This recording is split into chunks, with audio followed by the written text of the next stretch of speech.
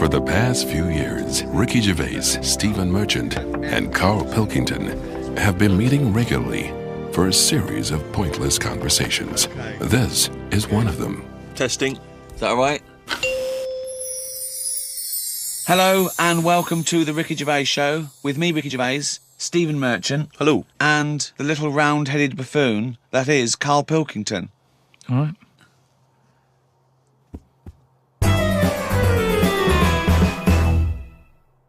Now, Karl, I know you're fascinated by the concept of the doppelganger, of seeing someone who looks exactly like you. Yeah. Jake has emailed in. He says, Karl, if you could spend a day with an exact replica of you, okay, so somehow they've cloned you, Karl, and you've got him for one day, what would you do with this? What would you make him do? What conversation would you have with him? What would you do? Is there anything you could, how would you utilise him for one day? Well, they'd both say, I'm not bothered, and that'd be the end of conversation. Yeah. What would do me head in is, does he think the same way, look the same way, Exactly dress the same. Yeah. How would I know which one I was?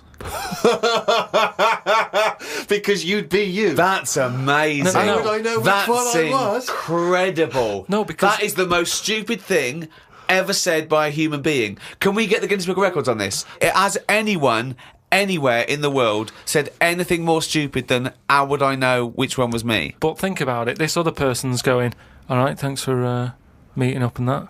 And I go, hang on a minute. No, you came to me. And then Suzanne would come home and she wouldn't know the difference. And then suddenly you'd start doubting yourself. And you go, should I be leaving? Or... So, how do I know if I am that real one, if he knows what I know? But you know who you are because you're experiencing But he'd it. be saying that because he'd say, yeah, it is a bit weird, But isn't you it? know the truth, you idiot. How would I know which one I was? So anyway... But bear in mind, What would you do? You could pass him off as yourself. What would you do? Would you play tricks? Would you, You could be in two places at once. Would you do stings? Would you do scams? No, because it would only end up getting me into trouble, won't it? Because people won't believe that there's another one like me. Otherwise, everyone would be saying that when they get caught robbing. They go, oh, it wasn't me, it was my doppelganger. It can only... I wouldn't want it, to be honest. It's a bit of a headache, isn't it? Because he could be going mental, causing all sorts of trouble, and you're going, will you pack it in? And he's going, what? What are you on about? But then that wouldn't happen, would it? Because he's being me, so he'd be sat wherever I am anyway. Because he'd want to do what I want to do. So, pointless. But I still wouldn't want it. It's unbelievable. That was a conversation with himself. That was amazing. That was like experiencing what it would have been like if there was two Karls. Yeah, he was having a discussion with himself. We could have left in that time and come back, and he'd be arguing still. What does this mean? Does this mean, though, that I could just sit at home and not do anything and just send me out on... Yes.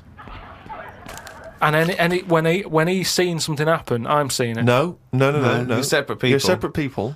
But then he's not a doppelganger then, Well, is he? you're identical twins then. You found out identical twins and he's got exactly the same input as you. I mean, it's not a real question, is it? It's just a little... Again... But I said to you the other week about twins and that, how I wouldn't like to have a twin. It's all right when you're a kid, but unless you're a Siamese twin, even they don't even look alike, do they? They're just stuck together. You don't go, oh, don't they look like each other? They have different haircuts. They don't carry that thing on, do they? That normal twins do. Like normal twins, the mums say have the same haircut, wear the same shirt. Siamese twins never look the same. They've just got their arse stuck together. Again, it's a dialogue in his own head. It's unbelievable. Okay, Karl. This is a logical conundrum. To a certain extent, there's a little bit of lateral thinking because, but there is only one right answer.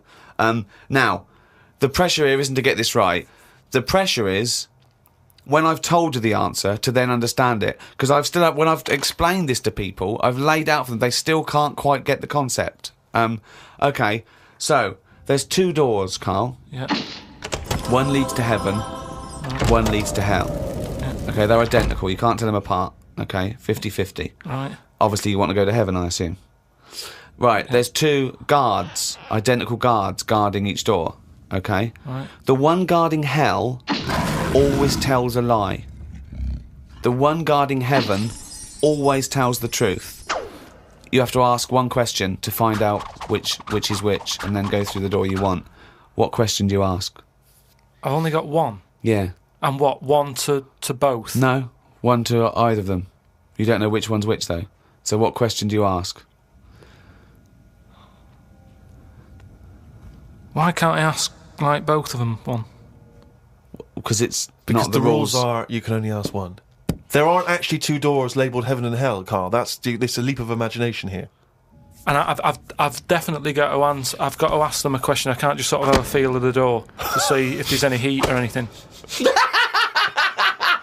They're identical. You stand a few yards away. You cannot tell from the outside of these doors which is which. What question do you ask?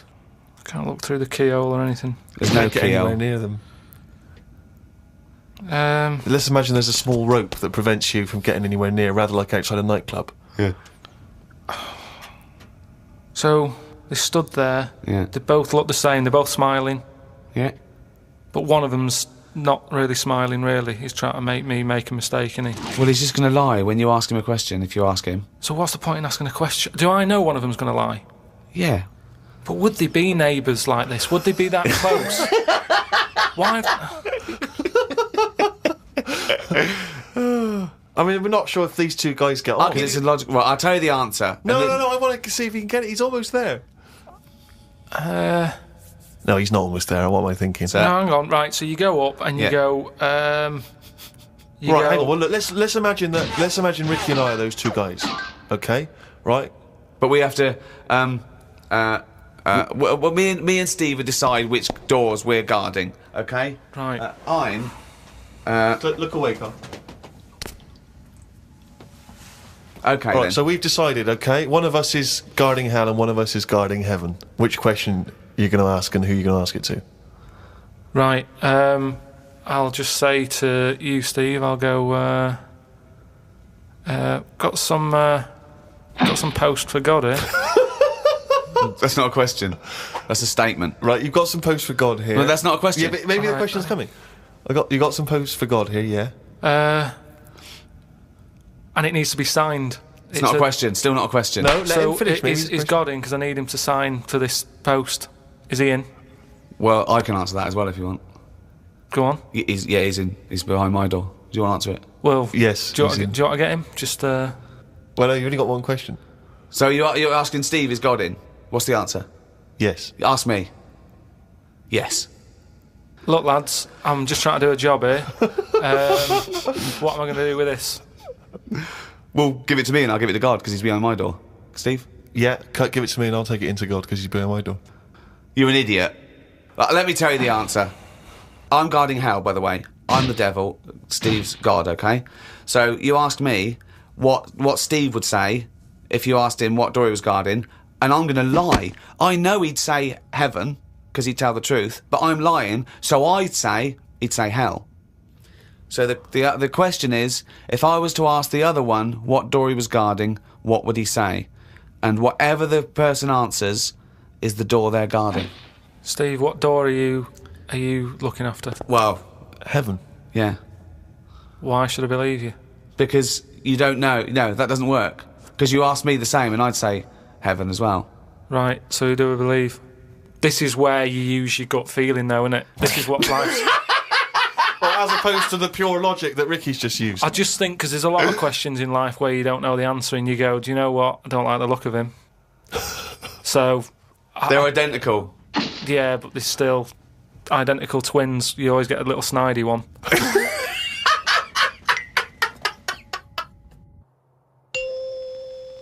Oh, chimpanzee, that is raining down. That's the jingle there for Karl's diary. Here we are. Spoke to Ricky and his friend Glyn about art. I just don't get it. Ricky had some odd pictures on his walls. I don't have any pictures up in my flat because of the mirrored wall. But I can't say I'm bothered. The mirrored wall, we should just explain what that is. When you moved into your flat, there was an enormous mirror on one wall. Was that right? We just got this flat and, it's not a big flat, so I think the people who had it before us, he was a gay fella, right, which was a bit like, oh, so you've been doing with that mirror and that. But that was... What? No, just, What? What has he been doing with the mirror? Well, What's he just been a doing? bit- Why- no, what? it's just because they're quite sort of experimental in it, aren't they? And I don't know. What do you mean? What do they do? Well, I wouldn't know anything about it, but go on. No, what do you want? What? No, I don't. Experimental in what What do way? you mean experimental? I just mean, they'd be doing stuff. What? Whatever they do. Chemistry. They What? have a chemistry set out. They were doing experiments. What? No, just doing what. Singing "I Am What I Am" and just checking out No, the each to dance their own. I'm not moves. having a go at anyone, but What? I'm just saying, like, they're doing what they're doing, which Carl, you're is not annoying as homophobic, well. are you? Because, You're not no, st- I'm not. I'm Well, not. This is why. Why are you worried about what a little gay fella was doing in your flat before you got it in front of a mirror? I wasn't worried about it. Why are you thinking about what he's doing? Why are you fantasising what a little gay fella was doing in front of your mirror in your... I'm not bothered. I'm just telling you why it was a bit odd that he had a mirror in there, right? But forget the history. But you've got a mirror in there now, haven't you? No, because what I did was I was going to take it down, and I thought, it's a bit dangerous. This, it could crack and Because it's the fall on size me. of the whole wall, isn't it? It took up a whole wall, Right. So like when he's moving about everywhere, he's got a good view of it and that. But he's got this full wall of mirror, and I thought I can't take that down. And I thought, what can I do? So I've just put wallpaper on it, Brilliant. and it looks all right. You wouldn't know, what have you? But it means that I can't put any pictures up. That's all. That's all I'm saying. Because I've got a nail in it. And what don't you understand about art? What about art don't you understand? The concept? Specifics? No, So- that's like when we were in London having a shop around at Christmas, and there was that picture of fruit for 700 quid. It's like, well, just get some fruit. You know what I mean? You can get some real fruit for 3 quid. Yeah. I understand that, but don't invent cameras then, one or the other. Do you know what I mean? That's what annoys me. Someone invents something, and then they go, we've got to invent something else. Like the abstract thing. Why has someone gone, I can't have paintings anymore because... What do you think of Dali? Going, melting clocks and stuff? No? I mean, the first one was all right when he did the first clock, but then all the time he's just like, I'll draw something and it's got a melting clock on it. I'll do a sheep, put one of them on it. Have you seen his lobster telephone? That annoys me. Why? Because I think what annoyed me more with that is when I heard about how it happened, he had some artist mate round, right? And I don't know what happened. They were eating. That's a good hell of an anecdote. No, but they were eating. They were eating some food and what have you. Yeah. Lobsters? And they were eating lobster. Oh, right. And That's handy. I don't know, the other artist, whoever it was, sort of Telephone? started saying, you and your clocks and all that, right? Brilliant. And, This didn't happen. They started arguing, Yeah. and he chucked some of the lobster. Bollocks. And it landed on the It phone. bounced off his mate's head, went on the phone, and they both looked at each other like, are you thinking what I'm thinking? And they brought out that phone as a bit of art. Things like that annoy me. Because happen. it was them just messing about. That didn't happen. Just telling you what I know. I saw his work. Each to their own, if that's what he's doing. I'm just saying, I'm not putting my stamp of approval on it. Art should be there to tell a story, not just to have a splash of colour. We know. Well, Suzanne like some art. Just like Suzanne's not allowed to watch telly unless it's a favourite thing. Otherwise, she's got to talk to me about stuff. There's no art. There's no point. Just wallpaper. I'm just saying, we've got three windows we can look out of. Right. Right? Stop looking at the walls. Look out the window.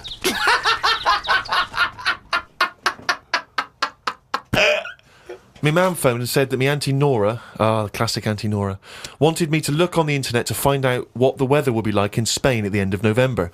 I don't know where she gets her money from. 2 months ago, she was asking me dad how much it would be to get her back garden astroturfed because she's sick and tired of the grass getting out of What does she hand. want to do? Start a football team? What does she want to back garden AstroTurf? She likes the sort of green look, but she doesn't like the headache that comes with it. So she's just looking into getting that false grass put in there.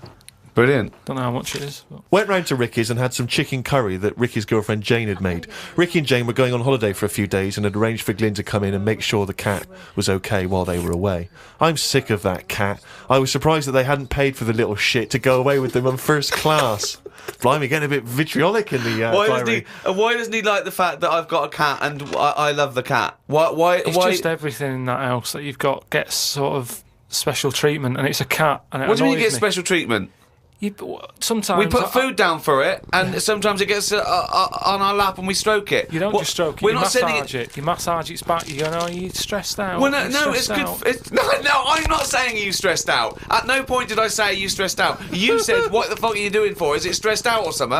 I like touching my cat. To be honest with you, I don't like Ricky's cat. Oh, I can't believe Because every time I go around there, it goes straight from the ghoulies. Yeah, But it's like the lizard thing you've got. It's just sat there. You've bought a big box, right, to be in. Right, And the one, last it's a salamander, so it's an amphibian. It's Yeah. not a box, it's a big vivarium. Yeah, but what I'm saying And is... and if you're going to criticise someone for just sitting there, having a round head and doing nothing with its life, people who live in glass houses, No, we've but done this one. Do you know what gets me though, right, Steve? When I was there, I was looking at it and I thought, is it dead? Right, because he's just sat there. Like, And then it was thinking exactly the same fucking It's sat thing. there, not moving, right? And then on the top of the box is like a box full of crickets and stuff. That's it. It's food, Yeah. right? But they were more active than the thing that it was going to feed. Get rid of the lizards. Keep them in there. More entertaining. Don't understand it. A few months back, a girl who was having a kid showed me one of them scans of the kid that was in her. That's science gone mad, innit? I couldn't think of anything nice to say, as it looked like a frog. Do you know why we've got to that point? What? Why have we got to see something that young? Why? Because people can keep an eye on the progress of the baby in the womb. Yeah, but why are they printing it out and stuff? Surely that's for a doctor to see. Well, that's just an added bonus for people who are interested in such But that's things. like saying, why do you take pictures of anything? No, but what I mean is, why? At what point are we going to stop? Are we going to start sort of X-raying the fella's testicles and saying, well, there it is at a really young age? Well, where are we going to stop? It's just horses for courses, isn't it? Some people like to have a record of their baby in the womb. They That's like right. to show their baby. They're They sit excited down- about it. They sit down and they show the friends the slideshow. That's the birth. Oh, that's the conception. Oh, look, Ron's going a bit mad there, isn't he? But why do I need to see this? This is what I'm saying. It was an awkward situation because she was happy with it. I was like, oh, God. Do you know what I mean? It was an odd-looking thing. I couldn't say, oh, it looks like you, because that would be a diss. Well, Rick, you're not the only one who's been away. I know you've been off working, but Yeah. I, at long last, have taken a bit of leisure time. Go on. And you've probably heard of the Rio de Janeiro Carnival. Only one of the hottest events in the world calendar. Yeah. Imagine me down there. Oh, Rio, God. you can imagine, did not know what hit it. Oh, God almighty. Were you like Paul the Party Animal Parker? He would not have been able to keep up if he was with me. God, what did you do? What did you get up to? Oh, let me tell you right now. Day one, I almost drowned. Day two, I got a foot infection and spent the day in the hospital. And the rest of the time, I had diarrhea. So that was a hell of a time. Carnival. Yeah. I did. I was able to watch some of the carnival on TV, and right. it looked brilliant. It looked Did it? amazing. I didn't actually. It was difficult to make out because the TV wasn't actually in my room. Because in an effort to save money, I wasn't staying in a hotel. I was staying with a bunch of other people in some kind of, like, someone's flat that they'd let out. And so I had to watch the TV, it was like from my window, watching a neighbour's TV. And of course, when they change the channel, often during the juicy bits, I couldn't see anything. And but it looked really good. I'm bunged up at the moment just so I can get through the show. But I've just been on a 12-hour flight, and it is terrifying being on a flight when you know that any moment you could go. Because you know how the problem is sometimes the toilet's free and sometimes you've got to queue up. And the worst bit is that sort of half an hour just before you land when they say the toilets are out of bounds now. I tell you, I went twice before that in quick succession. The woman sat next to the toilet. She didn't know what was going on, the noises and stuff in there, and I was really panicky. Oh, Christ. And so of course then on the whole flight, as we're landing, I'm really petrified because I'm thinking I packed a pair of underpants and jeans in the bag in the holdall. Just in case it all went. And I was really, because I hate flying anyway, and I hate landing because it's the most terrifying moment of the journey. Then it really was rumbling, and I was thinking, I've got to get out of here. Of course, you know when you're in a hurry, everything makes you angry. The little old lady in front of me who's just hobbling along off the gangplank. Yeah. Just really annoyed. With your bad hips and your bad and legs. your Zimmer frame. I know you've been through a war, but get out of my way. Yeah.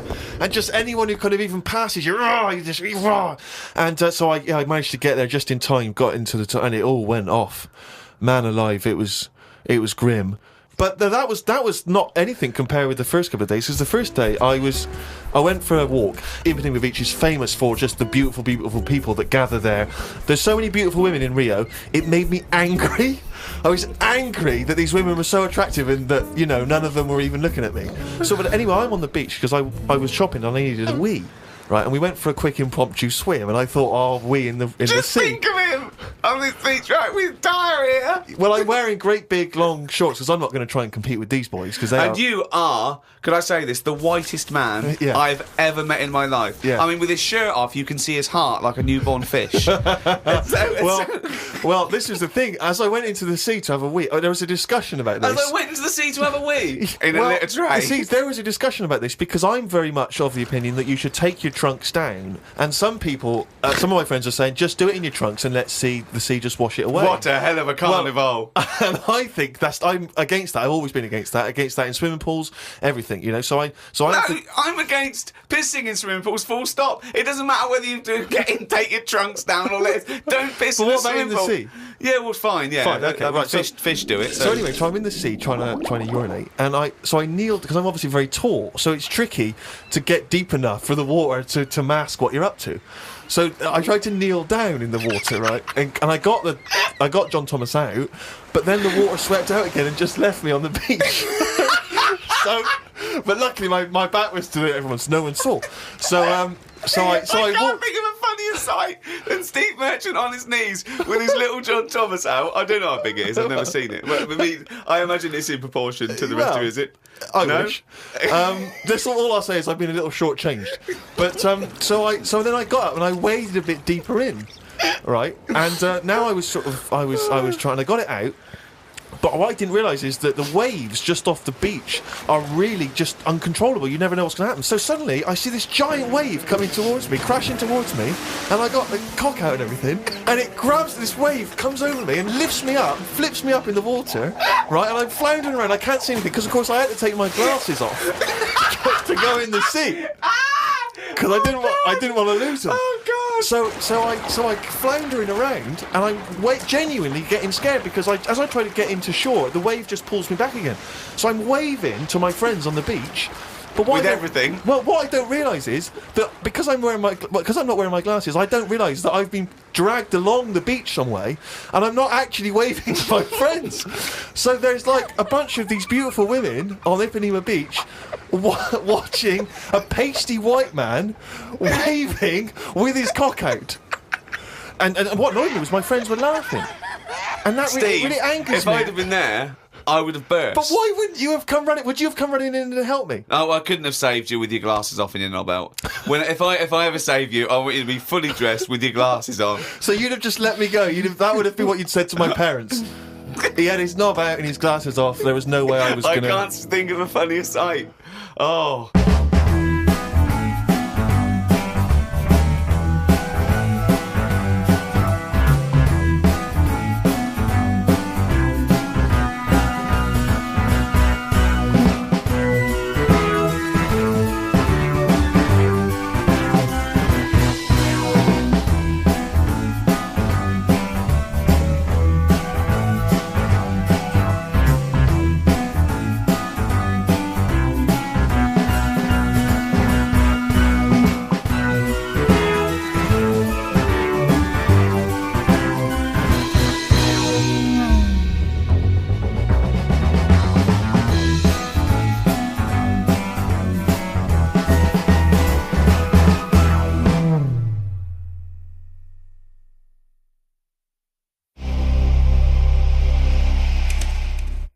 Talk then. Someone should talk. It's obviously already a shambles. Can you believe that? I'm amazed that we're back on the air and it's already a shambles. What are you doing? What? What are you talking about? I'm talking. No one was speaking. The record was ending. No one was speaking. It was just. Well, I might shut off. Already, I might shut off. It's Too like busy. nothing's changed. Boys are back in town on XFM 104.9. We're back then, aren't we, Karl?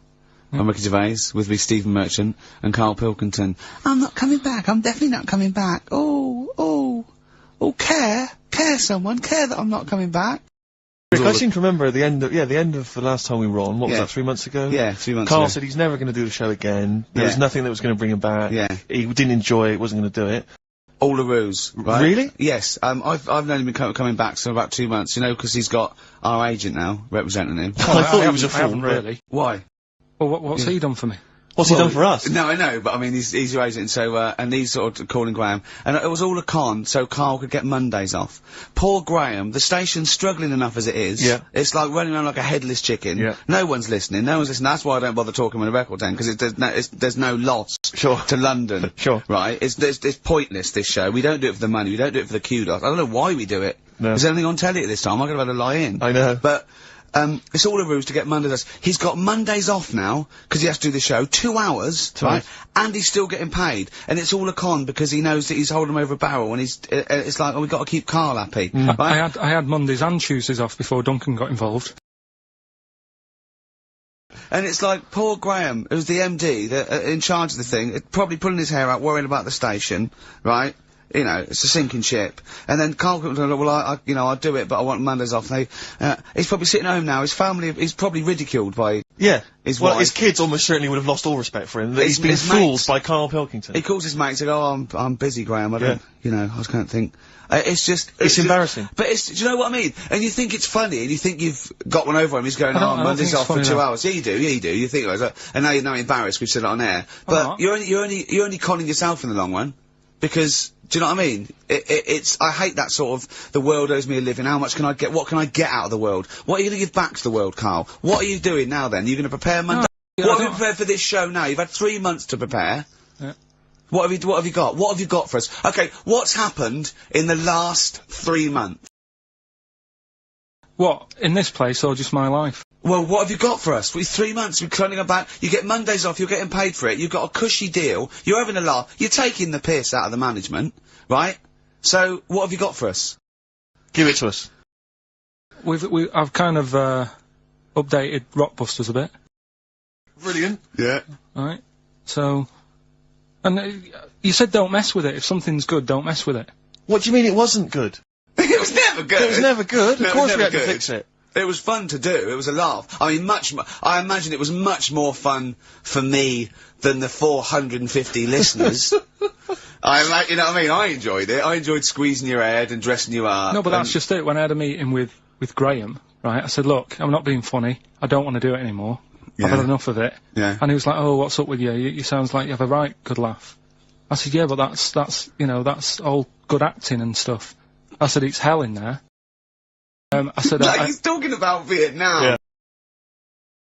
Having my head squoze. What? Squoze is still not a word. We've been away 3 months, it's still not a word. Right. I said he's putting a dustbin lid on my head. Yeah.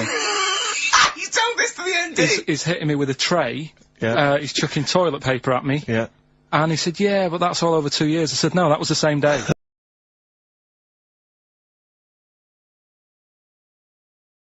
Okay then, what has changed in 3 months? They're listening, they've been listening for 6 minutes now. Come on, give us something. Nickelback. What's happened in 3 days? Play a record and let them 3 think. months? In my life, or here, nothing's happened here, nothing's changed here. Right. But, I don't know, do you know last time we were on? Yeah. Right? And, I was telling you about the woman over the road, where I live. The one that walked around naked? There's a woman who walks about the flat. This is when, Karl was watching a woman naked, then she looked at, saw him looking, so what he did, this is the genius he did to get out of this, he pulled his pants down, so he was naked too. His girlfriend comes in and goes, Karl, what are you doing? He went, I can't tell you now, but don't look out of the window. Yeah, go on, sorry. She's bought some blinds.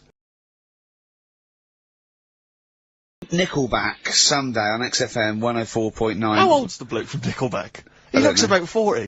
It reminds me of, you know when a kid's made up a fate to look like a lion? Yeah. Do you know what I mean? It's like the Wizard of Oz lion. Yeah. But, good tune. I'll be controversial. I think rock rules the world again, Steve. Well, I'd hope so, mate. Do you know what I mean? Are we going to hear some rock later in the show? We're going to hear lots of rock. Excellent. In fact, I might even play a little bit of Rainbow. Blimey. Just to, rewind. We've got the darkness, but Sure. I want to remind them where it all came from. Yeah. You've heard the Liz. Yeah. You're going to hear the Bow. Cheers, mate. Thanks for that. No, just high five. Yeah. So, Karl. Yeah, keep it real. Here we are then. Oh, Back. incidentally, before we carry on, I just thought, it's weird, I was reading some of the fan emails and stuff we got, and one of the things a lot of people like, it divides the listeners, is your laugh.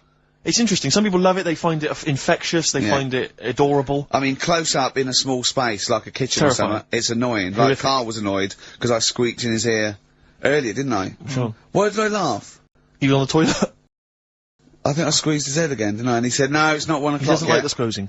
The squozen head. But, yeah. but He's it the just- squozen one. The funny thing is, right, we were out a few weeks ago with a mate of mine, right, and he went to squeeze me head, right, give it a squoze, Sure. and I was like, don't do that, you know, I don't like it, right, and Ricky said to me, mate, yeah, he doesn't like having his head squoze, as if it's like Marmite, as if some people love it, Yeah, yeah. and some people hate it. Sure.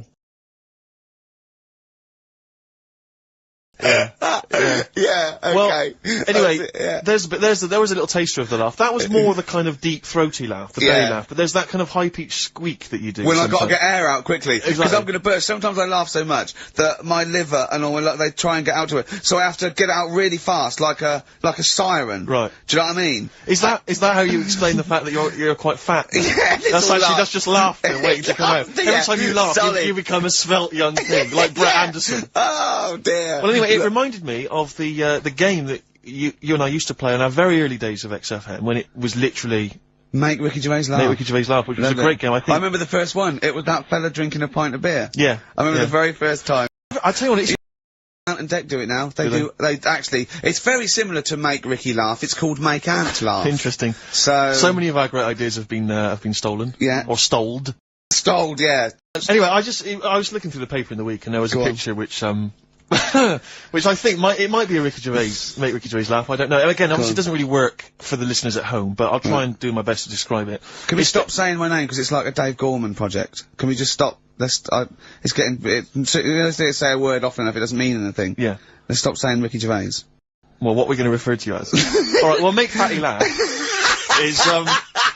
is a new game. I'm trying to get one of those squeaks of a laugh. I'm concerned because I know. I'm not a monkey. I'm not Sure, you're not a performing monkey. No, okay. I know that. Right. But anyway, let me just briefly summarise the story for those at home. Okay. The headline was Mum 48. A mother of 48 seduced boy of 14. Well, that's not funny. Not her own boy, obviously, but No, a neighbourhood child. I don't think it's a funny said- story so far. He said Grand Lana Allen, 48, led him upstairs and undressed to her waist, then took his trousers off. Okay, bear that in mind. This is a quote. This is a quote from him, right? Bear in mind, he's a 14-year-old boy. He's quite excited about this. He says, "Then we had sex. It was every boy's fantasy." All right. You're going to show me the picture of her now, aren't you? So it's a picture of her. This is not. Bear right. in mind, This is. in his okay. own words, Rick. Right. In his own words, this was every boy's fantasy. Okay. Here's the picture. It's a silent laugh. He's collapsed on the floor. I was thinking it looked like a fat man. I was not expecting that. Oh my god. Oh god. She looks like the drummer of Iron Maiden. That's She looks a bit like Lemmy. But I tell you, she looks like reminds me of most. Did you see I those? don't think they've got one with a fag on as well. I know. It's just that's her with them out of makeup though. Karl, have you seen Every Boy's Fantasy? You should see. Oh god. Oh god. How old is she? 48. Oh god. Oh, 48. That's lovely. Nothing wrong with that. I'd say if you weren't lucky enough to see the picture, she looks just like the oldest man in the world. His photos on in newspapers and on the web for a while. He was about 135. Yes. Karl's got a theory that Chinese people don't age well. This man was a Chinaman, right? And he was 120 or something. Yeah. Did you see a picture of him? Yeah, he's still alive. No, he's not. No. Died at 120. So He said 120 or something, but makes you wonder. What makes you wonder? Well, because they don't age well. I think he's using that. what He's probably about 37. Oh God! Honestly, we walk down the street, right, and we see an elderly Chinese person, Yeah. right, and Karl would go, "Oh, I just think he is." Yeah. Like it's not. This notion that Chinese people don't age Yeah. well, I don't know where this has come about. No, I mean, I'm not having a go. No, of right? course not. I never want anyone to think I'm like having a go at them. But they are really good looking and they're healthy and that. Till they're about. I've never seen one, right? Can you tell me if you've seen a Chinese person who's about 30? It's either 20 or 50. There's no middle ground. This is what I came back for. This is 2 hours of absolute drivel from the brain of Karl Pilkington. Let me just check something. So the Chinese gentleman who died recently was 130. Your theory is sure. Your theory is that he's maybe in his late 30s, early 40s. Yeah. This is an elaborate conspiracy on his part, because obviously whenever they talk about the oldest people in the world, it is always a Chinese person. Yeah, invariably. they do, yeah. I mean, they seem to win that Again. every year. Go on. So your theory is that in those small backwater villages in China... Ross McWhirter comes to a little village. They go, the Guinness guy's on the way. He goes, well, until recently, the oldest person in the world, how old are you? And they're so embarrassed, because they think they look about 120, they go, 120, they go, really? They go, yeah, can I have his birth certificate? No. In fact, I think this Chinese bloke it wasn't verified with the conspiracy because he didn't have his papers. No. So... Is this the same one or a different fella? I think it might be the same guy, I'm not sure. Trying it on. So there's a huge conspiracy amongst these Chinese villages. About 50, say you're 70, because no one will believe us. Well, if you can confirm or deny that, then please email in ricky.gervais@xfm.uk. This is the Racist Show on XFM 104.9. Call in if you're anything less than a little mank. Outcast, Hey Ya, on XFM 104.9, with me, Ricky Gervais, you, Stephen Merchant, GQ Presenters of the Year. Radio Personalities of the Year. It's official. We're the best radio personalities of the year. We got that award sent to us, didn't we? And we did a little thing. But it was only our 2 names on it. It has your name, Rick, definitely, I remember that. And your name. Didn't see Karl Pilkington's name anyway. No. And yet he's the one with the day off and the money and the conning the MD and making him cry at home. Let me just remind you, can I just check that again? So he's made a fool out of the MD and all the major, basically all the capital shareholders. About, I'm not sure if I'm coming back or not. I want a day off then, which is the same day off as his girlfriend gets off. So he's just like walking round, I don't know, Hyde Park.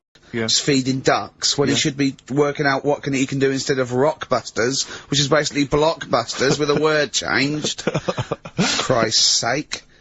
Right. If that's annoyed you, I'll tell you what has really wound me up. Go on. The last week or so, this postal strike. I tell you, Rick, I have got no sympathy for him. I'd be a scab. I'd be walking through there and I'd be giving him the finger. I'd go, you can intimidate my family, I don't care. I don't care because the post has got to get through. Because I'll tell you what, it's not the fact that, the unions, they could organise a strike. I'm behind that, it's fair enough. But not when it's these wildcats. They're just out there, they're just taking days off, willy-nilly, they're sealing up the post boxes. It's going crazy. Maybe Karl could deliver a few records. I know Karl must be livid, because probably his copies of The New Scientist and the Literary Review haven't turned up. So he's in a terrible way. And, I got important documents that are supposed to be coming to me. There's nothing, there's hiding a hair of it. And I was cooking last night, and it got me panicked, because I was thinking about if this just is going to spread now amongst other organisations and other groups. And do you know what? Like a cancer. It was partly because I was cooking. But do you know, I suddenly become terrified that they might go on strike. Go on. The guys in charge of the potatoes. Oh. Anyone involved with potatoes. Last night, I had so much sausage in my throat, second helpings, that I had to sit on the edge of a seat so my stomach could hang down. I love spuds. Spuds and bread. I could not do without spuds and bread. I feel like maybe I could make my own bread. Spuds, I wouldn't know where to start with a spud. Yeah. And it's like, they're amazing. You can boil them, you can broil them. Yeah. I don't know what broiling is, Nor do but I suspect it's tasty. I don't think it's as good as, I mean, obviously the chipped potato is for the working classes, it was always on. The chip fat fire was always on in my household. The ceiling, the death trap fire, polystyrene ceiling was yellow. Exactly. Come Wednesday in our house. Yeah. And, always had chips. Because all I remember hearing, if I think back to my childhood, all I remember was, gotta stop and get some potatoes, or phone your dad, tell him to get some potatoes. Well, that was your job, wasn't it? Yeah. I mean, it does concern me, because what did you have to do? Didn't you have to fill a diary out for your teacher? Do you know when you're at school, I don't know if you do the same thing, but you get like a little red book, right? And every night, I think it was a way of the teachers sort of keeping an eye on you. So if you went out robbing, if you wrote it in your diary, they'd go, what you're playing at. Sure. Right? So you'd have to write down what you did every night. Yeah. But I didn't get up to that much at that point. Sure. I used to just go on my errands. Yeah. And it was my job to, like... I haven't heard errand since the 70s. I went to Euphase, right, the little local supermarket. Yeah. And I got, what's it called? Euthanasia? Euphase. New phase. U-phase.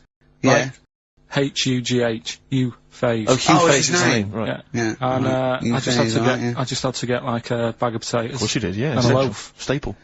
So I used to put that in my diary every day, and it got to a point when like even the teachers were like, just make something up. Yeah. Stop putting the same thing in. Sure, start joyriding or something. Live. I remember when Jane was little, she was at school, I think it was about 10 or something like that, do a project over the week, and they were given a big list, like a list of 100 animals that they had to tick when they saw one that week. And the teacher knew she cheated because she ticked beaver. So she was trying to win and get it, but she knew, unless it was Susie Dibblethwaite's beaver. Oh, I know. I don't know, maybe. I don't know. But, yeah, so, It feels like the potato people have got me over a barrel. You know, I mean, they could hike the prices up. I still have to buy the potatoes. I got nothing else. I got to have that. You know, you got your fancy pastas for the upper classes, but for the working classes, it's chips or mash, isn't it? Really? yeah, no, I wouldn't worry. I don't think people who do potatoes are going to go on strike. I don't think so. Because we just go and pick them ourselves, won't we? Or grow them ourselves. Sure. What would be the most pointless strike? What would be the strike that we went so? Do you know what I mean? I'll tell you one strike that we'd go so. Those guys who do sketches in Covent Garden. Yeah, take your picture, or they do a caricature of you. Yeah. Imagine the strike! You go out and you go, well, I want one with a big nose and a big chin. I want an amusing caricature of me and my sister. Oh, dear. But I need a sketch, I need a pencil drawing of Leonardo DiCaprio. Looking like a monkey. I mean, how are we going to get this? This is unbelievable. Yeah, I'll tell you also, the strikes that have no effect. What? Those, people in nightclub toilets. Who just, you know, kind of there, they got the Lynx deodorant spray. Quite controversial at the moment, with the Tweedy case. Oh, the Cheryl Tweedy case. Do you know what I mean? Sure, I got some thoughts on that, actually. Like what? Well, maybe we play a record, I'll share my thoughts on. Well, On Tweedster. Coming up, some Steve Merchant thoughts on the Cheryl Tweedy case. What's the frequency, Kenneth? Yeah. What's the frequency, Kenneth? I'll tell you, it's 104.9 XFM. I'm Ricky Gervais, with me, Steve Merchant, and Karl Pilkington. Karl, the user Pilkington. Just takes. Takes. Destroy the man. Go to you, Steve. You should talk like that more. It's cool and sexy. Thank you. I make it clear now, I do not condone in any way, shape or form what Cheryl Tweedy did. But I have to say, they wind me up. By they, you mean toilet attendants? Yes. Right, Yeah, yeah, not not- Pop Idol winners. That's what I thought you meant, Yeah. So, go on. But, because I'll tell you what it is, you go into a club, or, pubs, or big venue pubs, you go in there, and there's the toilet attendant in there, he's got his little display of, aftershaves, sprays, some sweets maybe, Blue whatever it might, and maybe a lollipop. And, alright, I don't know if I assume they're not employed by the club. I'm assuming the club's we've got the DJ, we've got the bar staff. Wait a minute, we need a guy to irritate them in the toilet. When the manager walks in, do they hide? Well, this is it. I don't know if it's a guy who's just like... Is it like busking? Yeah, he snuck in. Okay. He came in when it was free during happy hour. He's got a little carrier bag. He snuck in the toilet. But the thing is, it's the fact that... toilet attendants, fair enough. I mean, I'm happy if a toilet attendant sneaks in under cover of darkness, cleans it for me, and then shoots off. But it's when I have to see them there. I feel guilty because it's like, I maybe wash my hands, I'll forget he's there. He'll hand me a paper towel, suddenly I've got to tip him. I wash my hands at all. I don't usually wash my hands. I sometimes don't even bother getting my knob out. I do it while I stand and change my trousers when I get home. So it annoys me I have to go through this charade of getting it out, slushing out of it, shaking it dry, and then washing my hands. See, if he did any of those elements... Pop it out. But not to hand me a paper towel and get it myself. And it's this guilt, and sometimes I'll hold it in, because I'm nervous I don't want to go back in there. A posh award ceremony, it's a pound of piss. It is a pound of piss. Do you know what I mean? So, or in a top hotel or something. Yeah. It's absurd. And I'll tell you what's worse than that. I know that he's doing it because he's got to feed his kids. But it's the fact that I've got to look him in the eye. You know, it's like he's humanised. You know, if he was only dehumanised, Rick. Yeah. If I could see him and I didn't think he was a human being, I wouldn't feel guilty. If he could sort of hide under the urinal, perhaps, or if he could hide underneath the sink. Like thing from the Adams, like he just puts out, he just pop a hand out, doesn't say anything, just hands you the paper so you towel. don't even see, like, hand go, and then I go, I'd put a pound in, I'd take the thing, put a pound in, nick a lollipop and run away. No aggro. Exactly, it's the fact I gotta see them and I feel guilty because, you know, I'm on the radio, I've got a cushy life. I know. Here's a guy who's just trying to make ends meet. It makes me feel bad, it ruins my evening. Yeah. I'm just pleading for them, can they not do it anymore? Can they maybe get a, can they get a job, illegal mini-cabin or something? Please! Born Again, Star Sailor on XFM 104.9. We're back.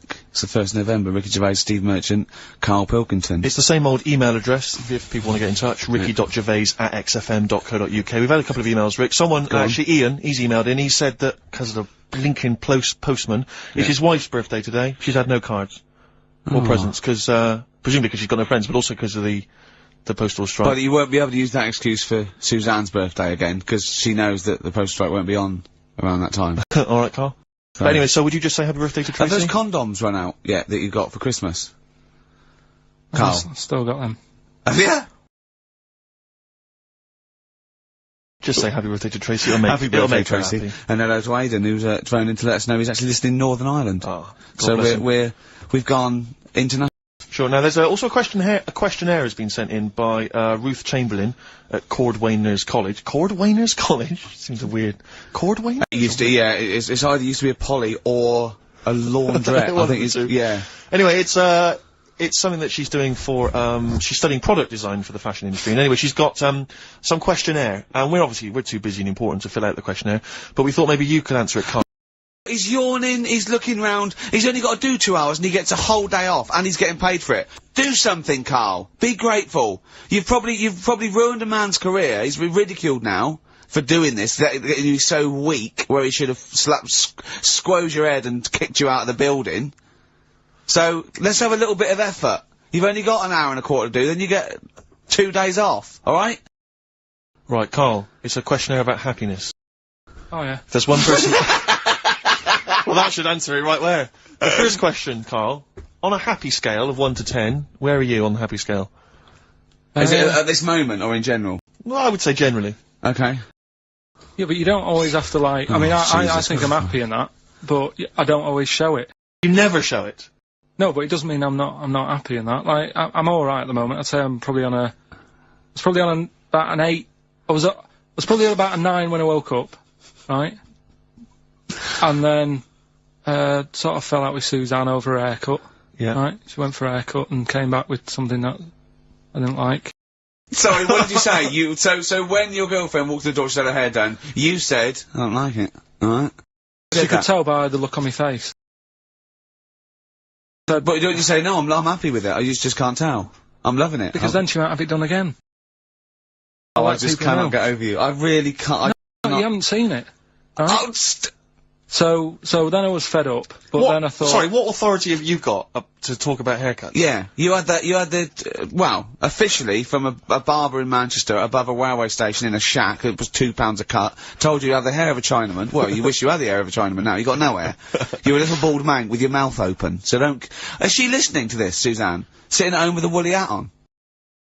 I don't know. Well, she knows now, doesn't she? What did you say? What words did you do about it, I just said you look like someone out of Slade. Interestingly, that's what I look for in a girlfriend. Oh, God! Which one of Slade? That one with the funny hair. Not Dave Hill.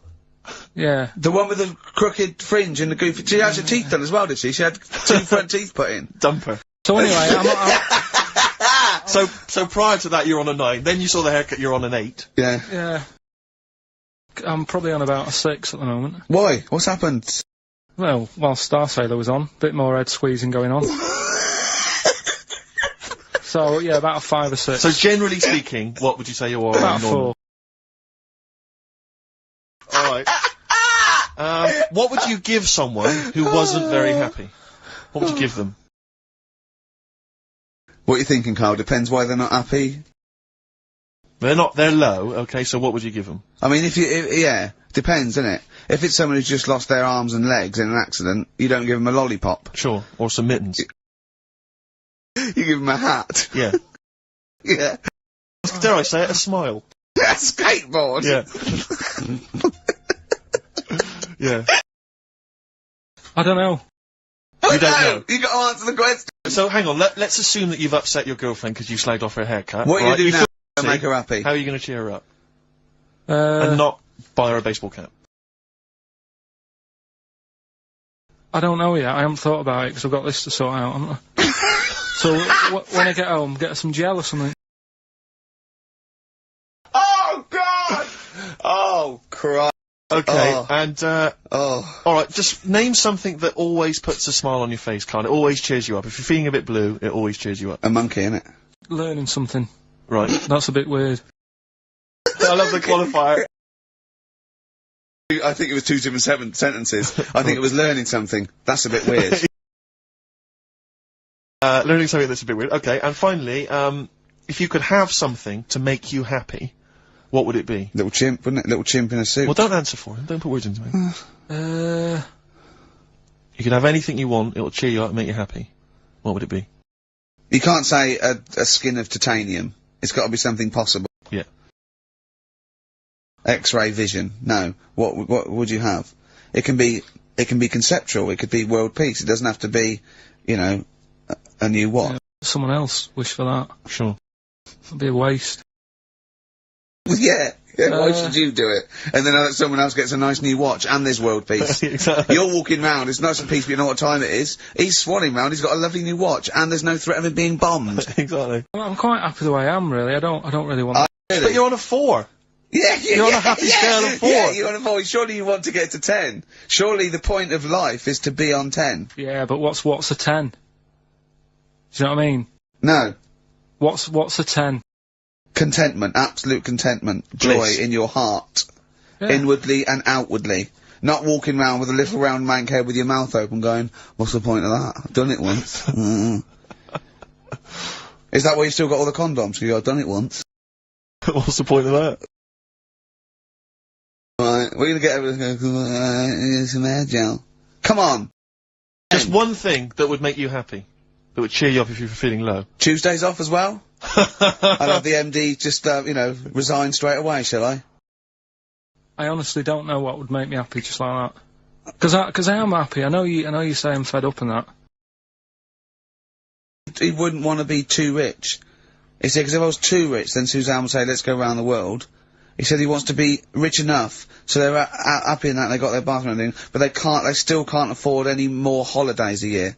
Think of that wish. Think of that capping your wishes. Yeah. Do you know what I mean? Putting a ceiling Yeah. on your ambition. I love it. It's genius. Look at his face. Play a record. It's like if you'd won that ticket round Charlie's Chocolate Factory, and he'd said, actually, Karl, I want you to take over the factory, it was a test. You'd have said, I just wanted to look around the chocolate factory. Yeah. I'm happy to go back and live. No, he'd have said, poor. he said, I'll work it, but I'm not working Mondays. Play a record. Imagine giving a chocolate factory to a kid. I know. Idiot. Give it to the fat one at least, he'd Yeah. enjoyed it more. Beautiful. Billy Bragg from his Essential Billy Bragg compilation. Now, I know a lot of people are thinking Billy Bragg, I can't be bothered, politics, and I have to say, buy this CD, skip past every song that is, for instance, There Is Power in a Union. Don't be duped by fascism. Yeah, it's your right and duty to vote. Yeah. Right wing, wrong wing. Exactly. Ignore Yeah. all that. But Just he's listen. no slouch. Just listen to the love. His love songs are beautiful. Yeah. It's fantastic. Tonight I celebrate my love for you with a pint of beer and a new tattoo. It's Yeah, great. brilliant. Yeah, look, lose the ones about Exactly. Exactly. Striking. Yeah, Yeah. exactly. Because we know what we think of that. So, yeah, I heartily recommend that. And what Carl, we're on happiness. Carl, Yeah. I'm trying to explain Carl's to Carl that happiness. the aim to, you know, is really to get on a 10. Yeah. For Well, I like happiness. the He's fact on that a he 4. started on a 9. But I love the fact he's happy with 4. Yeah. I love that.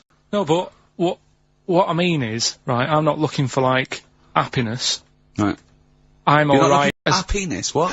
What's that for? What I mean is, right, I'm happy when I'm not fed up. So what I mean is, I'm happy... Is this your new book? Psychology of the Mind? What is that? I'm happy when I'm not fed up.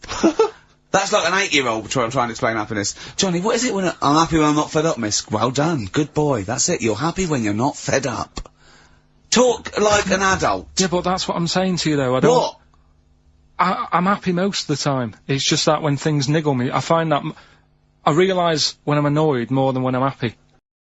But Karl, every time we talk to you, you are whinging about something. You've got something that annoys you. But he's one of those people that if he whinges loud enough, he gets away with it. Like he's in here, I think he goes, "Oh, I'm really busy." I come in and he's doing nothing. He's chatting because he's having big long chats with everyone about how someone's wound him up, and they all come and they go, "Oh, Karl's fed up," because he's got this show. You know what I mean? He's wormed his way. But hang on a minute. You came in moaning about the Post and that today. Yeah. But everyone's annoyed and frustrated by that. There's small businesses going out of business. I'm not. You haven't heard me. No, you're not, because who's sending you letters? No one. You've got no friends. You've said that yourself. Yeah. You've openly declared you don't want friends. They're too much hassle. Yeah. That is my friends that is the point of life to me. I can't wait to see them. I squeeze their head. I welcome them in. They annoy me. Annoy me. I love it. Friends are annoying. He's even scared of like doing something with a friend or getting a gift because he goes after buying one back now. Yeah. It's sort of like life's a bit of a chore for Karl, isn't it?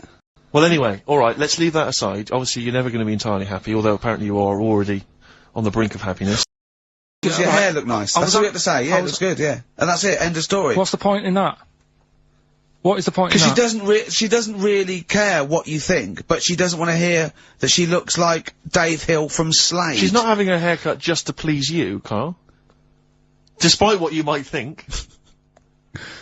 He's taken aback by that. Sorry, happiness then, yeah. I was happy the other week, right, when I was going up to Manchester on the train, nice quiet carriage, I'm sat there reading about sharks and that, right? Nice and quiet. And I got annoyed, I texted you, didn't I? Yeah. When, two fellas got on. Can we talk about it? Well, yeah, I mean, you've started it. Two gay men got on. Go on. Two gay fellas got on. And it wasn't the fact they were gay that bothered me. It was like, you know, each to their own. Let them get, you know what I mean? Let them do what they do. And, behind closed doors. But they started talking really loud, right? And they were going on about... That's annoying anyway. That's annoying whether you're straight or gay. Yeah. Do you know that theory I have about they go out late? Yeah. Gay people always go out late. Yeah. Yeah. Right. When I mean, what time do you go out in the evening? 7:30. If you go out about 7:30, if you know, if I'm out of work, I might go out about 8 o'clock or something. Yeah. Guarantee I'll sort of be in bed by about 12:30. Sure. At that time, they're still sort of ironing the jeans, right? And the funny thing was, ironing their jeans. I've always said this, right? Dancing along to ABBA. You sort of said that's rubbish. I'm sat on the train reading about sharks. These two are talking, and they're going, "Oh, we can't wait to get there." And his phone goes, and he goes, "Hello." And on the end he goes, "Anyway, I'll see you at 1 then." Right? Right.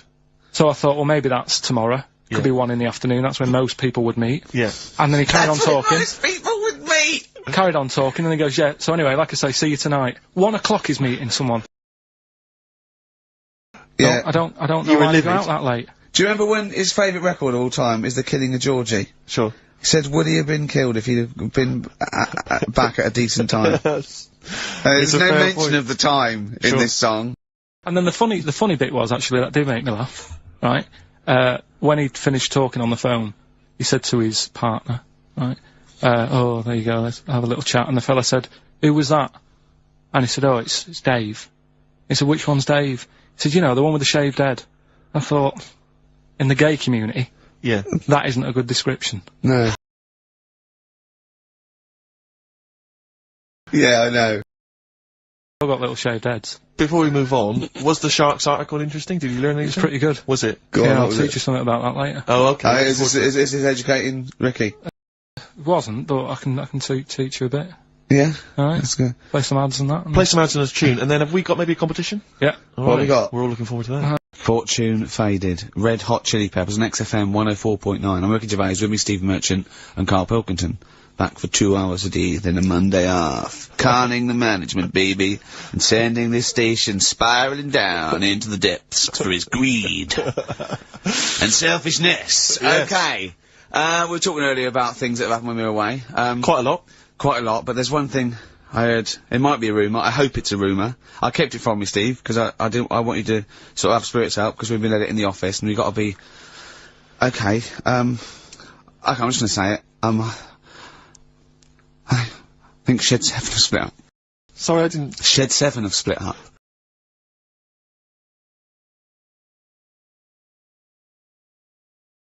Sorry, I think I got something in my eye. It's just a bit dusty, you know, I think. So, okay, if it's true, it's true. If not, at least we got their music. Their music. The music lives on. So we're going to dedicate this show to Shed 7 and all the bands they influence. So we're just going to play. Just every artist that formed a band after they'd heard Shed 7. Just play them from now on, and obviously all the hits, the Shed 7 hits. When I saw this, I saw it on a website. It said about, is it true Shed 7 are split up? And the next, one of those dorky message boards, someone came on and said, "You are joking."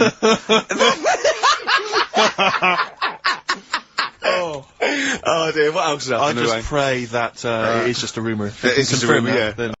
Just call in if it's true. Well, no, call in yourself. If Shed's listening, yeah, and he's not busy, he's got Mondays off now. Call in and say what was the split all about? Tell you what I read about. Sharks, monkeys, or jellyfish? It's 10 past, isn't it? We haven't done a little bit of knob news. We haven't done knob news, no. But it's been 3 months. It's been 3 months coming. There's this thing. I don't know the full story. I don't know how it happened, right? But little Russian fella. Yeah. He was sort of having sort of emptying his bladder, right? And somehow electrocuted himself. Right. And sort of did a bit of damage. How did it? I don't know. Some live wires or something like that. So did anyway, it damage to himself or to an electric fire or something? No, to himself. To himself. Yeah. And so the doctor didn't slip and curling tongs went up his arse when he was pissing, because that's happened a lot. Yeah, we've all been there. We've all shoved the old curling tongs up the arse when having a piss. Right. So I can't even be bothered. You're interested. You can't be bothered. You get Mondays off. Do some work. Right. So anyway, so the doctor says, "Oh, it's not looking good. We'll have to take that off." Novectomy. Yeah. Really? But the funny thing is, right? Nothing funny about that. They've done. You're doing me head in. Just tell the story. Just doing me head in. Or you can chill out on Monday. I've only got 15 minutes, but I'm going to talk to you every Saturday. I'm going to get the money's worth out of this, because you get Mondays off, and I can't bear the fact someone's getting away with something like that, because it's terrible. So you're going to stick this out, or you're going to have to work Mondays. So take it on the chin, right? Okay. Just finish the story. Yes. I command you. Just do it. Anyway, so he said, you know, will you be able to sort me a little knob out? A prosthetic now? cock, yeah. Yeah. But they put him out for the operation. Yeah. He woke up. Yeah. Right, and he's thinking, oh, thank God that's over and done with. Yeah. They've only grown it on his arm. What are you talking about? You twat. Shut the you're an idiot. What do you mean they've grown it on his arm? Apparently, like, that's the way they do it. Oh, yeah, but to then put it on, that wasn't a mistake. It wasn't doctor going, did it go there? Some bloke I didn't do a degree. Are you a real doctor? Yeah, yeah. Why put it there? Because it's got to grow, it's got a graft there, so they can control it. To skin tissue. But on your arm. Well, but they're going to remove it from the arm itself. What do you mean on the back? On your back? Somewhere, well, we can't wear a t-shirt. Yeah, but you could... He's in hospital. This way you can still have a little tug. No, but they'll leave it there for quite a bit. It's not... Do you know what I mean? It's not going to be like, oh, it's just there for a few days. Yeah. It's there for a bit. That's not good, is it? So he's got a cock on his arm? Yeah, what's up with that? What do you mean, what's up with that? Well, I mean, we could say it's a thumb or something, couldn't he? Yeah. But they remove it. Be good for hitching. If you had a knob instead of a thumb and you went hitchhiking, just tickle it. They can see it like a mile down the road, couldn't they? Boasting. Yeah, if I'd lost my knob, I'd go, oh, I'm not going to have all that stuff. Just whack a pair of tits on me. Do you know what I mean? I think, oh, just forget it. But why not just put it where it should be straight away instead of messing about? Where should it be straight away? You know. On the forehead. Listen, are we doing a competition? Let's play a tune. You can't be bothered. Right, oh, okay, we're going to scrap this and you're going to work Mondays again. Since You've Been Gone by Rainbow on XFM 104.9. Well, it's what the Londoners have been waiting for. It's Rockbusters, isn't it, Karl? Well, it's not Rockbusters. It's something we've done. It's a bit like Rockbusters, but it's been tweaked. Brilliant. Right? So remember that it's done with sound effects and that. Oh, God. Really? What do you mean? Alright, come on. Right, remember this one? We tried it before. And this is one you've done in the past. This is not the competition. This is not the competition, but I said, like, what song is this? Smack my bitch up, yeah. Yeah. Brilliant. Brilliant. Smack my bits up. Yeah, yeah. Right, so it's kind of that, but rather than just doing songs, it's that film or song sounds good. You know, when you do these things, you can't do them in the week. You've got to do them either Saturdays or Mondays. Yeah, I do, yeah. I'm going to check on that, because that really annoyed me. Because it's been done, so it doesn't really, you don't have to worry about it when it gets done, that, do you? Because it's done, so. Well, yeah, but I don't want you taking time out of things you should be doing at work. You're already weaseling way out. XFM's going down the tube, and you're taking the piss left, right and centre. Right, so here's this week's little grab. That film or song sounds good, so what is it? Come here.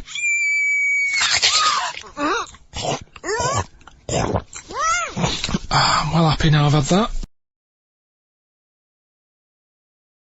What? Right? It's a film or a song title, is it? No, it's a film or a song. What do you Forget mean? that. It's a film. What are you talking about? That must have taken you 3 minutes. I didn't do it on a Tuesday, though, because that's cut into precious time. Have you seen how long a trial takes him? About 30 minutes.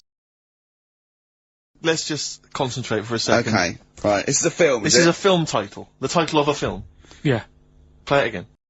Come here.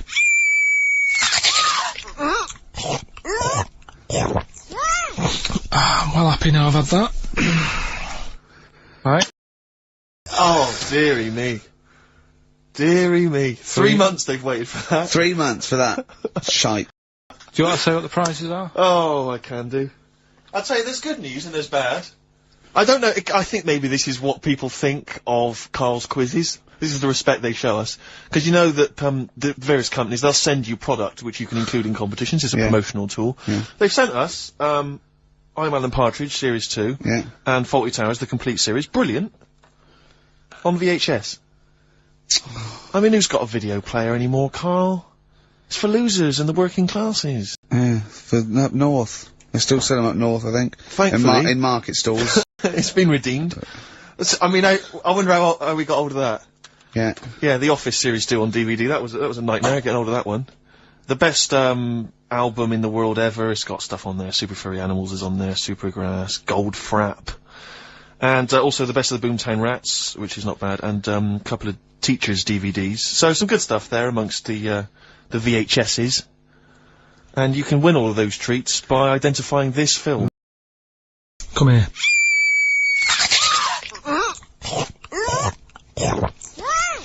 I'm well happy now I've had that. Email only, we don't want to actually speak to you.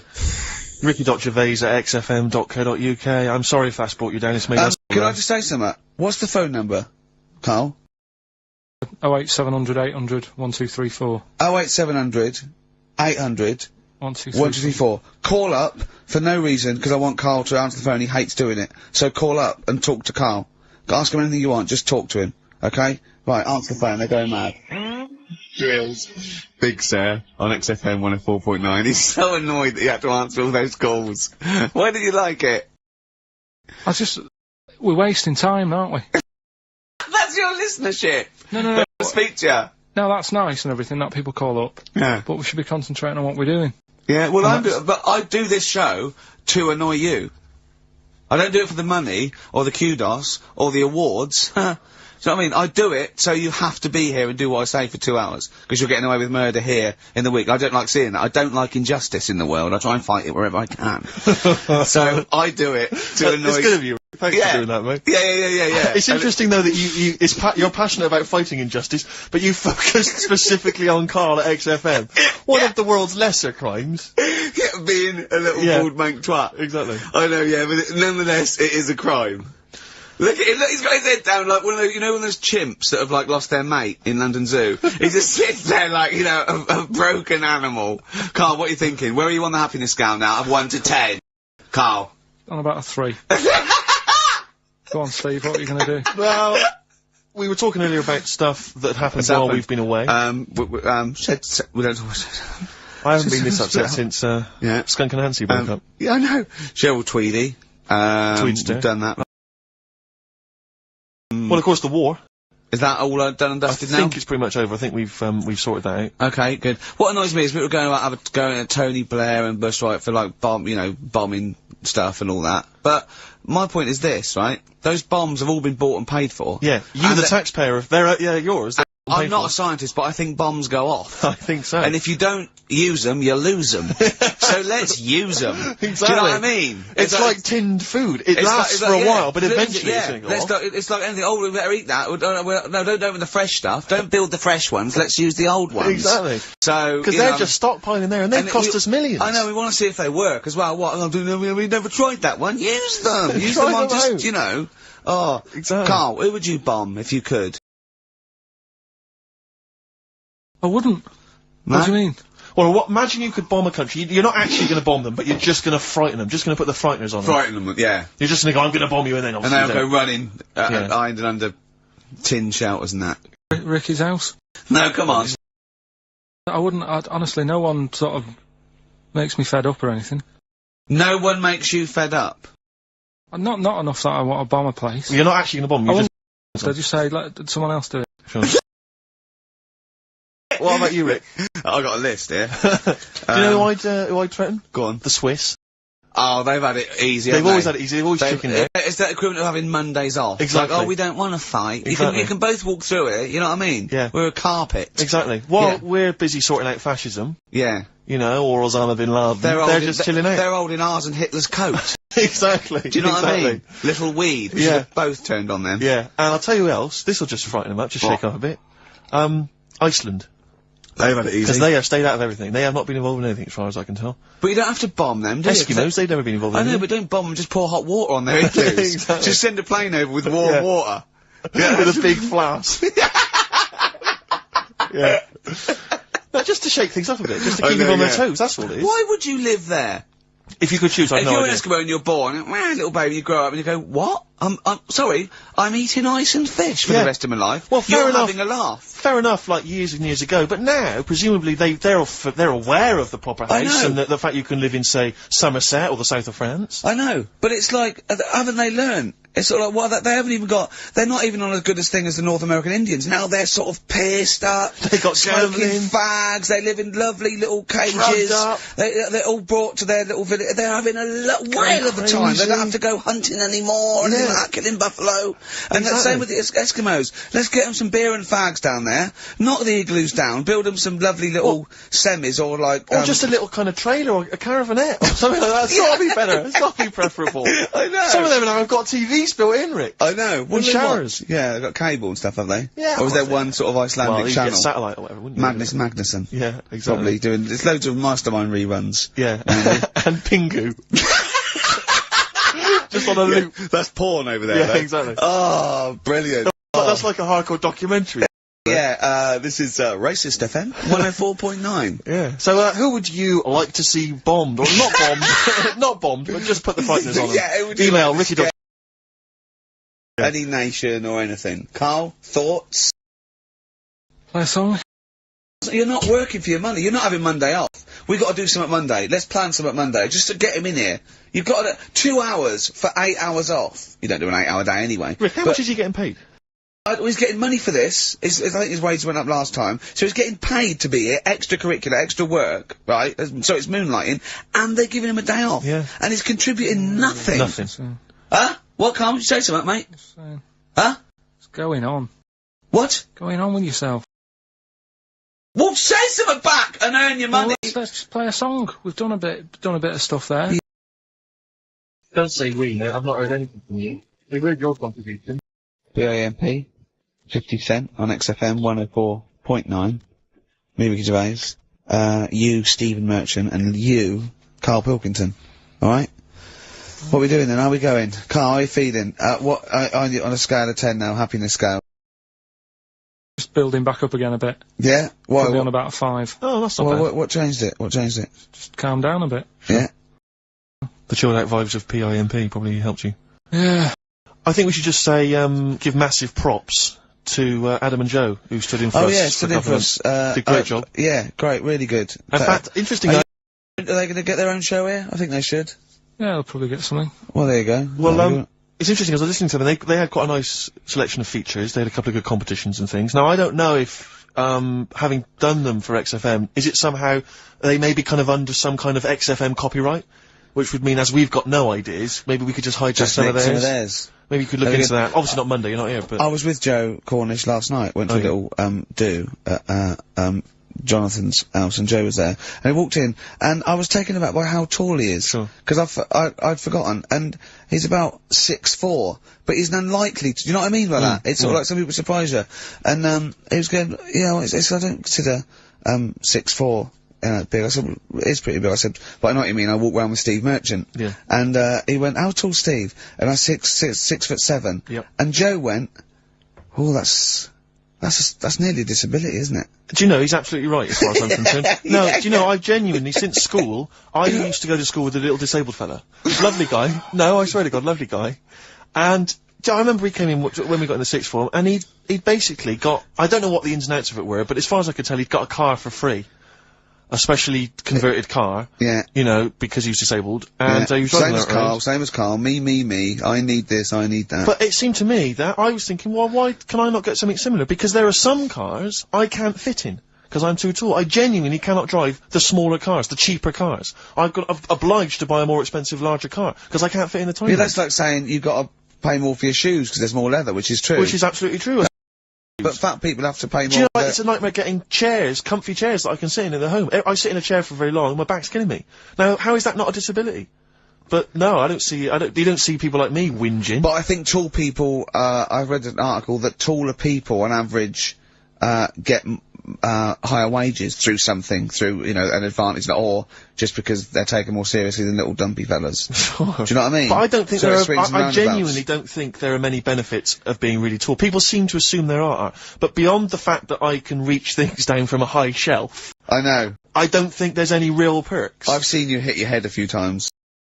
That's a disability. I know, I have seen you hit your head a few times, and I think, oh god, that must have hurt. Obviously I'll make sure okay and then laugh. Of course. But I know it must be annoying. Thanks, No, but I mean, there's one pub in Soho that he has to go down backwards. Yeah. He has to leave that, it looks like a limbo dancer. Yeah. They've almost got to lower me in on routes. I always find it amusing. But like, for instance, on an airplane, I can't get some of the seats, I can't fit in some of the seats. Not in any way, not the way that I could. Because some people, how is that not a disability? There's some seats that people can't afford because they're poor. It's not a disability. Don't go on a plane then, because you're poor. But if you can't afford to go on a plane, you can't afford to go on a plane. You should have studied hard at school. But what annoys me about that is, there's a physical disability I was born with.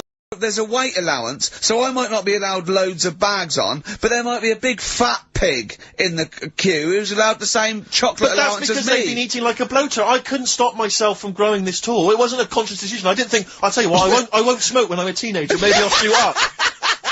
I'll eat healthy. I'll probably add an extra 2 feet. It just kept going. You do eat too healthy. You eat way too many greens. But that's not why I grew to this height. Yeah, but if you'd have lived near, some sort of pylon or something and just, as I say, smoked from an early age, you wouldn't have been that tall. Don't think when I was a gangly teenager having the piss taken out of me, I wasn't thinking I wish I'd been born near a pylon. Could you? Or Chernobyl. Could your mum or dad, could they have banded you, like they did with little, didn't they do that with someone's feet? Well, yeah, concubine, yes. I didn't come out this tall, did I? No.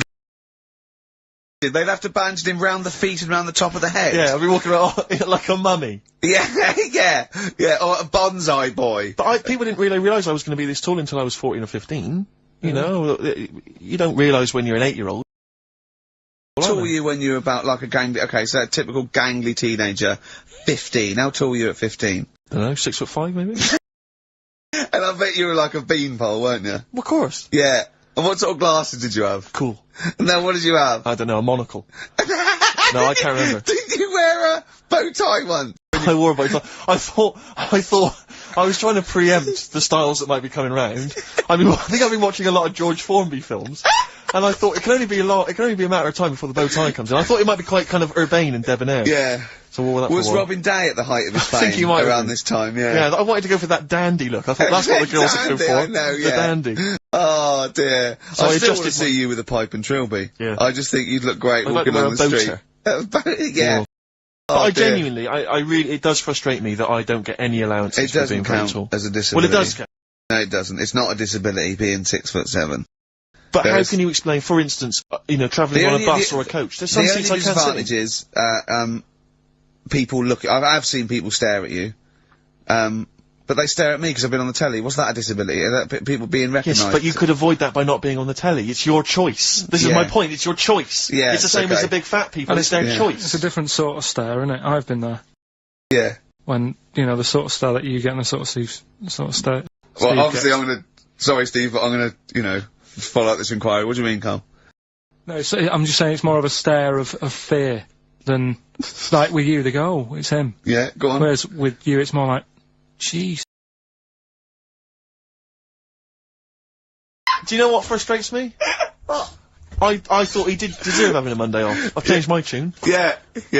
Sometimes you don't realise this, listeners, but sometimes I'm an intermediary. I do step in when he's winding him up, because Karl gets to the point where he's going to explode. Yeah, and it's crazy. crazy. Okay, Gerv. And this is the kind of response I get from Karl. This is the kind of back chat I get. Well, I tell you, he's a little user. I'll tell you what, because he's too scared of winding you up, because he knows that you'll just walk out of here and he won't get his Monday off. Absolutely. Play a record, you little oik. Weasel. You're a weasel. Joe Jackson, Different for Girls on XFM 104.9. Ricky Gervais, Steve Merchant, Karl Pilkington. He's annoying me now because he's got a day off and he's got 2 hours and he's miserable. He's not even doing anything for the show. It really annoys me. Well, hang on, wait a minute. You've forgotten his brilliant film quiz. Yeah. He's contributed that. That he probably did during the week. Well, do you know what I mean? What, are you going to change your attitude, Karl, or what? Or should we just, not bother with this show? Told you. What? Don't annoy me and you'll get the best out of me. Yeah? I told you, this show is to annoy you. You knew that. But this is what you're gonna get. Do you know what I mean? But no, you've got to be good and get the day off, or there's no point. For any of us. Right, if you were having an operation, would you annoy the doctor? What? You can't concentrate, can he? Don't wind him up. The fact that he's a doctor. All of a sudden. yeah, he's got to press a button and find out what a monkey did in 1932. And it's, Where's the monkey news? It's been a bit quiet, hasn't it? I've been... What, in the last 3 months? Okay, there was something that I found last week about, one that was in an old people's home. It escaped from some zoo, it was wandering about, it was enjoying itself, and then when it got to the night time, it was like, oh, what am I gonna do? And the first place it came across was like this old people's home. Yeah. Went in there, I think it was there for about a week and a half, without anyone realising. No, it did. No, so the helpers and the nurses and the social workers and the matrons and all that, they thought, well, Mr. Sanders looks a bit hairy. But I mean, that happens, it comes out your ear and your nose when you get to about 70. And he stooped over, yeah, of course he has, he got bow legs, yeah. And he eats more fruit, of course he does. Well, that's when they realised. Why? Because someone in the kitchen said, hang on a minute, getting through more bananas than we normally do. Well, do the competition. Do the one thing you've done this week, probably in their time again. You're getting paid for it. You're having Mondays off. And you're not into it, so that waste of time. That film sounds good. It was like this. Yeah. Okay, then.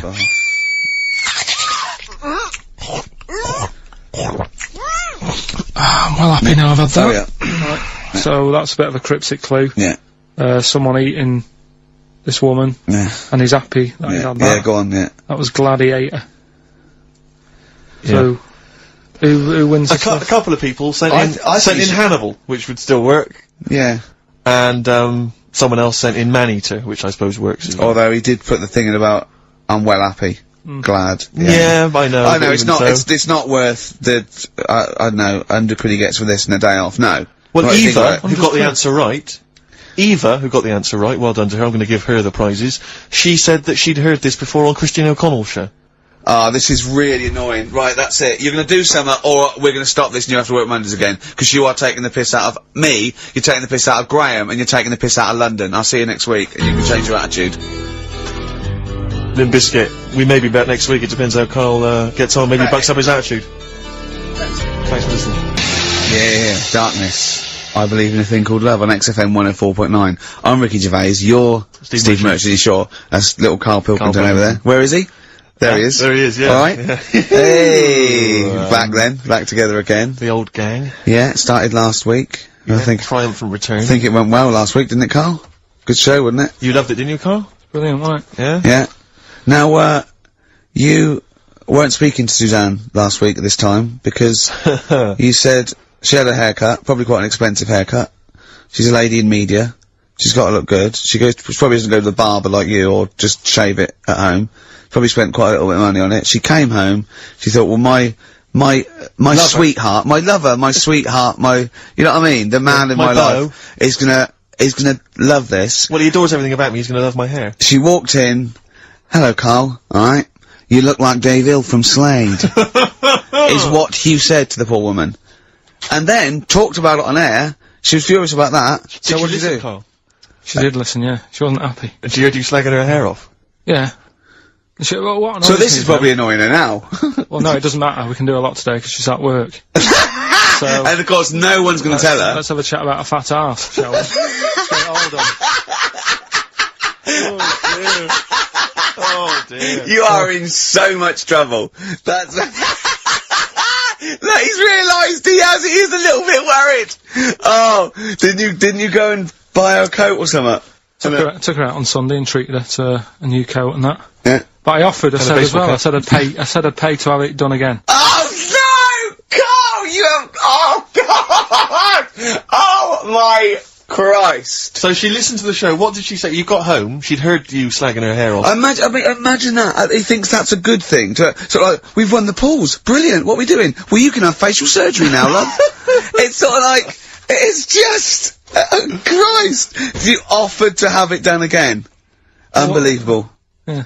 But I got home, and, she's like all being moody with me, right? Yeah. You thought something's wrong, so you must have listened to the show when I was slagging off her hair. Well, his first thought was she probably looked at herself in the mirror. She agrees with me. Yeah, that barber's been round again. Yeah. And, she just said, oh, that wasn't very nice of you, was it? Oh. So, I just said, hang on a minute. I said, that's what we do on the show. When I'm slagging off, you know, Chinese people looking old or whatever, I said, you never interfere. Sure. I love the fact! She's got to get her priorities right. I love the fact that she's in the same queue as a billion people you've never met. Yeah. That's fantastic. She's in the same queue. Well, you didn't complain when I was because slagging off. Karl, I don't think Karl has ever admitted he might be in the wrong. Ever. Certainly not to you or I. So did you admit... That is so true. Isn't it? That is so true. He's never admitted that he might be in the wrong. So did you, in this instance, agree that maybe you'd overstepped the mark? No, I just said she took it badly. Do you know what I mean? I mean, it's only a haircut.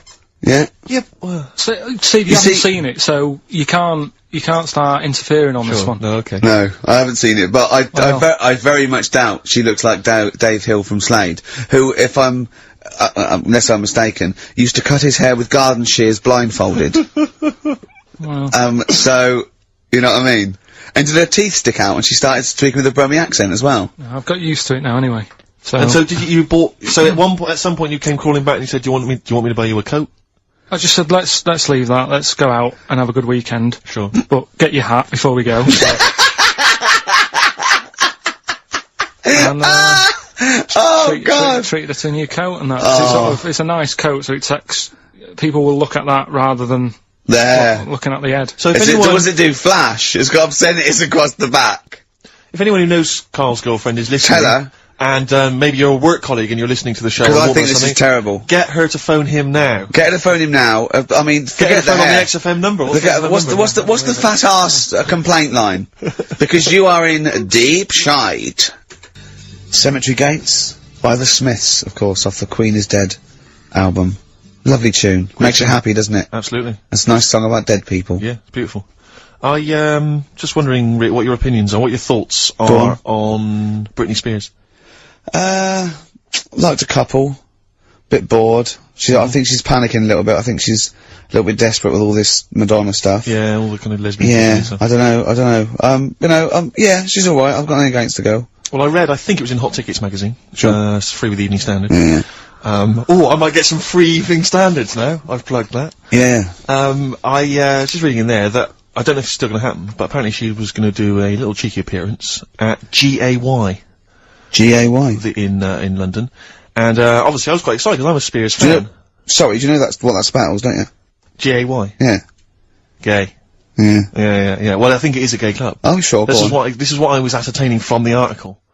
Oh, because they've said they've called it what it is. Exactly.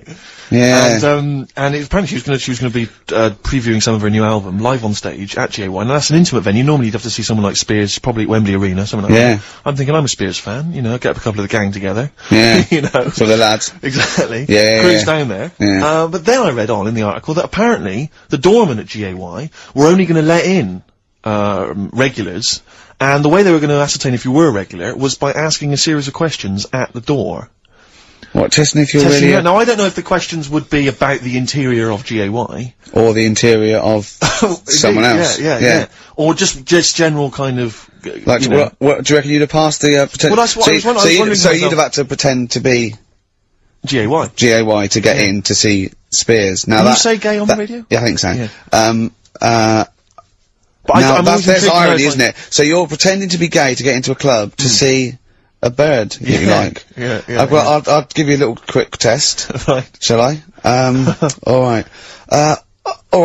Sorry, what's your name, mate? Paolo. Alright, Paolo. Yeah. You haven't done a lot with your hair, you just sort of let it grow out. I mean, would you be putting product on a bit later? Because, I mean, you don't look very, you look sort of quite masculine, quite. Yeah, well, sort of like you didn't care, like you have no care about how you look, like you're normally it would be shaved. Oh, okay. Yes. We would say normally that looks about like 3 months growth there. Why haven't you? I've been ill. Nothing serious? Nothing serious. Okay. No, that's why I let it grow. So it's grown. Okay. So what time would you normally be going out then? Normally I'd go out about I'd go out about 8ish. 8 o'clock in the evening you go? No. Because that sounds a bit early, that's what... No, I'd go out about 3 in the morning normally. Right, so I thought yeah, okay, right, so that's right, yeah. Where'd you go, down sort of... Down Compton Street for a coffee and then onto GAY with your little shaved head. Okay, well, you're doing fine. Pretty gay. Sounding pretty good. Can I just ask you one final question? 20 bender points? 20 bender points, so I'm just gonna let you in. Okay, I'm just gonna tell the guys to let you in, but I've got one more question. Yeah. Do you prefer knobs or tits, Paolo? Knobs. Knobs, you love knobs, do you? Okay, Can't get enough knobs, so you hate tits, I assume? Loads of them. You hate tits, do you? Yes. Okay. What? Even Liza Minnelli's? I don't know what to say. I love hers. But not in a straight way. Straight way. Okay. So you love knobs more than tits, right? Okay. I love knobs. In you go. Thanks very much. You know Brittany's on, do you? Oh, she's so sexy. Oh. See, that's what would give me away. Like the Great Escape. It's just the last. Yeah. You just. Well, I mean, I think you're probably a bit bi. Right. Yeah, okay. but I mean, going anyway. Thanks very much. Okay, the drinks are quite expensive. Oh, I thought so. Pop your shirt off, will you? Hey, Outcast on XFM 104.9. I'm Ricky Gervais, Steve Merchant, Karl Pilkington. You alright, Karl? Yeah, not bad. Yeah. Just, when you were talking just now about, like the gay stuff. Yeah. Right, I don't know if you saw, the thing the other week about the fella who's on that quiz show. Who? Sort of... oh, right, okay. Gay fella, straight, sort of man, woman. What are you talking about? Tell me what did you see? Tell me what you saw. This is like a kid come running in, and he's seeing something frightening. It could be an alien, could be a ghost, could be a paedophile, and you've got to get exactly what actually saw out of him. Right, what did you actually see? It's just this fella who's a woman. Right. Right, okay, right, try and talk like a human being. Right. It's a quiz show that's coming on the telly. And, it's this woman. Right, is it a fella who's a woman, or is it a woman? Bit of both, that's why I'm talking about it. But what do you mean? Is it a pre-op? Is it a transsexual, a transvestite? Is it a ladyboy? Is it an hermaphrodite? What is it? I'll tell you about it. Well, tell me! I'm telling you. It's a woman. Well, it's a man. Oh, forget it. Listen. Play a record. No, listen. Come on. What? It is a man. He is a man. Well... Oh, Christ's sake! It's a TV programme where they've got this... Transvestite or television? It is a transvestite, yeah. So but the problem is... I'll tell you, just because you don't know about it, the programme is... I don't know, I still don't know about it. I don't know anything about it, still. I don't know. It's a woman, man, woman, TV programme, look, TV. No, it's a man who is now sort of half a woman. And A man who is now half a woman! no, well, this is what's weird about it. He's got the top half, but not the bottom half. What do you mean? He's got breasts and a wig? But he's still got his boys downstairs. He's Why got, do you do that? his caps and the boys What are do you do still that there for? with his wife fronts. Why But is that? upstairs, he's got a lovely pair of dumplings. Why do that? Well, he's halfway through. But why not get it all done in one go? Maybe he couldn't afford it. Well, wait until you've got all the money. That just looks a mess.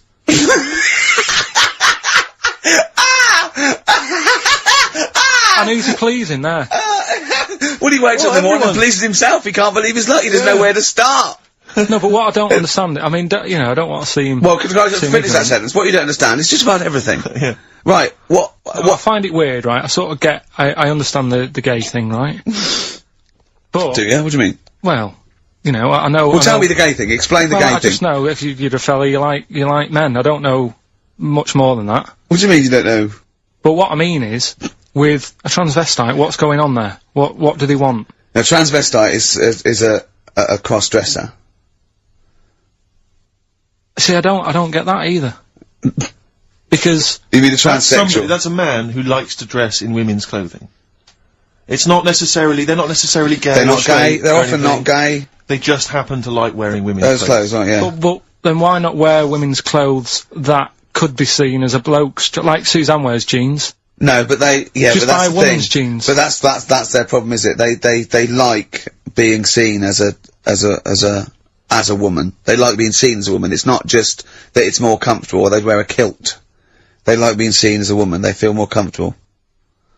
Alright, and what's the deal with this fella who's got... We don't know both? who this fella is. No, we don't know this man who's half a woman. He's called Miriam. Oh, that's helps. yeah. Brilliant. I love this scientific basis. No, I so think- all he's done, he's had the tits done, he's probably had the hormones, probably lived as a woman for a while. The last step, because you can probably reverse the breasts anyway, because they're probably implants and hormonal things, and whereas you chop your knob and boys off, that's, you come back the next day and go, sorry, I didn't mean that, I wanted my ears pierced. It's a bit more of a bigger operation to put them back. So, doctors are probably making sure that he's just up Surely to if you've had the top half done, you're not going to go back on what you've said. But no, what's the top half being done? I could get you breast implants, give you a bit of hormonal treatment, Now and that you would could be a great idea for next week. and you could reverse it. What you can't do is grow a knob back. Well, you can. Last week we were talking about growing one on your arm. Yeah. We've done that. So that is possible. But the thing is, the truth of it is, I think I do know about this story. I think it was a television programme called There's Something About Miriam. The conceit of which was that this pre-op transsexual, So I guessed that right, yeah. was masquerading as a woman, Right. and various blokes, who didn't realise that this was a man, had to, I've heard try and about this. seduce her. And when they found out that it was actually a bloke, and a lot of them had kissed, agree. her, they refused to let it be shown. I There was a big agree outrage. though. and so on. That's just terrible. Yeah. That's Oh, it's deceit. absurd. But I mean, that's awful. I hated that. Yeah. Yeah. So what, I think it was a Sky One programme. Is there anything other than The Simpsons on Sky One that's worth watching? Have you ever tried to watch that? Have you ever seen Kirsty's home videos? Yes. Yeah. But it's things like it's dogs on a slide, babies falling over. Do you know, it's only recently reduced from an hour in length. It used to Really? be an hour long, and it was just, if you haven't seen it, it's just like camcorder footage, like Do you know what I like? people falling over. I like an old woman at a wedding falling over and showing her bloomers. That's all. my favourite. But I like it when it's Kirsty's home videos uncut. So it's kind of 4 old women, like, naked, With their tits falling out. windsurfing. Oh, Christ, imagine that. Does it whistle? Well, it's just, I mean, have you ever really sat and watched anything on Sky One No. that wasn't The Simpsons. or, I think that's- or Star Trek? I think that's what I watch on... I think that's Or pretty much wrestling. what I watch. Wrestling? They have WWF wrestling, cartoons, and just the worst programs. I mean, it's I've seen a appalling. bit of the wrestling. It's hilarious. But It's like hilarious. it's like a station that's made by a 14-year-old boy. Yeah. Well, I think that's probably what it is, isn't it? Yeah. I mean, that's exactly the demographic. Do you like Sky One, Carl? I haven't got satellite ever, so... Why not? I thought you'd have loved that. No, I would love it. Discovery Channel's all about- I know. Slugs and that, and know. weird stuff like that. I know. Chimps. I was reading There's about a- slugs the other day. There's a thing on one of the channels called Monkey Business. Yeah, I watched that. Yeah. Because I was doing that thing, wasn't I, with Richard Bacon. Yeah. Where you can watch the telly and that. You're and talking riddles. You actually talk in riddles and forget a play record. You should be the gatekeeper in some kind of Dungeons and Dragons kind of quiz game. Alright, yeah. Let me enter. Right, yeah, but I was doing that thing with Richard Bacon. What can he mean? What can he mean? He is the wise There's one. a man Just who's play also a record. woman. Yeah, yeah. The upper half is, but is the bottom. Yeah, play a record. Bit of Clash. Oh, yeah. Come on. Train in Vain. XFM. 104.9. Johnny Cash, Hurt on XFM 104.9. That's brilliant, isn't it? Good.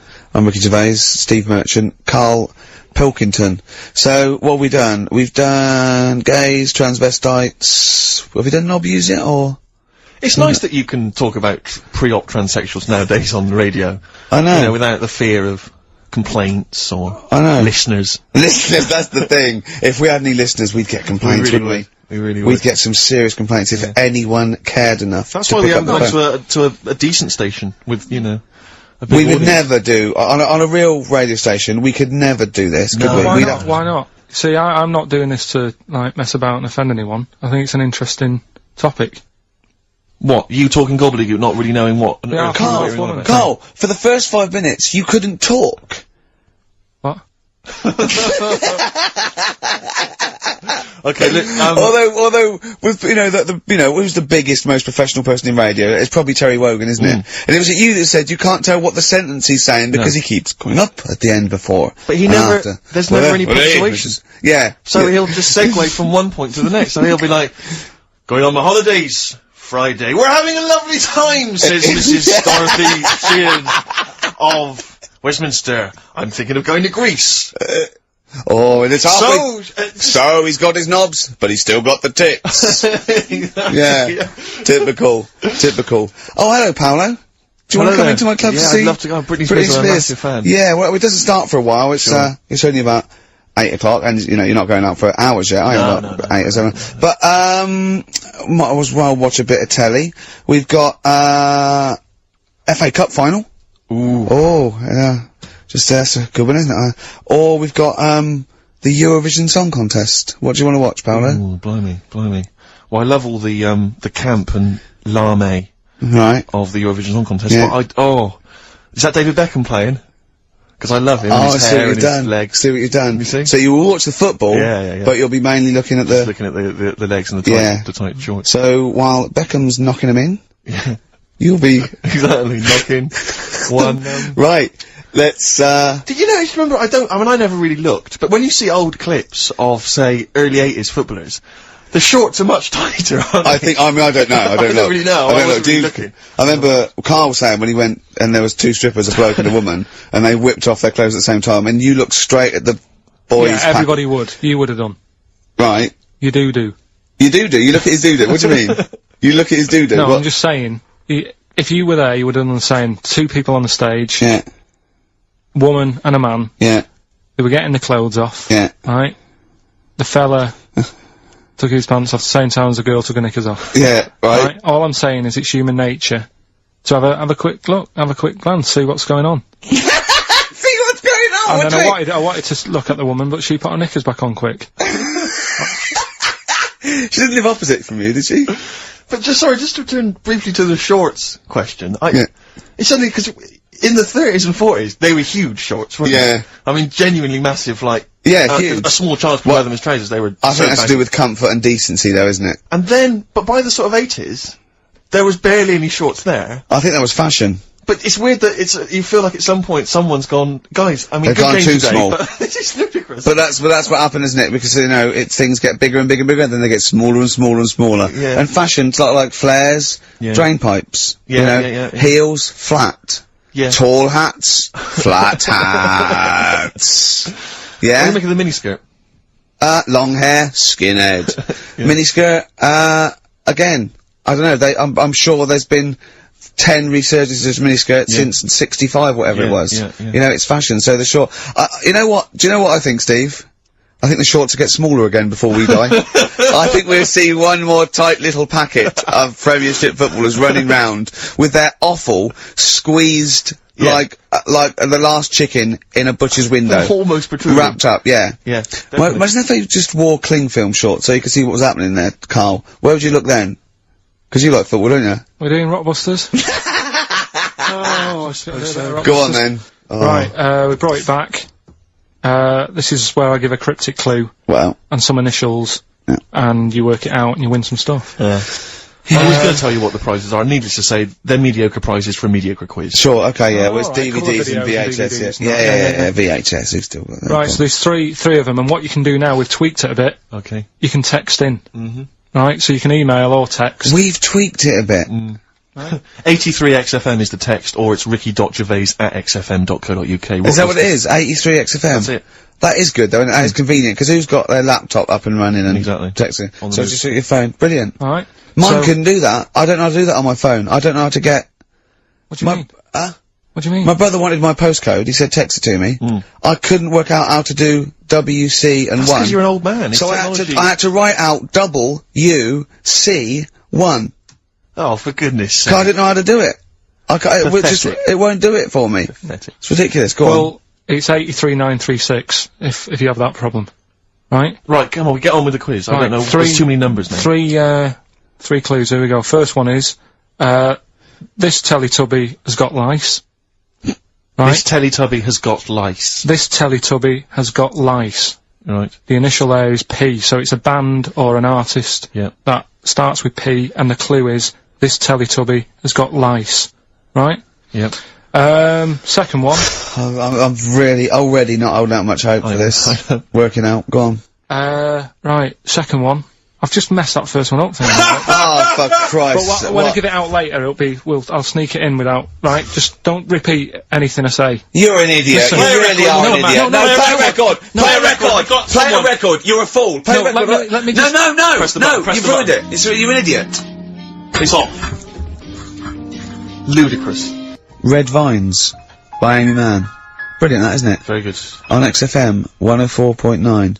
Well, Karl mucked up Rockbusters, as usual. I mean, it's, you know what, I like it when he mucks up early, because it doesn't waste people's lives for 40 minutes realising he's mucked it up at the end. Yeah. So, obviously, people already, they know what it is. They know what it is already. They've said, well, it's police, isn't it? You meant to say nits instead of lice. Yeah. You're an idiot. So that one's gone. So what have you got next? Right, so that's just an idea. If you haven't heard it before, that's how my head works. Right, this Teletubby has got nits. So Po. P, so Po is a Teletubby. Yeah. So when he says lice. cryptic, it's not only what the answer is, it's what the question was meant to be. Sure. So. Alright, so there's only two, so you've got even a better chance of winning than that. Well. So, the second one is, I'm saving that money to buy condoms. Alright? Think about it. Easy. Too easy. JC. Yeah, right, well that's too, so everyone's got that one. I feel like saying it now. Yeah, but So don't well, that's say it now. rubbish. Yeah, but you've got to have an easy one in there, otherwise people get bored, don't First one was easy, we gave them the answer. they? Yeah, but hang on. That's the easiest one we've ever had. Police. And the second one is, Yeah. when you're making bread, add a little bit of colour for a change. Alright? When you're initials? making bread, add a little bit of colour, just change things a little bit. What are the initials? D. Just D. Just D. Right? So, what you've got there, I'm saving that money to buy condoms, the initials JC. Yeah, that's easy, yeah. Thanks. And when you're making some bread, just chuck some colour in there. Sure. You know what I mean? Change it a bit. Yeah, no, D. like the clue. The clue changes every time. The clue changes every time. Unlike the Times crossword, the clue changes every time it's said. 83XFM if you want to text it, or it's ricky.gervais@xfm.co.uk. I'll win some stuff Rubbish. on that. Pointless. David Bowie and Waterloo Sunset. Love that. Love the original. Yeah. Love that one. Love the original. On XFM 104.9. Good work to David Bowie and the Kinks. Yeah, big time. Big time. Reading the paper there, Yeah, Steve. well, I don't normally read the paper, but I was having a glance through the Daily Express. Does anyone read the Express? Well, you do at the moment, look. Well, true. Live on air. Yeah. Read it out, and then about 400 people will know what's in it. I just reading, I was obviously attracted, by this little news item, gun raid by 3 Saddams. 3 armed men. Oh, they're up to their old tricks again, Yeah, are they? yeah. 3 armed men wearing Saddam Hussein masks were on the run last night after robbing a corner shop. The raiders threatened the worker with a handgun and a knife, ordering him to open the till, blah, blah, blah, get the money out. And it says that they also tried to rob an earlier shop earlier in the day. Police said, we are linking the raids because the descriptions of the offenders are very similar. What did the first one not quite get right? Yeah. Well, they looked very similar. I think it was Gaddafi, 3 Gaddafis. Right, because that's weird, because we've had 3 Saddam Husseins down a shop down the road. That's what I meant. Is it the same guys? Cause I assume so, I wouldn't have thought. I don't wanna, you know, get the it's almost Gaddafi guys on the Saddam Hussein charge. I'm almost sure it would be the same way. I didn't know, one's got a moustache, haven't they? And they all got a moustache. I don't know. But I mean, there was 3 blokes with masks, Middle Eastern Imperial, I don't know. But I mean, I imagine it's the same. Because I've only ever seen really, robberies being planned in films. Sure. So I don't know how it works. I assume that. So you say. Yeah. But I assume at some point someone's got to get together. One of them, the ringleader's got to get together and go, okay, well, we need to wear masks, obviously, to disguise our faces. Yeah. I'm thinking of going with the regular stockings. No. I'll tell you it would be funny. Well, I don't want to be funny. Well, no. We want to strike fear into the hearts of people who are robbing. But, I mean, kill 2 birds with one stone, we get the robber and we have a laugh with it. Fear, do you say you want to strike fear? Well, wear a mask of someone who's really scary.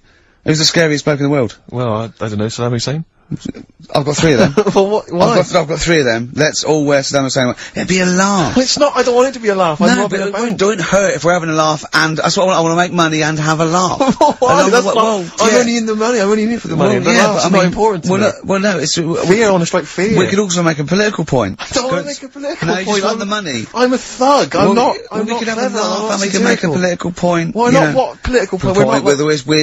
Maybe we're sort of stealing from the rich. We're not like Robin Hood. Well, never mind Robin Hood, let's rob Barclays. Why are you making jokes? Well, I mean, don't worry, I'm gonna do my stuff. You're a comedian, I'm not sure you should be in this gang. Let's wear the masks. How did it happen?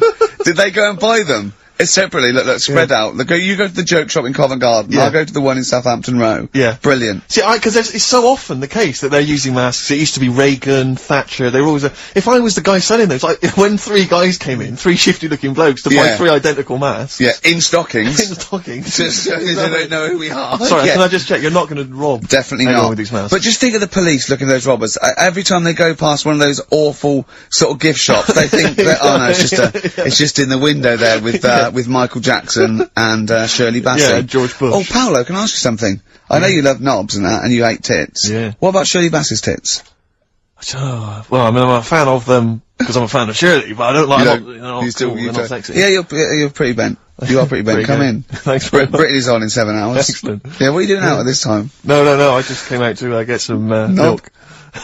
Some knob action. Cock in the toilet.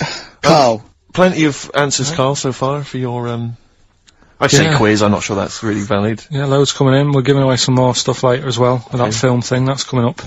That's when you put yourself into a famous film, and you act out. Is that it? You've done The Graduate, haven't you? Done The Graduate, done Silence of the Lambs, done, Billy Elliot. I liked it, what was your one, Sixth Sense. I see weird stuff. Yeah, the Sixth Sense was good. So that's coming up later. We're doing that later. We'll look forward to that. We're all pretty excited about that. Yeah. I'm assuming we've got some great music as well, still lined up. Thorns, yeah. Thorns. Oh, I'm obsessed with this now. This is, the Thorns. And, I can't remember.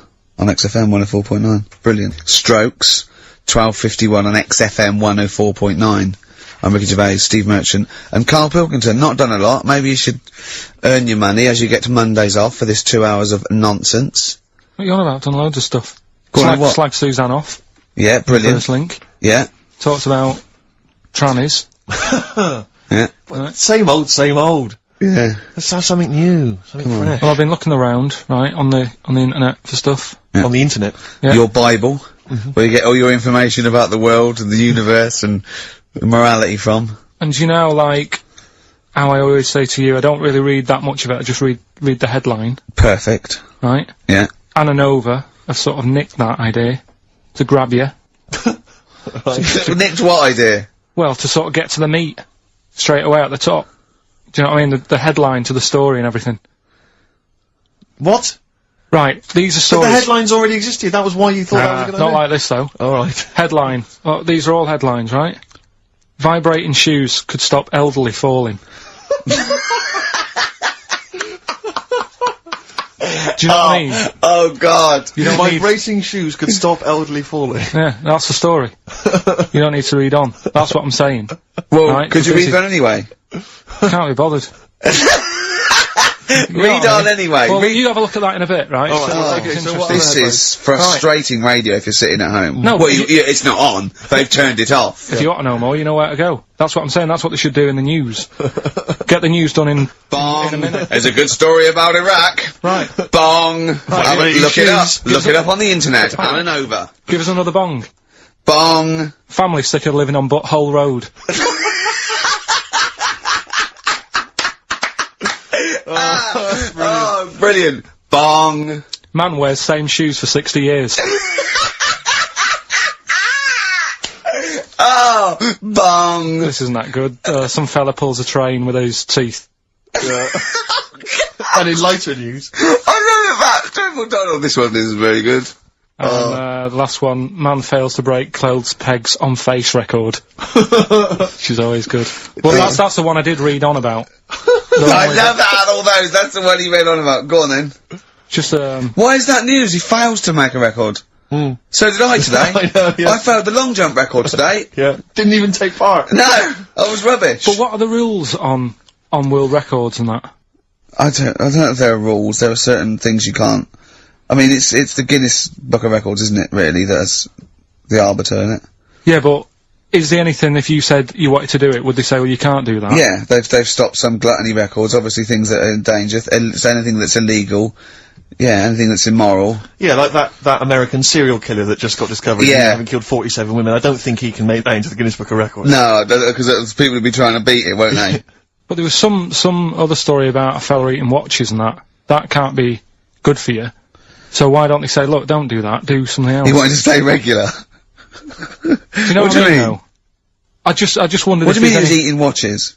He just said he was eating watches. He got about 3 in about a minute. How did he time it? Do you know what I mean, though? And then the other thing is the one that I was reading, the world record with the fellow who's pulling a train with his teeth. Does that make any difference that he's done it with his teeth? What do you mean? Well, what difference does it make? Well, isn't it? It's quite hard to pull a train with your teeth, I imagine.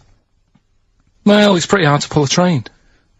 All I'm saying is it because he couldn't beat the fella who's pulling it with his hands? Well, so you tweak this it a is bit? my point. I think there was one bloke with a record for the running backwards 100 metres was sort of like 11.5 seconds. And I was thinking, turn around, you'd probably have a really good go at that. Do you know what I mean? Yeah. It's sort of like doing a marathon with a milk bottle on your head. Take the milk bottle off and see how fast you can go, you twat. But you can just tweak it, like the fella who has done the pegs on the face, right? Yeah. His name's Gary Stretch Turner, right? Right. So you're sort of cheating already if he's got a stretchy head, right? but You are, right, you are one of the most stupid humans I have ever met. well, get me in the book. Yeah? Right? But listen.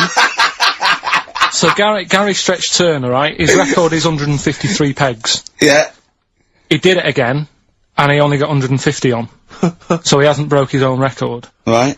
But what I'm saying is, if he tweaked it a bit more, would that make a new record? What?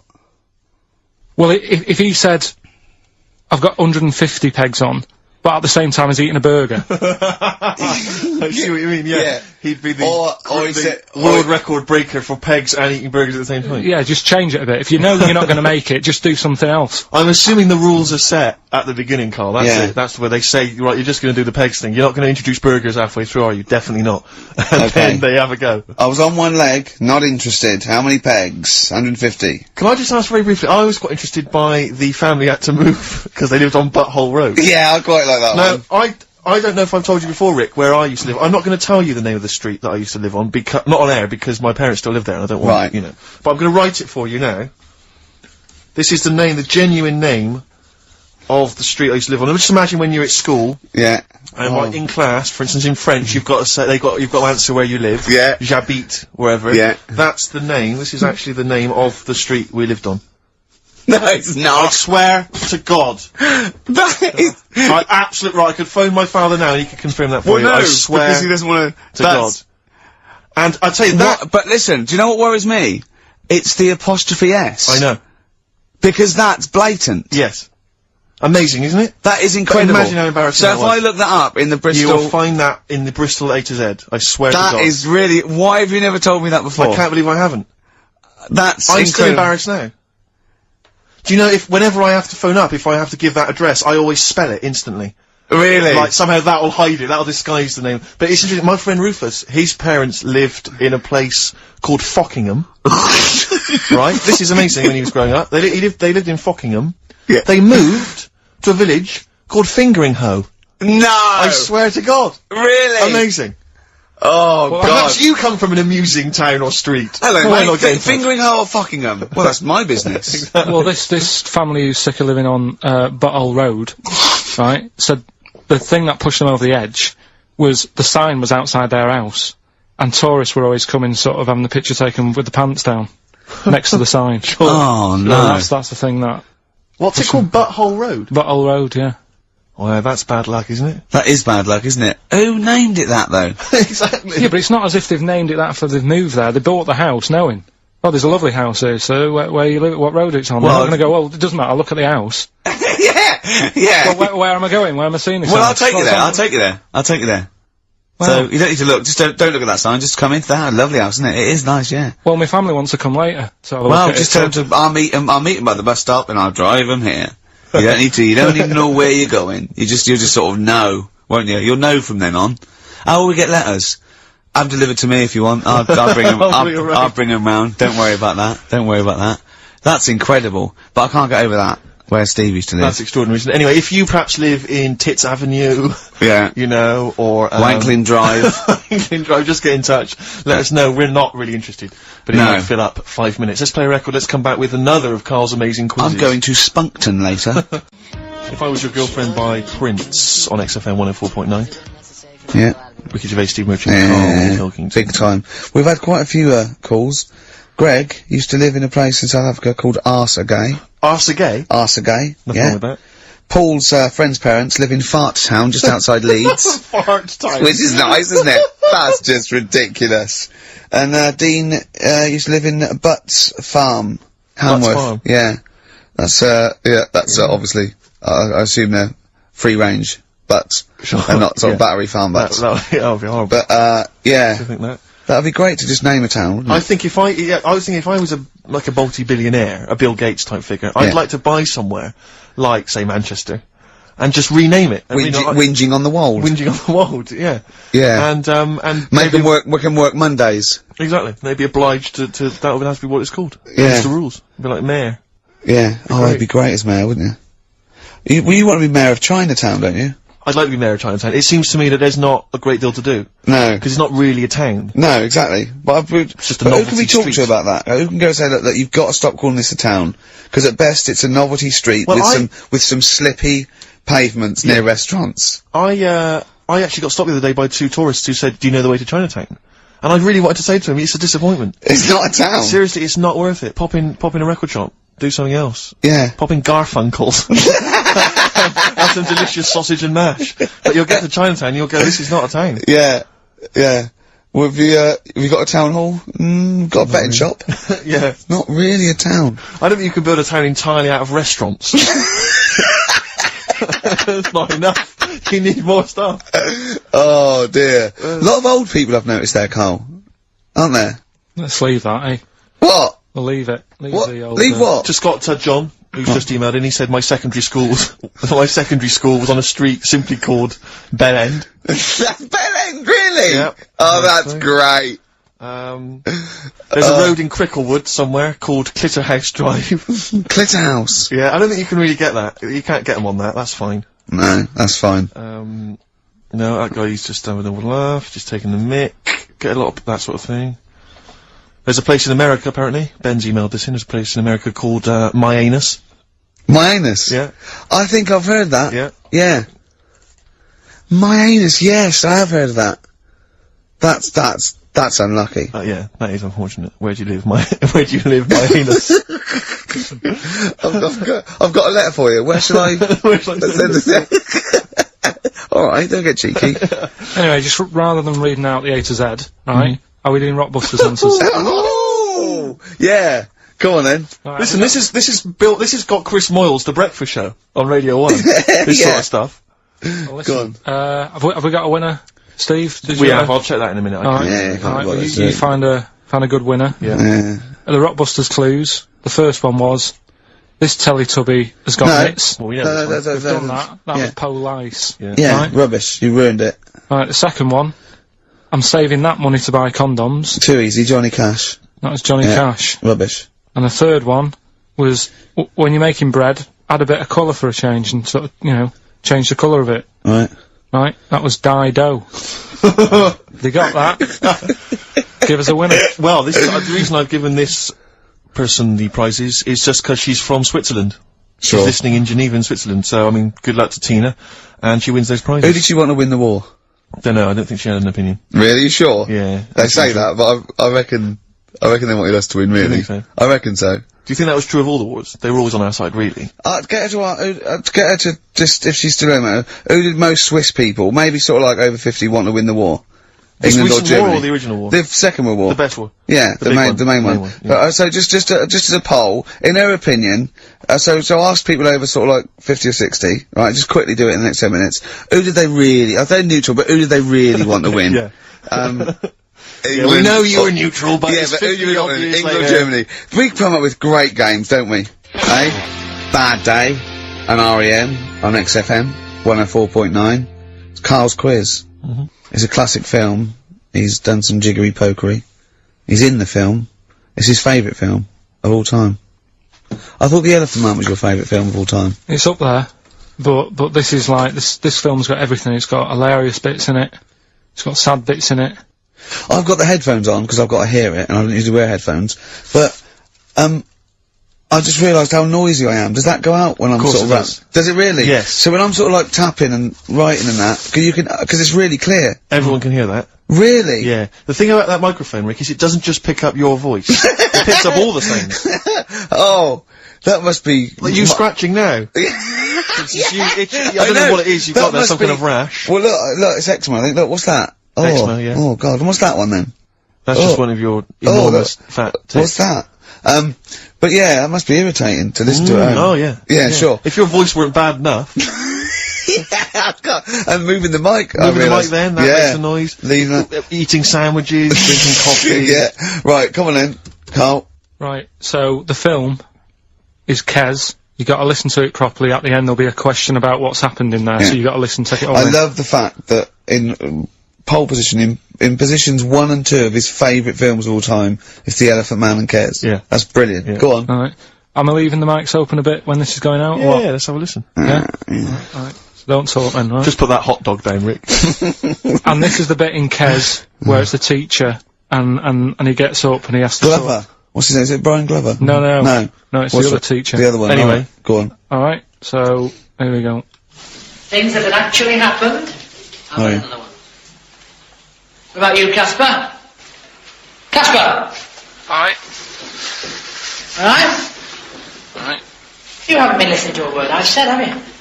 Yeah, I heard some of it. Yeah, you Some of it! just... Stand up! Always somebody, isn't there, eh? Right, now you're going to tell us a story about yourself. What sort of story? I want you to think of an incident that happened to you sometime in the past that is true and that you think will interest the rest of the class. Alright? Right. What about, I work on a radio show at the weekend. Well, are you going to tell us about it? I'll just do, it's 2 hours, and it's with Ricky Gervais and Stephen Merchant, and just sort of play music and, tell stories and stuff. What kind of stories? Well, whatever. Like last week it was science. We were talking about this lad who was growing a knob on his arm, so it's weird. It's tricky, sir, because like with Ricky, he gets bored quick and he won't listen to the stories, and he'll start squeezing my head. All right. I'm not interested in what he does. That isn't normal, is it, sir? That. I mean, it sure is a bit gay. Is he? just messes about though. Do you know what I mean? I try and like come up with good stuff, like monkey news and like quizzes and stuff. But then Ricky will just mess about. I mean, on Saturday he did it again. He squoze me head. How do you spell that? Squoze. S-Q. I'm going to show it on the board. This is a new word to me. Squoze is S-Q-U-O-Z-E. Aye, now tell us what it is. It's when he gets me head and he puts one hand on the back of it, right? And he puts the other hand on the front of it and he just sort of swivels it. Swivel, right down the Oh, swivel's not it's spelled S-W-I-D. How many times a day? How many times a day does he swose it? It depends what time he gets in. If he gets in about 12:30, he could get a good 3 in. But I think, I don't really want to talk about. Good enough, don't you? Well done, Billy. Big hand of applause. That is the effort. Yeah. Wow. That's the best thing you've ever done, Karl. So that's Kez, right? Yeah. Got some good prizes there. Not bad, yeah, good stuff. Question is, how many times did I say Ricky can get? How many head squeezes can he get in before the start of the show? Right. So if you were listening properly, the answer's in there. Right. And got some good stuff there. Some DVDs in there and some CDs, including some Jimi Hendrix stuff and other odds and ends. Good stuff. Brilliant. And just text in 83 XFM. Right. Right. Eddie and the Hot Rods, do anything you want to do on XFM 104.9. Alright? Ricky Gervais, Steve Merchant, Karl Pilkington. We've had loads of entries for the how many times did I squoze his head. Well, the answer was 3, wasn't it? Yeah. And who's the winner, Steve? Let's give it to John. He's emailed in, he's got it right. He said he squozed your head 3 times on average. It's not squozed, is it, Karl? That's incorrect. It's squoze, isn't it? It depends how you say it. Go on. Squoze. Well, it doesn't really, because it's nonsense anyway. It's not a real word, but... You squoze my head. Yeah. I will squeeze your head. Do you know what I mean? Depends what line you're getting it in. Sure. Tense. Yeah. Yeah. Alright. Okay. Any monkey news? Any educating Ricky? Anything else? I don't feel that you've earned Monday off yet, because it's just 2 hours and you only did about 5 minutes of it. Yeah, but that took a bit of time to make. Well, that's your own fault. Yeah, but I bet you didn't do it Monday. I bet you did it on another day. I had to come in Monday, didn't I? Yeah, but I bet you'll do that on another day, so you're taking the piss even more, so you're doing it when you should be doing other stuff. You've still got Monday off, and you've got 2 hours here. So, you're laughing either way. So don't give me that. So, do you know what I mean? What else you got? Monkey news. Yeah. Well, let's do monkey news. You want to do it now? Yeah. Oh, we may as well have some monkey news. Let's have some monkey news. Some monkey news. You made enough noise there, Rick? You wanna... Sorry, but sometimes I like to move around, lounge and that, and at the mic. Sure. You know what I mean? Yeah. Yeah. Well, let's have the jingle. We've not heard it for a while. Oh, chimpanzee that monkey news, you Right. I haven't read this through properly, so I thought- no, I'm just assumed that. Right. What do you mean you haven't read it through Well, properly? basically, right, it's about problems with chat rooms and that, right? A lot of people, it's like the new way of meeting people and that, innit now, chat rooms, you get on there, you can have Right, a chat. if you say someone was having a meeting with someone, they Please wanted to don't preempt meet. it. Right, okay. Please don't preempt it. Right, there is not an animal in the world that Right, can it doesn't operate and matter, do you understand. want to know the story?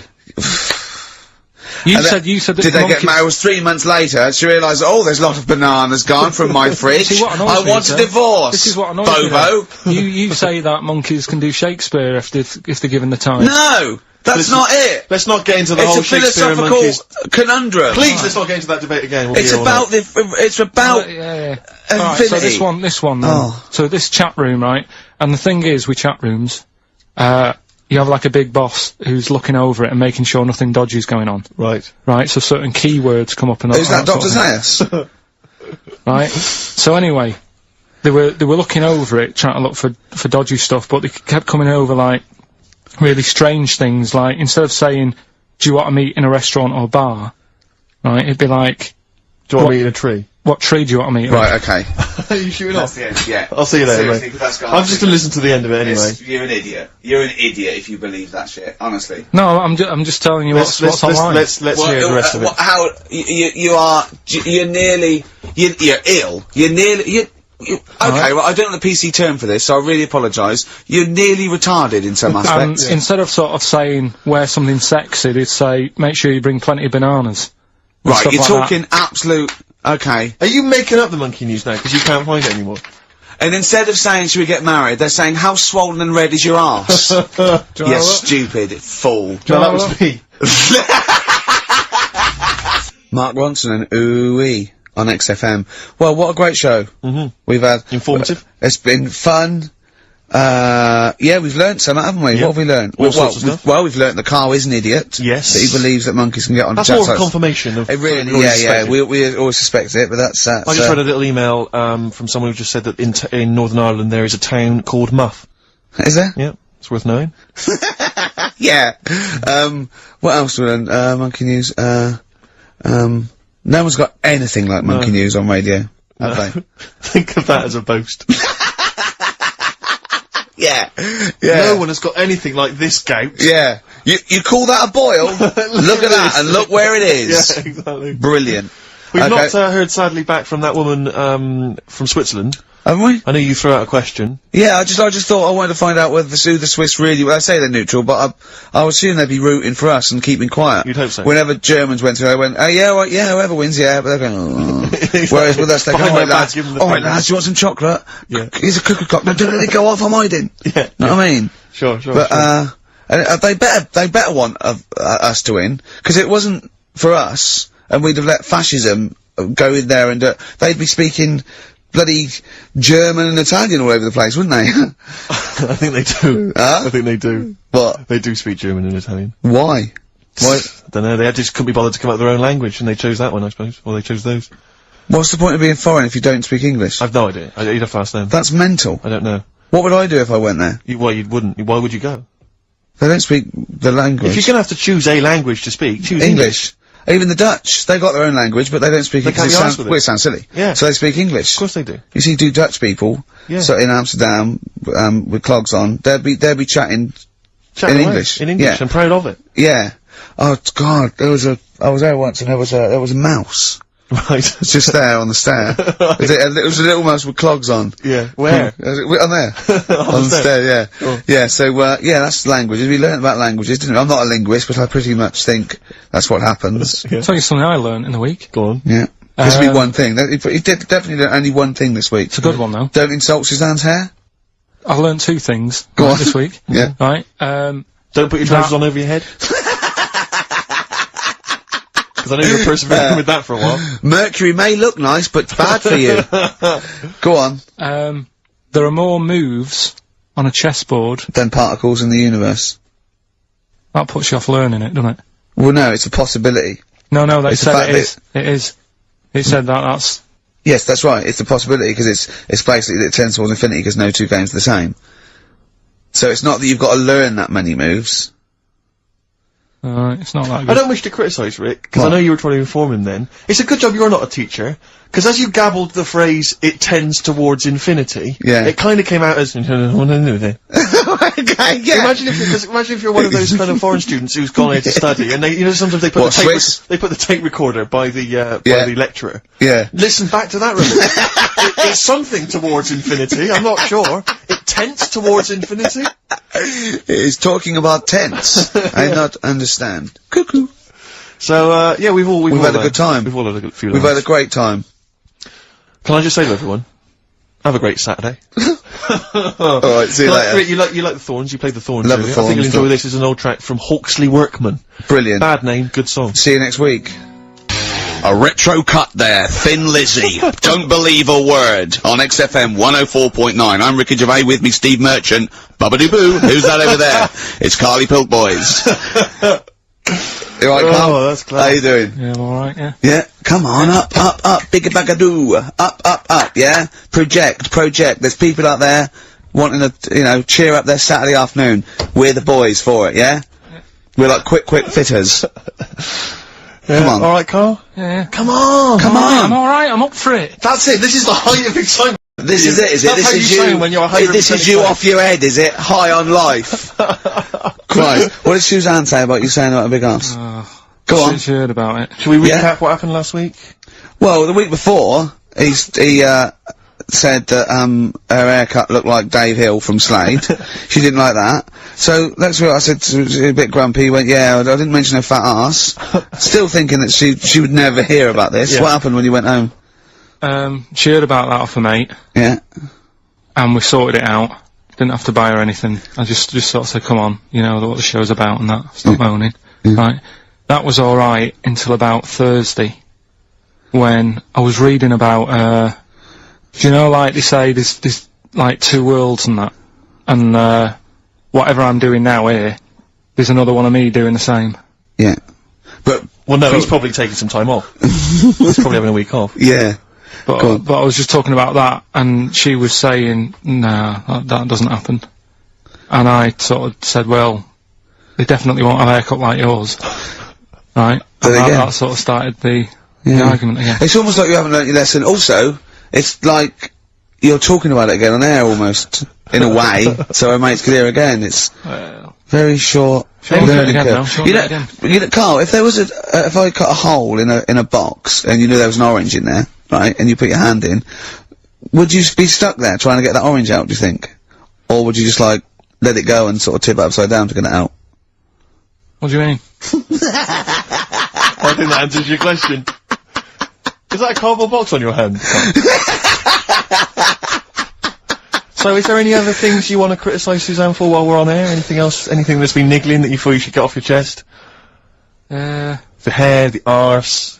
No, leave it. Everything else is fine. Leave it, I think so. Okay. That's good. I think leave it. Well done. Now can we just check what other big Karl features have we got today? We got Monkey News. Got Monkey News That's coming important, up, yeah. We got a bit of, got Rockbusters. And, the film thing. That, Still not got a name. The film thing. Just me and a film and that. And, brilliant. This week we're digging out the old, the one when I'm in One Flew Over the Cuckoo's Nest. Right, so you're gonna make Jack some appearance. Nicholson, brilliant film. Yeah, brilliant film. It was my favourite film till I saw Godfather. It's better than that. Well, you know, yeah, some would say that, yeah. No, it is. The storyline's more interesting than I that, didn't know innit? there was an actual answer. I didn't. Sorry, it's what's best? One Flew Over the Cuckoo's Is it? Nest. Okay. Oh, right. Okay. Where's Godfather? Because I want to know. Because I don't embarrass myself. Or is it my fourth favourite film or something? Or probably about fifth. My fifth favourite film, is it? Brilliant. Talking of lists, I suppose I like Kez and the Elephant Man. Do I? Do you? lists, Rick. I don't know if you saw in the paper. I think it's on TV this evening. It's as voted for by viewers of VH1, the music channel, and they've basically come up with a list of the greatest pop culture icons ever. There's 100. Where's Elvis? So Elvis, for instance, is number 3. Jimmy Dean in there? James Dean is in there. I think he's a bit lower. Let me see. He's number 22. We got David Beckham at number 1. Oh wow. Okay. Well then, so Robbie Williams is in there. So it's British bias. Yeah, Robbie Williams is number 9. He's just below ABBA. Oh, Number okay. 8. But interestingly, this is of interest to you, I think. Number 66. Yeah. The Office. That's all right. Well, it is, Rick. It's nice that the show is in there, and that's a very flattering thing. I tell you what cheapens it. I tell you what undermines it. Yeah. The things that are lower in the list than the show. Oh God. So we've beaten.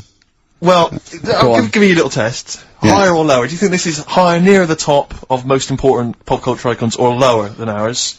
Okay, I'm going to give you Superman. Well. International, been around since the 30s, one of the biggest icons on the planet. I'll say higher. Lower. But, yeah. Ludicrous. Okay. Do you think higher or lower? Neil Armstrong, the first man on the moon. This guy's been to the moon. Well, I'd say lower then. Lower. Yeah. Yeah. Yeah, but is that saying the people behind the rocket or just him? Because he just sat in it, didn't he? He just sat there, he didn't do anything. No, but it's the what icon. he's symbolic of. It's not how much work went into it. Alright. A few others. What about things like Coca-Cola? Oh no, they don't really count. It tends to be. Oh, so it's not. They don't feature. I mean, Mickey Mouse is in there. What do you make? What do you reckon? Tom Cruise, higher or lower? Tom Cruise is the #1 box office movie star in the world. Well, presumably lower. He's then. lower. He's number 81. Just about scraped in there. And it really is a list drawn up by people who just sat at home and looked along their video and book collection. Yeah.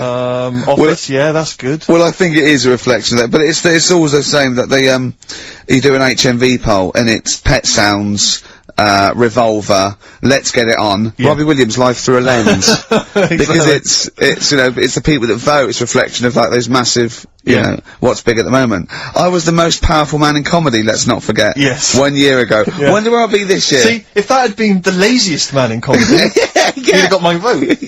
Interestingly, though, at number 26, Karl Pilkington. Oh, imagine. All possibilities. Badly drawn boy on XFM 104.9. I'm Ricky Gervais, with me Steve Merchant and little Carly Pilkington. Rick, Susie's emailed. Yeah. She wonders if you could give a massive hello to Hannah and Charlotte and all in the sixth form at Cobthall School. Yeah. She's on to listen. Would you give them a massive hello? shout out, yeah, no massive. Respect, man. Where are they from? I don't know, I can't quite pronounce it. Cobthall School? Cobthall Massive. Yeah. They're probably known as. Yeah. So good luck to Suze and Hans and Charles. When did we start doing dedications? Because I've always felt this is something that's lacking on the show. Interaction with the audience, you know? Interesting only to the one person whose name is mentioned. Of course. But that's how proper DJs fill out their time. They don't talk about monkeys and, you know, and all that kind of drivel. Oh. Do you think monkeys are drivel, Karl? Well, we'll still be doing a bit of monkey news. It doesn't matter how much you have a pop at it. It's coming up in a bit. Yeah. Got some good stuff this week. I know it's been a bit dull. Last 2 weeks. Well, no, it's not been dull. It's been totally untrue. As ever. Bordering on the impossible. I mean, monkey dating, saying, what tree are we meeting in? You believe that sort of drivel. So, I mean, oh, God. Jonathan Ross told a story about a chimpanzee once. It was about, but it was about how it escaped from the zoo, and it jumped on a bus. Right. Okay. Interesting. Funny. I did that one. But is there possibility in that one being true? I did that one. I think you said something like he drove the bus, or he was conducting it, or I think you said he took it to Spain. Do you see the difference? It's that little stretch of credibility that means it's all shite. How is Jonathan Ross? Alright? Is he? I wondered how long it would take before his name popped up. How is he? How is the old man? Looking forward to his birthday Monday? Oh dear. Yeah. I don't know if any of the listeners, saw Ricky on Jonathan Ross's TV show last night. Yeah. What? I mean, man alive. What? Well, that's not an interview. How is that an interview? What? It's not, he wasn't interviewing you, he's like two pals just having a laugh. And if we it was like it was a family do, and you just happened to film it and stick it on the telly. My friend made a good point, it was like any minute his kids were gonna pop out, sit on that sofa next to you and go, oh, Uncle Ricky, do the little dance. It was unbelievable. I mean, what were you wearing, for a start? What's that? Some tatty old jumper like you've just been doing some Artexing and you've gone pot round, Rick, we're having a couple of drinks. That was Lambretta. Was it inside out? Trendy jumper. How do you keep getting things with the St. George Cross on it? What do you mean? That's the only one I've got. You've got loads of stuff. T-shirts, jumpers, shoes. No, I've got a Union underpants. What's it? A French Connection one. But that's not my concern. I haven't got any underpants. That's not my concern, no, it's just the fact that, I mean, firstly... Yeah.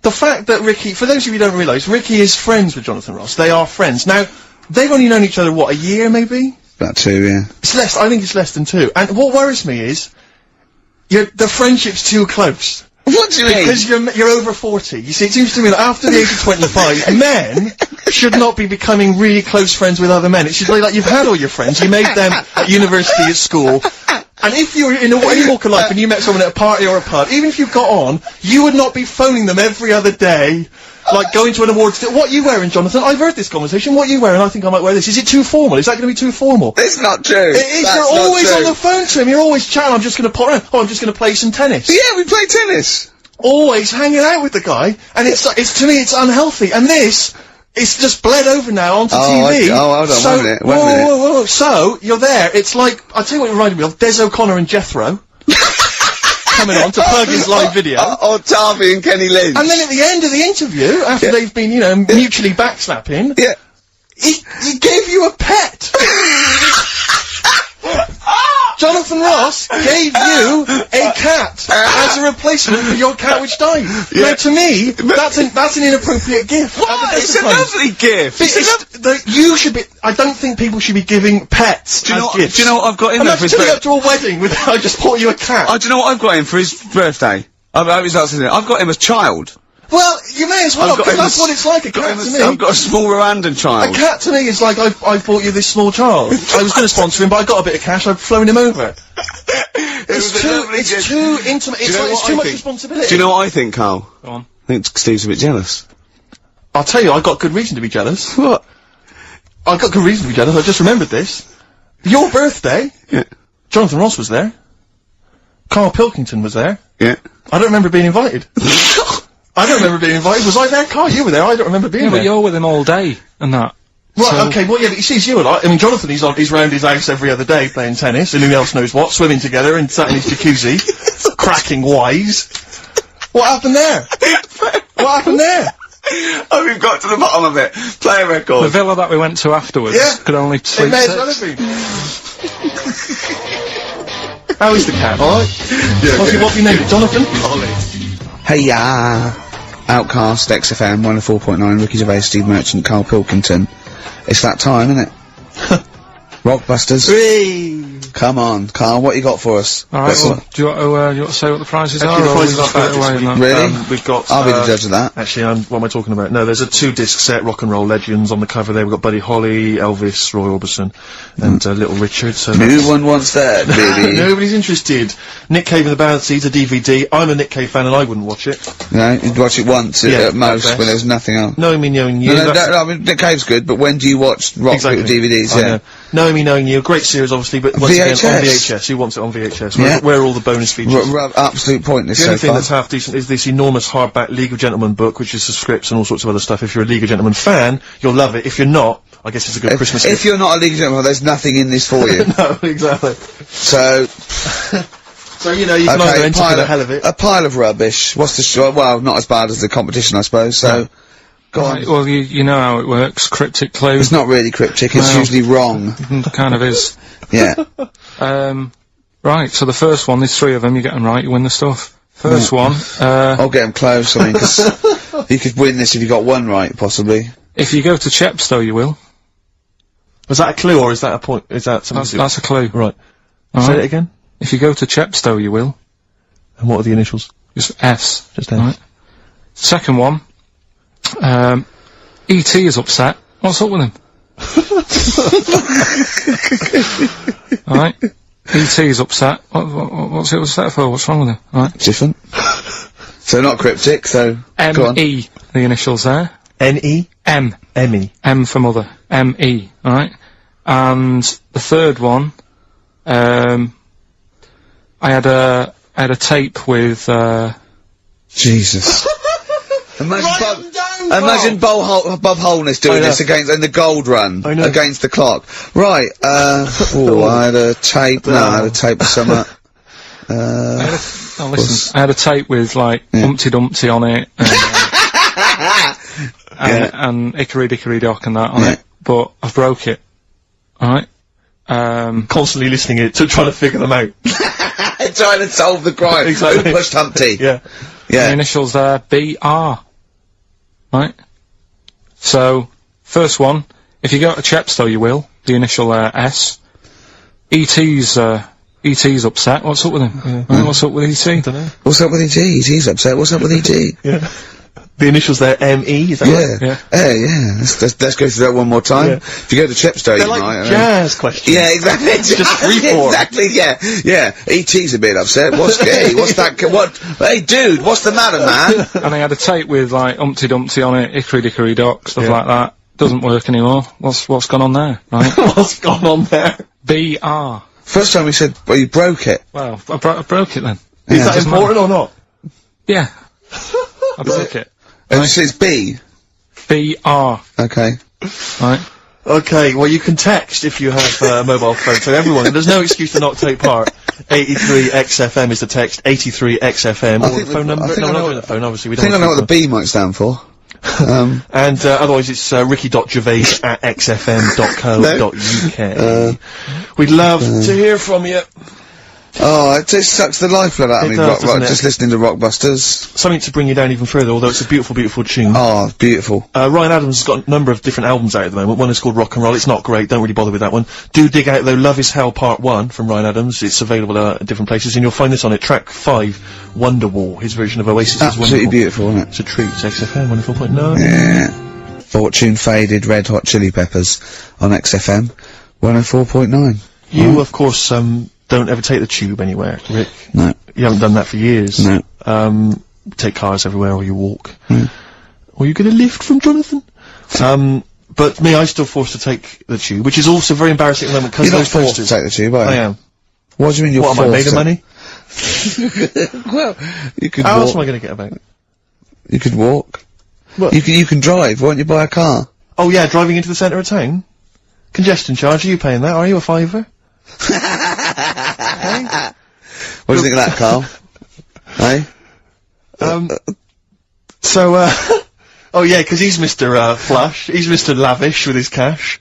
No, I've moved in close. I know. I'm not moaning about it. I walk everywhere now. Well, good. Yeah. I'm Something pleased about for it. you. Yeah. I'm I pleased for moaned you. about it, but then I sorted it out. But you're Yeah. always whinging anyway. Let's not get on to you, Carl. It's always you, same. you. Yeah. So, What's up with Steve today, do you think, Carl? I don't know what's going on. He's having a go, isn't he? it's not helping those posters being on the tube of us. That's not helping. I don't know if you've seen those posters. You'd obviously don't go. I saw the, yeah, I haven't seen it on the tube, but... Everywhere I go, I'm stood next to one. I can't avoid it. Yeah. I'm on the tube waiting. I look around. I go, oh, it's us again. And it's so embarrassing Well, because it looks like you're stood next to it deliberately. But I can't browse in HMV now. I went Yeah. last week, and you keep coming up to pictures or cardboard cutouts of Brent. Right? Yeah. And I was in a bookshop, and I was looking at, there's a big almanac of comedy, right, and I was just looking through it, just browsing, like, killing time, and there was a picture of me, and just as I started looking at this write-up of The Office, a tap on the shoulder, it was one of the worst there, said, do you mind signing some script books? So she saw me looking at myself. Yeah. And I wanted to go, I just turned to that page then. Yeah, I was in a bookshop looking, there was a big book on sitcoms, it was like the A to Z of sitcoms or something like that, and I genuinely was looking up other shows, because it was about other comedy shows. Yeah. And I was looking something up, guy that I knew came up to me, like that, and I just started like, just looking, Robin's Nest, where's that?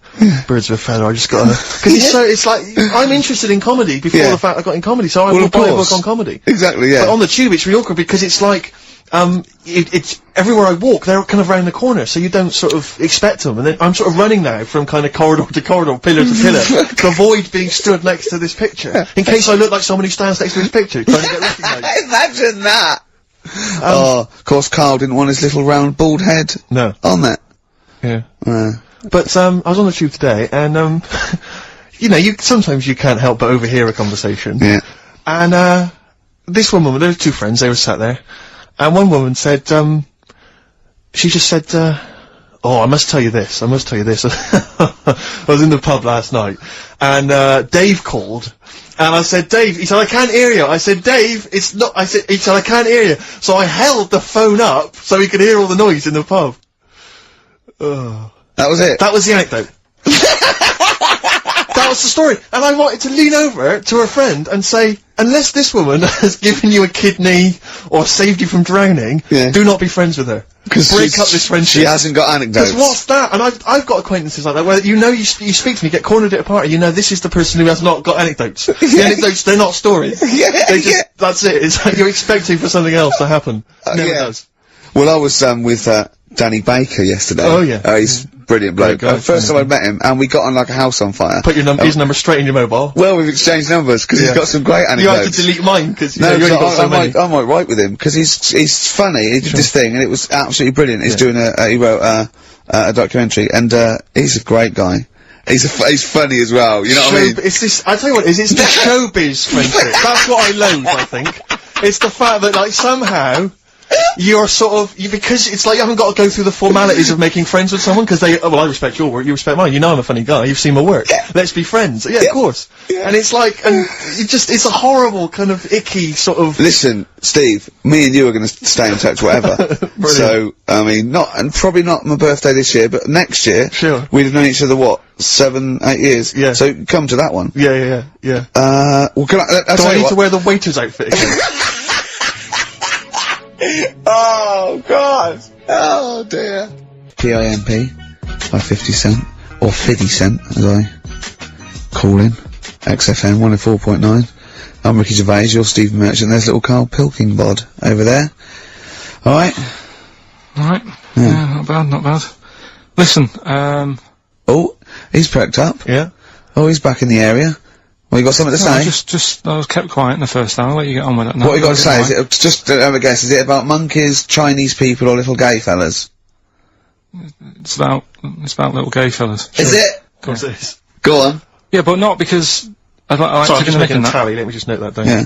No, but it fascinates me, doesn't it? All stuff like that. That's a bit sort of different. Yeah. Yeah. Than that. What, You were showing me. like monkeys and Chinese people? Well, and that thing you were showing me before, the half woman. No, you weren't impressed with that. Well, no. You know that woman that's got two pieces of genetic makeup in there, where it was two separate sperms and two separate eggs fused, and she came out as sort of a normal person, but she had this residue of genetic material, and so she's had two children that aren't genetically the same as her. Yeah.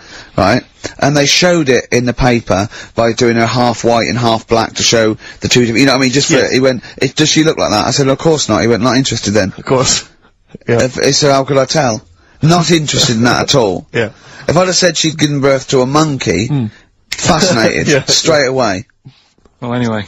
Go on. But that's what I'm saying. I'm just interested in weird stuff, right? Yeah. So am I. That's why you're on the show. Talking about little gay fellas and that. Yeah. Northern Line, the underground tube thing. Not train. the boy band. Right. Apparently, on a Saturday night, late, I don't know what that is, what time late is in the sort of gay community, as we've discussed before. But apparently, the last carriage on the Northern Line, they all get in there. What do you mean they all get in there? They sort of take over the last carriage of the Northern Line on a Saturday night. Right. And it's like the gay carriage. Right. And what exactly do? They just travel about on the Northern Line? No, just have a chat and that, and like, just, stick on the communards. How do you know? Someone told me.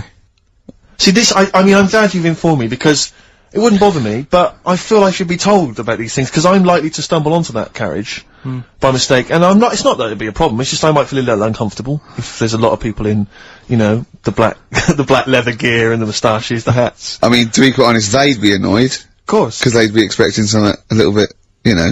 What do you mean? Well. They're good looking, most of them. Sure. No, they are good looking fellas though, aren't they? What do you mean? What do you mean? They're just a lot of the gay, you know, they look after themselves and that and look good.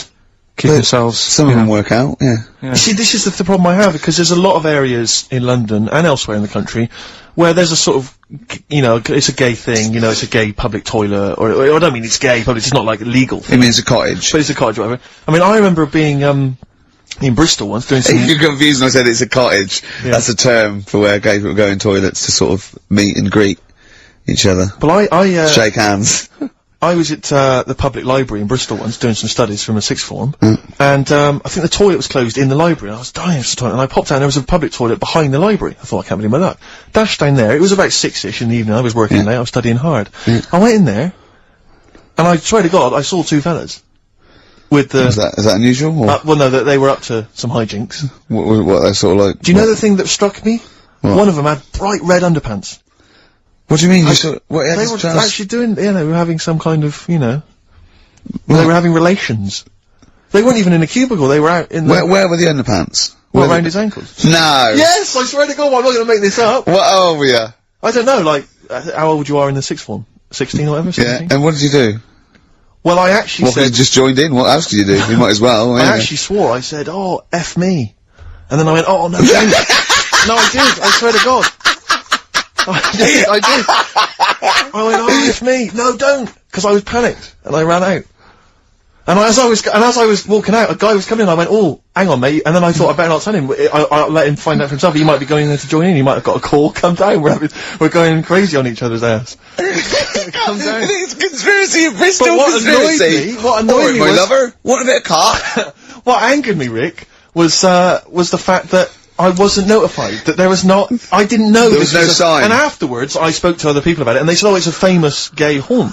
But what annoys me is I feel that they should put an ad in the local press, Yeah. a big paper, like once a week, like, you know, when they recall cars if they're damaged or there's a fault, or couriers might bring back stuff if they're sort of faulty goods, they say recall and we'll give you money back. They What should do you put an ad in, the suggest? gay community should put an ad in that just says, these are the hot spots, this is where you're likely to find us doing some stuff.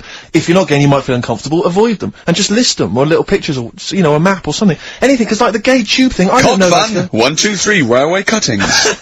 Well, not that. It's more of a it's more of a sort of social awareness thing. Yeah. So people, you know, don't feel uncomfortable and. But they don't want it exactly to be like sort of walking under a neon sign. Why? It's legal.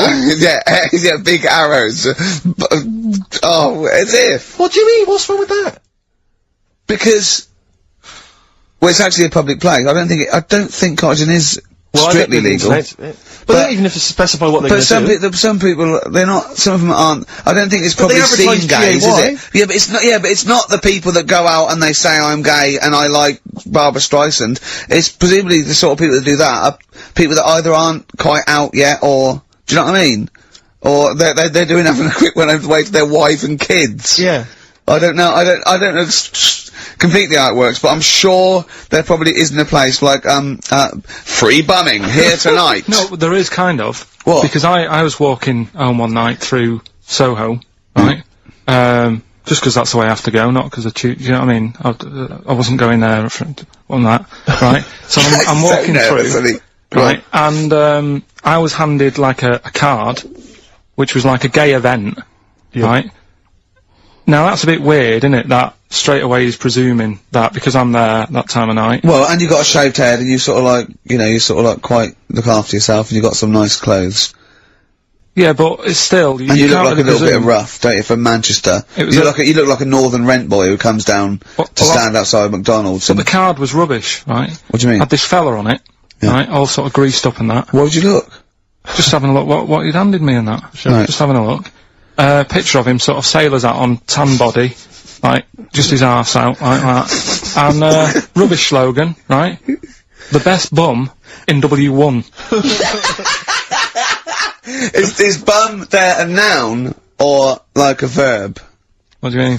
Well, to bum. Is it like, get the best bum you've ever had? Or, he had the best bum?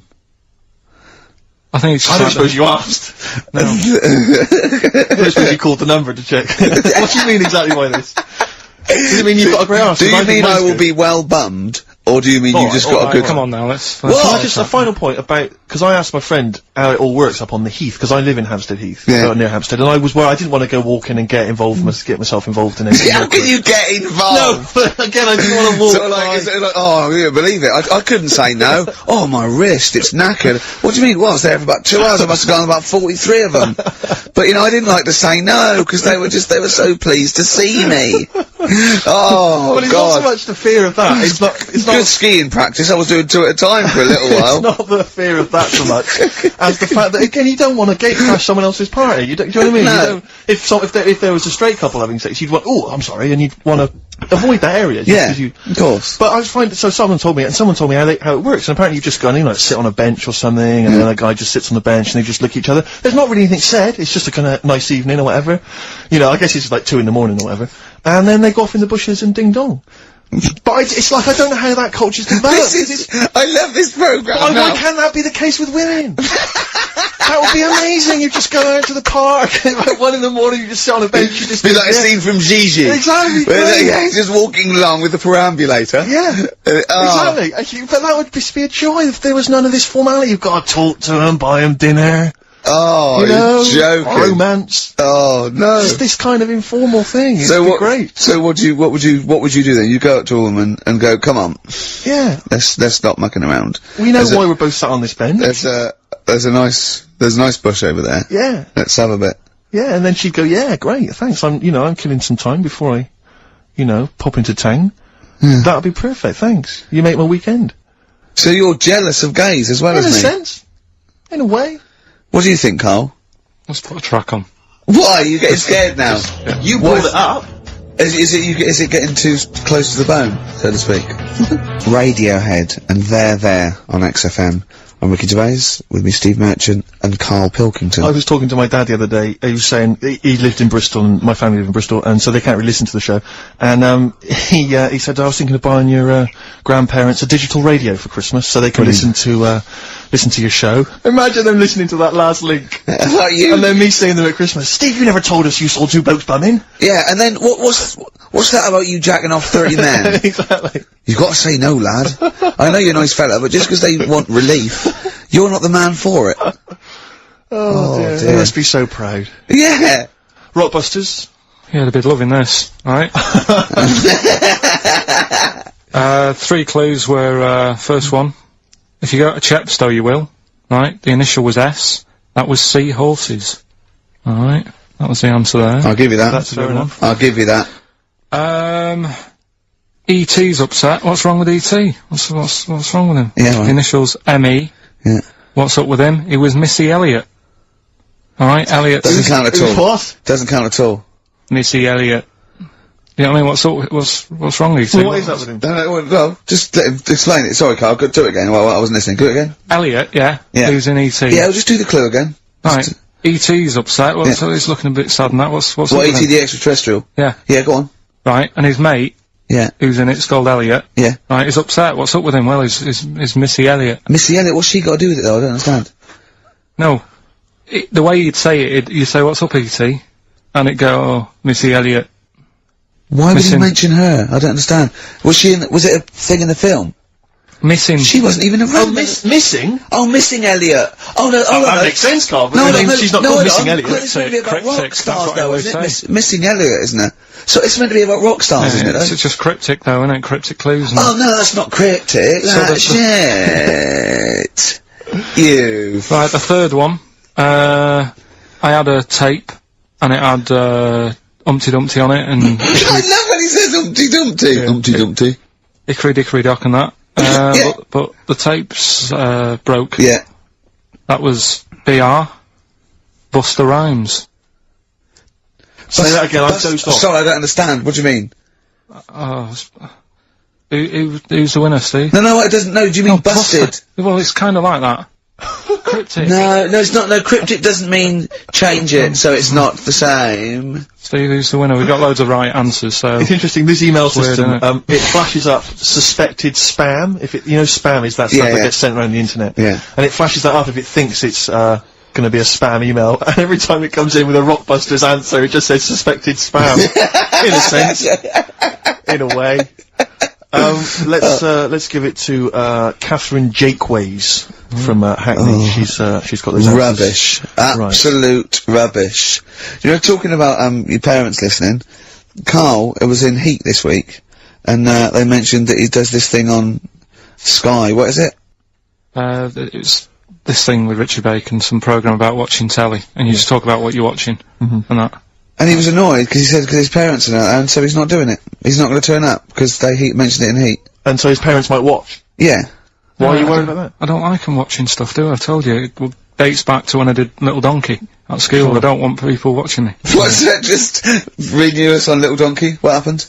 It was just, you know, I was there to play the drums and that, in We Three Kings. I was loving it, you know. I got a bit carried away. How old were you? About 13. Right? Really? Probably. Yeah. About 10, no, about 10 probably. Yeah. Go on. 6. Jesus. 6 and Where old were you? What school were you at? Okay, you were playing Little Donkey. Yeah. And, No, No, you but it must- was one of them schools where everyone sort of was in the same one. Do you know what I mean? Oh, a Manchester school. Just What the do one you classroom. mean? Well, it's like you. What, sweeping chimneys in the day and then 1 hour of learning? What are you talking about? What school were you at? Was it infants, junior or They secondary? didn't really do that. It was What one do where. you mean? You did that? They still have to abide by the laws of the land in Manchester. No, but it was a lot more. Like you had infants, but Yeah. you also had like the older lot. There's kids there who, when you're in the younger year and that, you'd see kids and you go, "Is that?" Talk English and use terms that people do when they're talking about schooling. I don't even want to talk about this. No, how old were you? What oh. I'm guessing maybe 6 or 7 or 8. So you went from 13 to 6? Yeah, but like I say, it's hard to remember because... Imagine if you were giving evidence in a trial. Yeah. How old are we? I don't know. Yeah. I mean, I don't know. I can't really narrow it down other than 7 years either way. You know, theoretically, Yeah. he could get called up for jury service. Right, you're on... White Stripes, hardest button to button on XFM. That's a frightening thought that you came up with before the break. That Carl on jury service. Carl could be responsible for someone's rest of their life. Yeah. Because jury service, that applies to anyone. Anyone could get sent the form. I think you're obliged to go unless you have a really decent reason not to.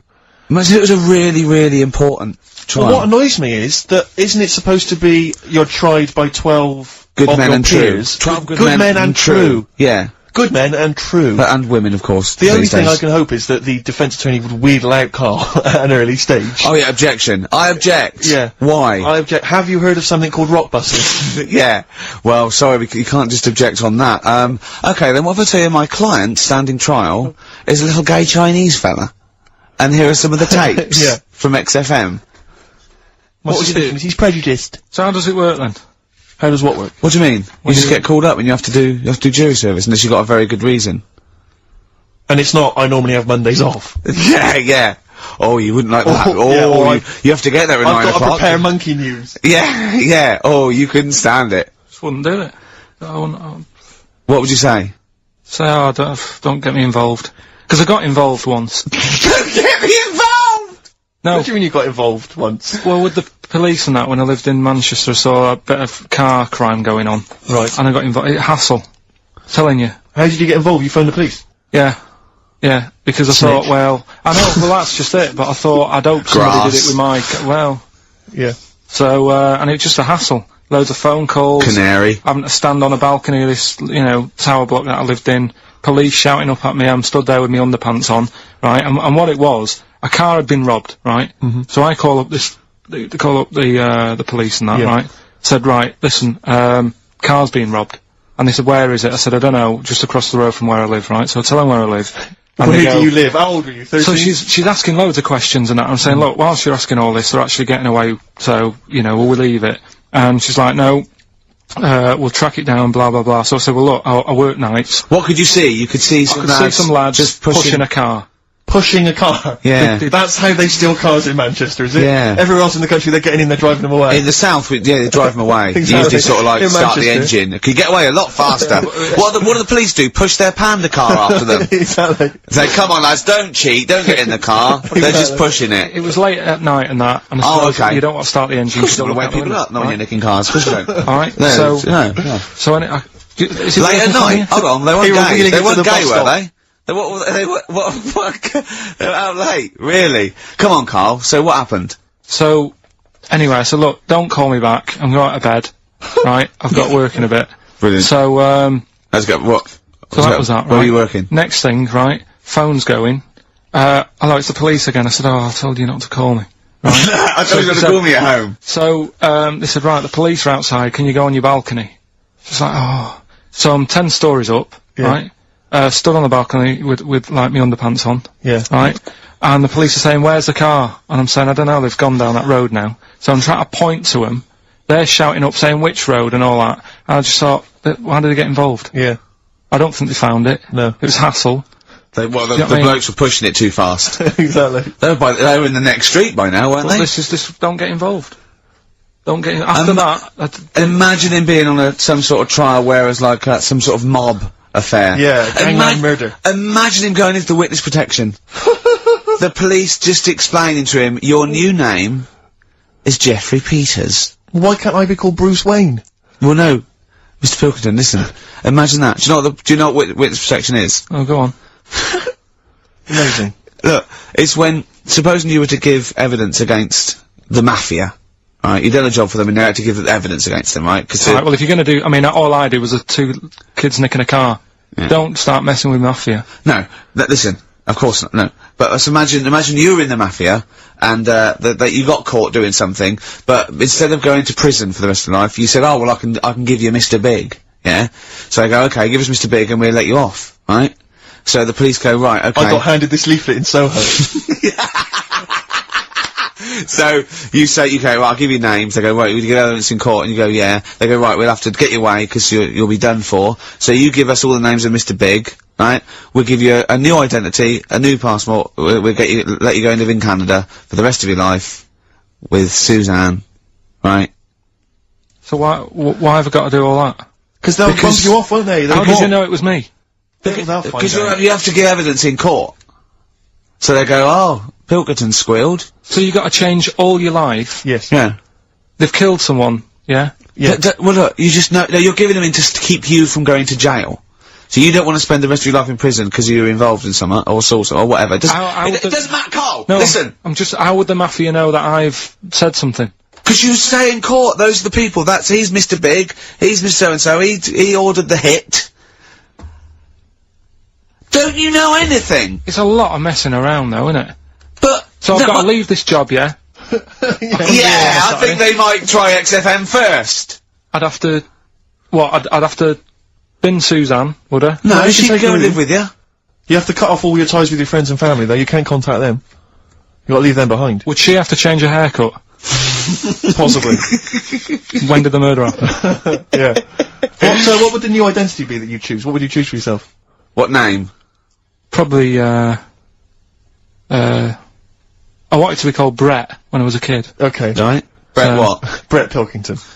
You got to change your surname, yeah? Yeah. Well, yeah. Yeah. Maybe go X-Directory. Where would you move to? Probably back up north. No. Well, no. No, don't do that. Don't do that.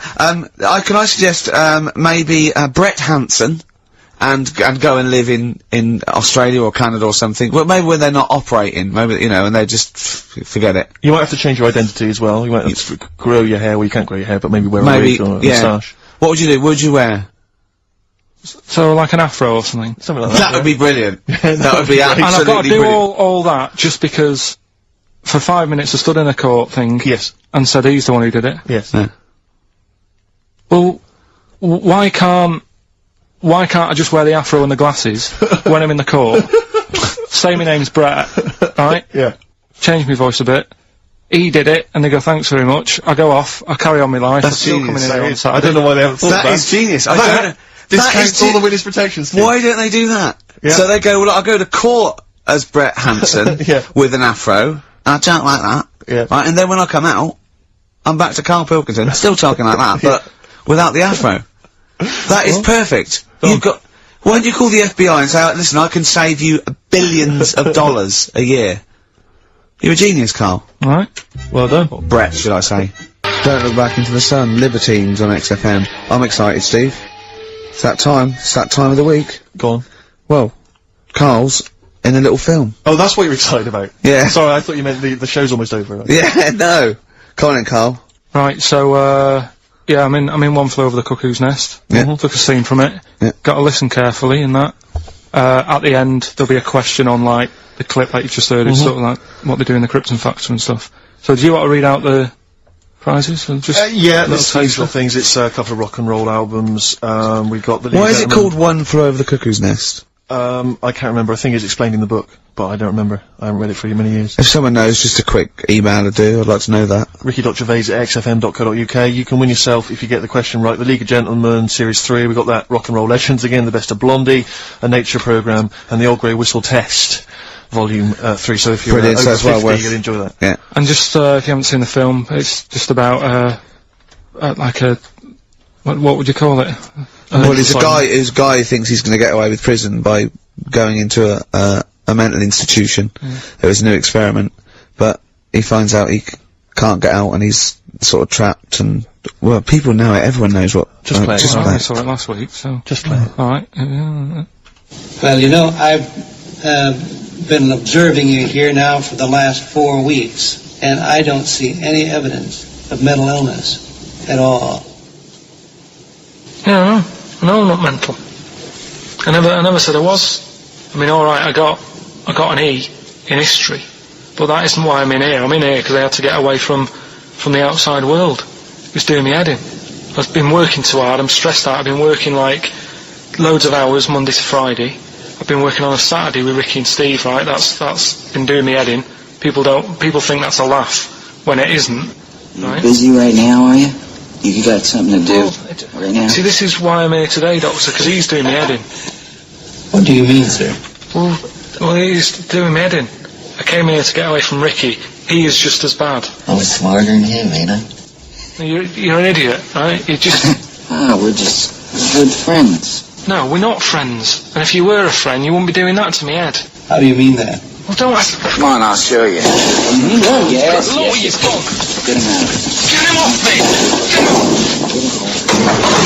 Now, just hold it right there. All right. You get off! Doctor, will you tell him? Come here, Phil. Don't hurt you, does it? Of course it does. That's it. Hold on to it. Not too hard. You'll crush all the air out of it. We're gonna... You normally do...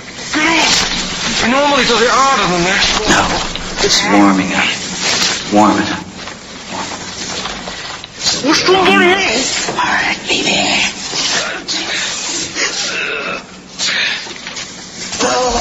Get off! See what I mean, Doctor? That's what he's doing every day. The state of this. I don't know why you do it, because it's not as if you're going to crack it open. But I tried, didn't I? God damn it. At least I did that. I love it, the effort. Yeah. It's almost, I wonder if it's almost a strange premonition of the future. Yeah. You in some kind of home. Alright, well, what's the question? Little question then. What result did I get in history? Good. Alright. Yeah, well, tricky one that. ricky.gervais@xfm.co.uk. Or text, will we take text? I haven't really bothered to check the texts. Alright then, email. Thanks for that, Rick. Sneezy. Yeah. Alright, I'll play, Pernice Brothers, yeah, it's a lovely tune from their album, what's it called? Yours, Mine and Ours. Blinded by the Stars from the Pernice Brothers. We've, a couple of, texts, I do occasionally have a look at them. Go on. We've had one here complaining, it doesn't say who it's from, it just says, wow, really clever homophobic material. Genius. Switching off, idiots. I don't know what they mean, it was not clever homophobic material. It was just homophobic. Well, what do they mean, though? But how is it homophobic? We weren't being anti-gay, we were saying we don't understand the gay world. And anything that's... We were querying and questioning it. Yeah, and Karl, see, this is what I mean. Karl gets us into trouble. I can't go through Chinatown anymore. It's not really a town, though, is it? It's not really a town. It's more of a novelty street. Novelty street with restaurants. Yeah. But I can't, you know, and when we sort of like talk, we get tarred with the same brush as him, because the man's an idiot. Yeah. But we often say that. You know, we are not homophobic. I don't think Karl's homophobic. He's confused. He's interested. He's got nothing against Chinese people. He's got a little theory that they don't age well. And these are the sort of things that come across, I mean, they're not meant to be homophobic and racist. They're showing that Karl, I don't know the PC term for this, is a bit mental. Yes. And, you know, I think we're doing our bit by letting him on the air. On the air as well. Like that complaint he got about that woman on, what's it called? Who are you looking at? Yeah. Because he said about, I don't even want to repeat it, but he said something, you know.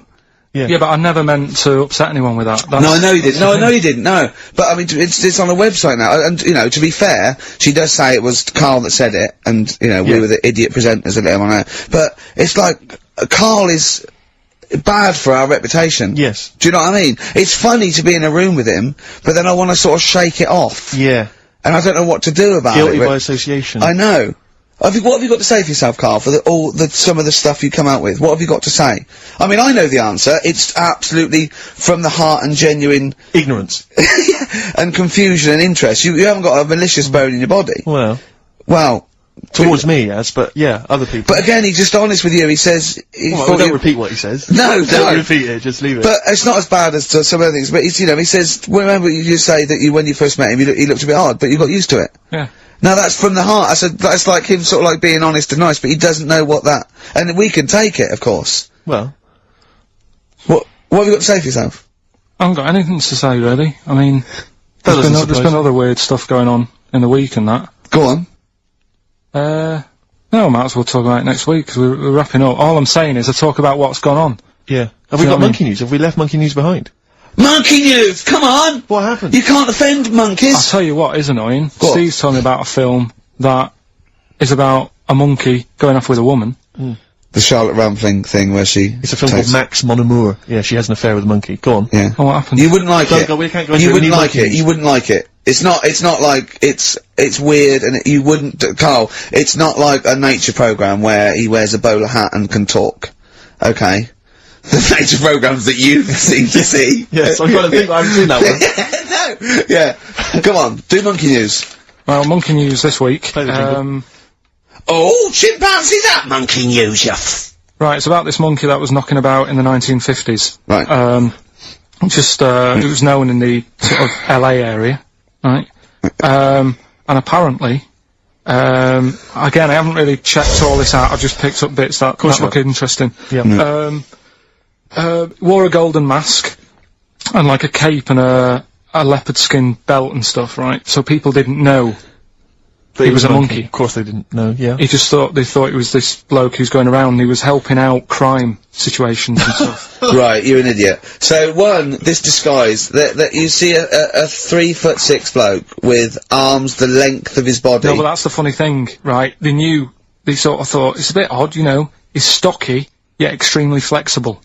Yeah, and hairy, because he only wore a white mask and a belt. And a distinctive jawline and stuff. And then, right. apparently, like, he used to sort of get to his... Nothing we say gets through, does it? You've decided you can picture this monkey going around solving crimes, and it's... telling you. Let him finish the story. Time's running out. So it sort of get to its crime by, like, swinging from the trees and stuff. Of course it would, right? yeah. Well, people just thought it's a normal fella. Of course. Then what happened was... This is the bit that's going to annoy me, isn't it? He helped some fellas out, like, you know, and for a reward... They were like, do you want some money? You know, you've helped save our lives during a crime and stuff. Do you want some money in that? And he just went straight for the shopping bags, got a couple of bananas and apples, right? And as he was bent down, looking into the bag, getting the bananas and apples, they pulled his mask off. Little monkey. So he wasn't allowed to work for the police anymore? It ended there. Sure. Weird, isn't it?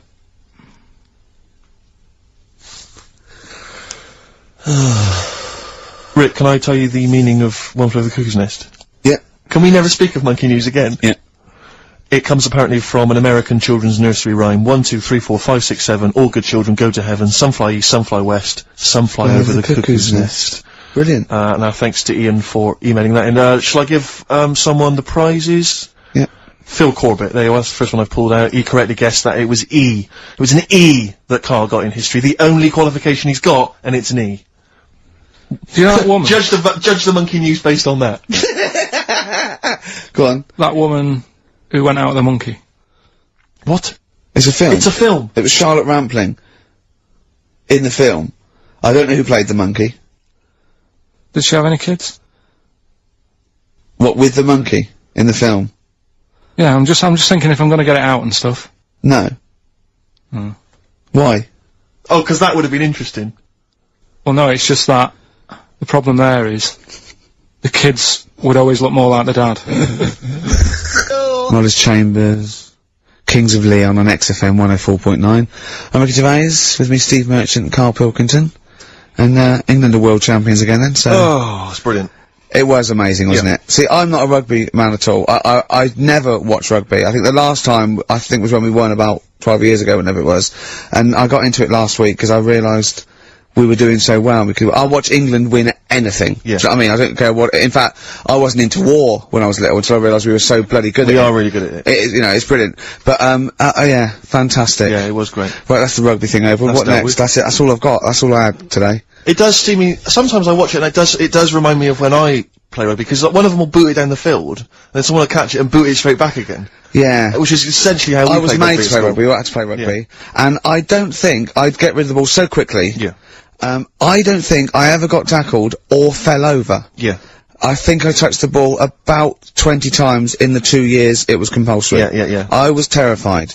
Yeah, absolutely. Same as cricket. I can't, I'm a terrible batsman. I'm alright at bowling, but it seemed like the pastime for people I went to school with was to injure you. Yes. It was funny to see someone poleaxe. It was funny to see someone get a cricket ball in the head. Absolutely, yeah. You know. I never relaxed into rugby because the first day I was going to play it, my mum, I swear to God, my mother said, you're playing rugby today, you got the kit and everything.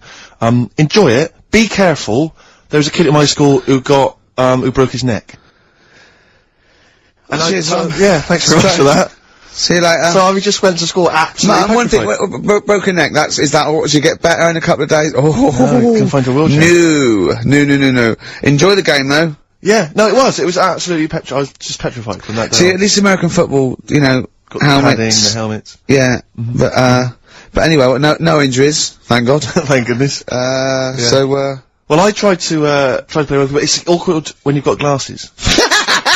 I don't know, there's something about you didn't really play with glasses on? Yeah, quite. Well, I couldn't see anything, could I? I couldn't see anything.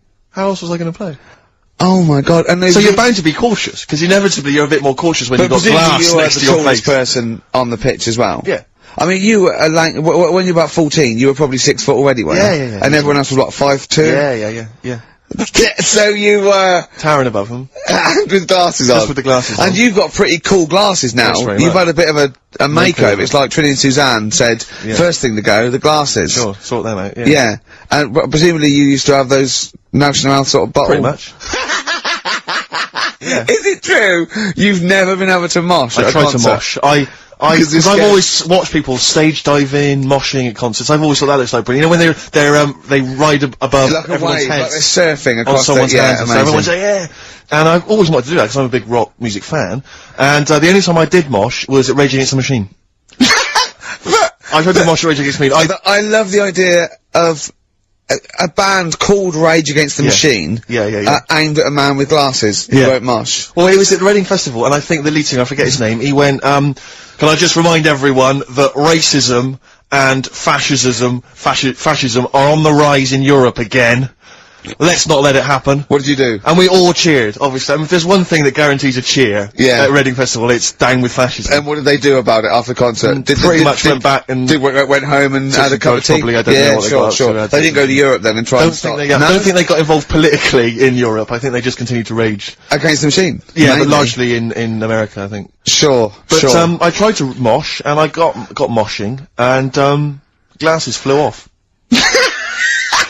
And I remember, because we were playing away, you know, you do what you tell me, and I was just going, careful! I've dropped my glasses! Can we be careful? Loads of kids in hooded tops, just going mental. Yeah, and they're all jumping up, can we just calm down for a second? Let's not be silly! Yeah. It was absurd, and I had to kind of, you know, scrabble around on the floor, and thankfully they were okay, and they didn't get broken. So what couldn't you do then? What do you mean, what couldn't I do? What, at school? Can you not see without glasses? No. I mean, it's like that you couldn't do anything. It's a blur. Really? It's a blur, definitely. God. Yeah, it's like being kind of punch drunk or whatever. So yeah, you can't play sports when when you've got glasses. But why not contact lenses? Because they're not strong enough. No, they seemed a bit fiddly. Oh, brilliant. Bit of Lou Reed. Is that what you want? Yeah, Satellite of Love. Classic. A retro cut. Lou Reed, with a little help from David Bowie there in the background. Satellite of Love on XFM 104.9. I'm Ricky Gervais, with me Stephen Merchant and Karl Pilkington. Now, Steve, you know how Karl won't do anything outside his jurisdiction. He moans about stuff. He's got one job. We're doing about 5 things in the week. We just turn up and he's always available.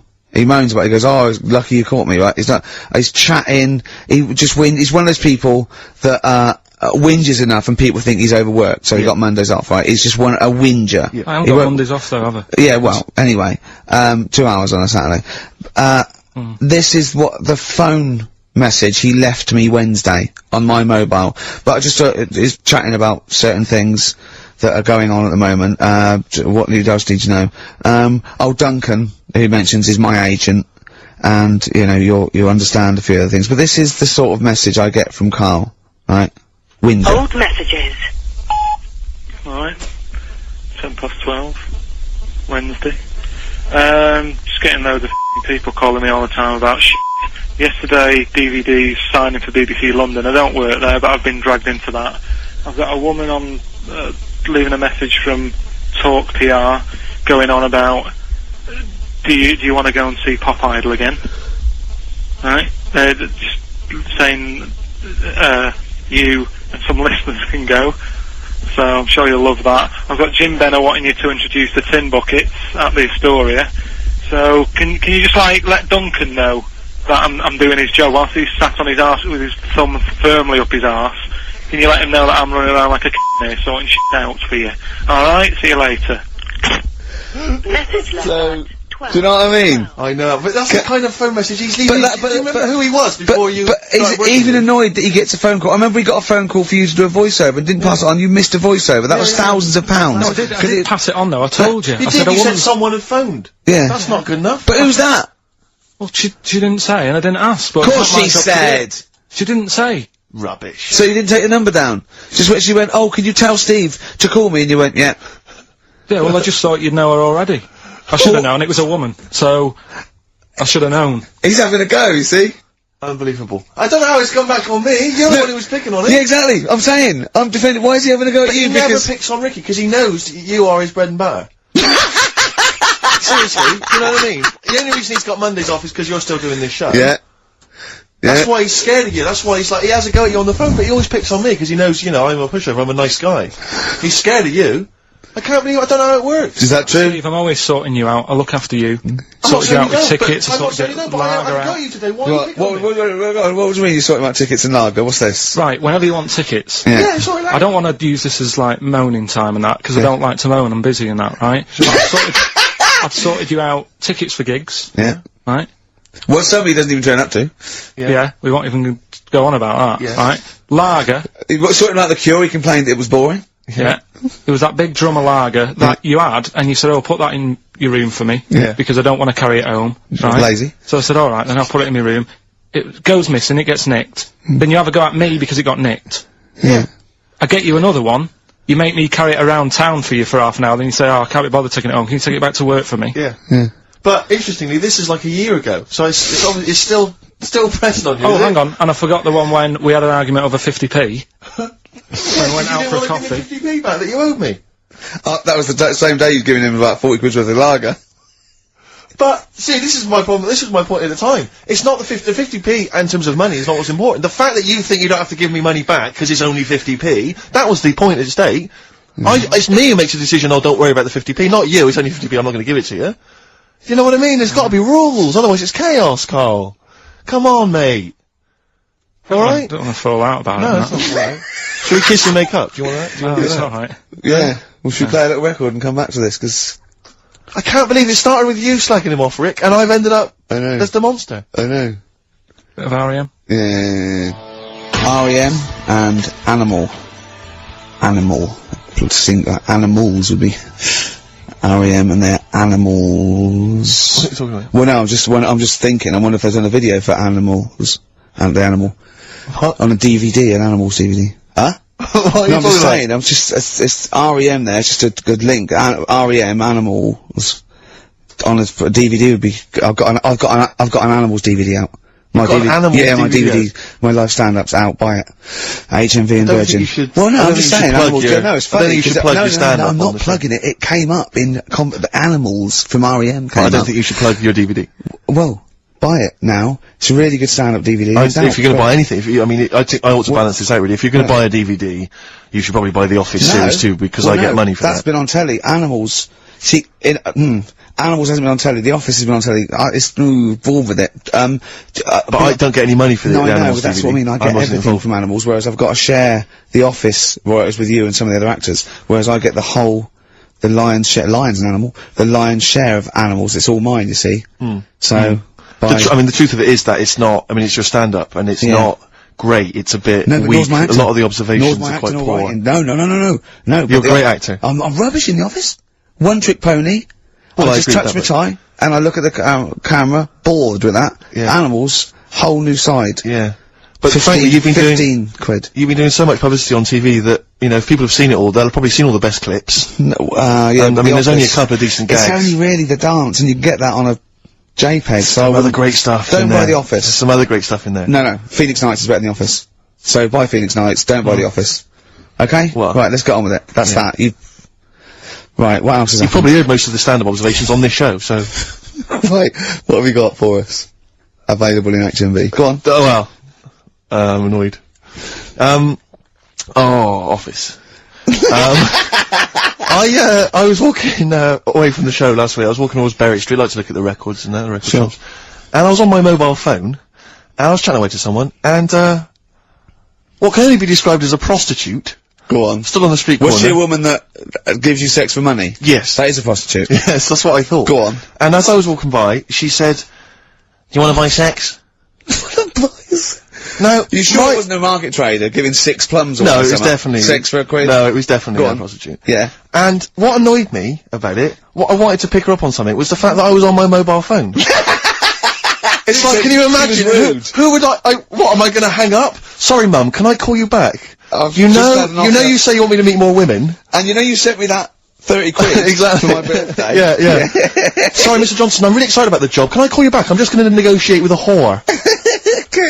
And it was just sort of, you could tell that she was clearly probably desperate for crack or a latest fix of smack. So she was literally, the normal etiquette of prostitution, you know, that they hang around, they show some thigh. I've seen this in films. They woo ya. Yeah, exactly. Yeah. Take you out for a meal, that sort of thing. That sort of gone out of the window, and she was just there, desperate, running around the streets. Did she go out of a window? Because that's another thing, they sometimes do specialist ones. But I was shocked, because I've never been, propositioned before, like that. Really? In London. It's weird, isn't it? Karl, thoughts? I think you'd be sort of approached a lot, because they tend to sort of go for people who look like they haven't got much chance. Sure. And I'm not being mean. No. What do you mean? Sorry, I'll let you get back to it. In what way aren't you being mean? By saying that Steve knows is a little bit odd looking. I don't think. Well, no, he does. Do you know? Yeah, no, but it's not what he thinks of his looks. It's what he thinks of you talking about his looks on. No, but it's like how you were talking before about, you know, your eyes are bad. It's nature's little way of saying, look, nothing to see here, right? I don't get that! I don't know what you mean. But when you look in the mirror and that, they've gone, look, he hasn't got the looks, let's make his eyes bad, right? Yeah. Nothing to see here. Yeah. That's what I'm saying, they're balancing it out, right? Yeah. And it's funny, right? Now we're on the topic. Sorry, Johnny Depp. Hey, listen, my chest is gonna burst at this moment. Whenever we go into this conversation, I always think to myself, Karl, do you know what you look like? I'm gonna you know, seriously, can I be honest with you? You look like, you know, if you've got like a balloon, a hot air balloon, right, just a little balloon, like a party balloon, if you drew a little face on it, right, and inflated it about halfway, that's what you look like. Right. No, play a record. I don't want to get into this. It's too intense. Now you've got onto this. Let's just nip it in the bud now. I'll tell you something that I wasn't going to tell you because I think it was I don't want to hear it. I don't want to hear it. Right, it was on the tube. Right. Well, someone told me they were on the tube. Right. And the tube pulled into a station. Right. And one of the women saw the poster that's out at the moment with you and Rick on it. Right. Yeah. So this woman apparently goes, "Oh look, there's Ricky. Ricky's on the radio." Right, and the other woman goes, "Oh yeah, don't you listen to it?" So she goes, "Oh, I didn't know he was on the radio," and she goes, "Oh, look at," because he didn't sound this bad.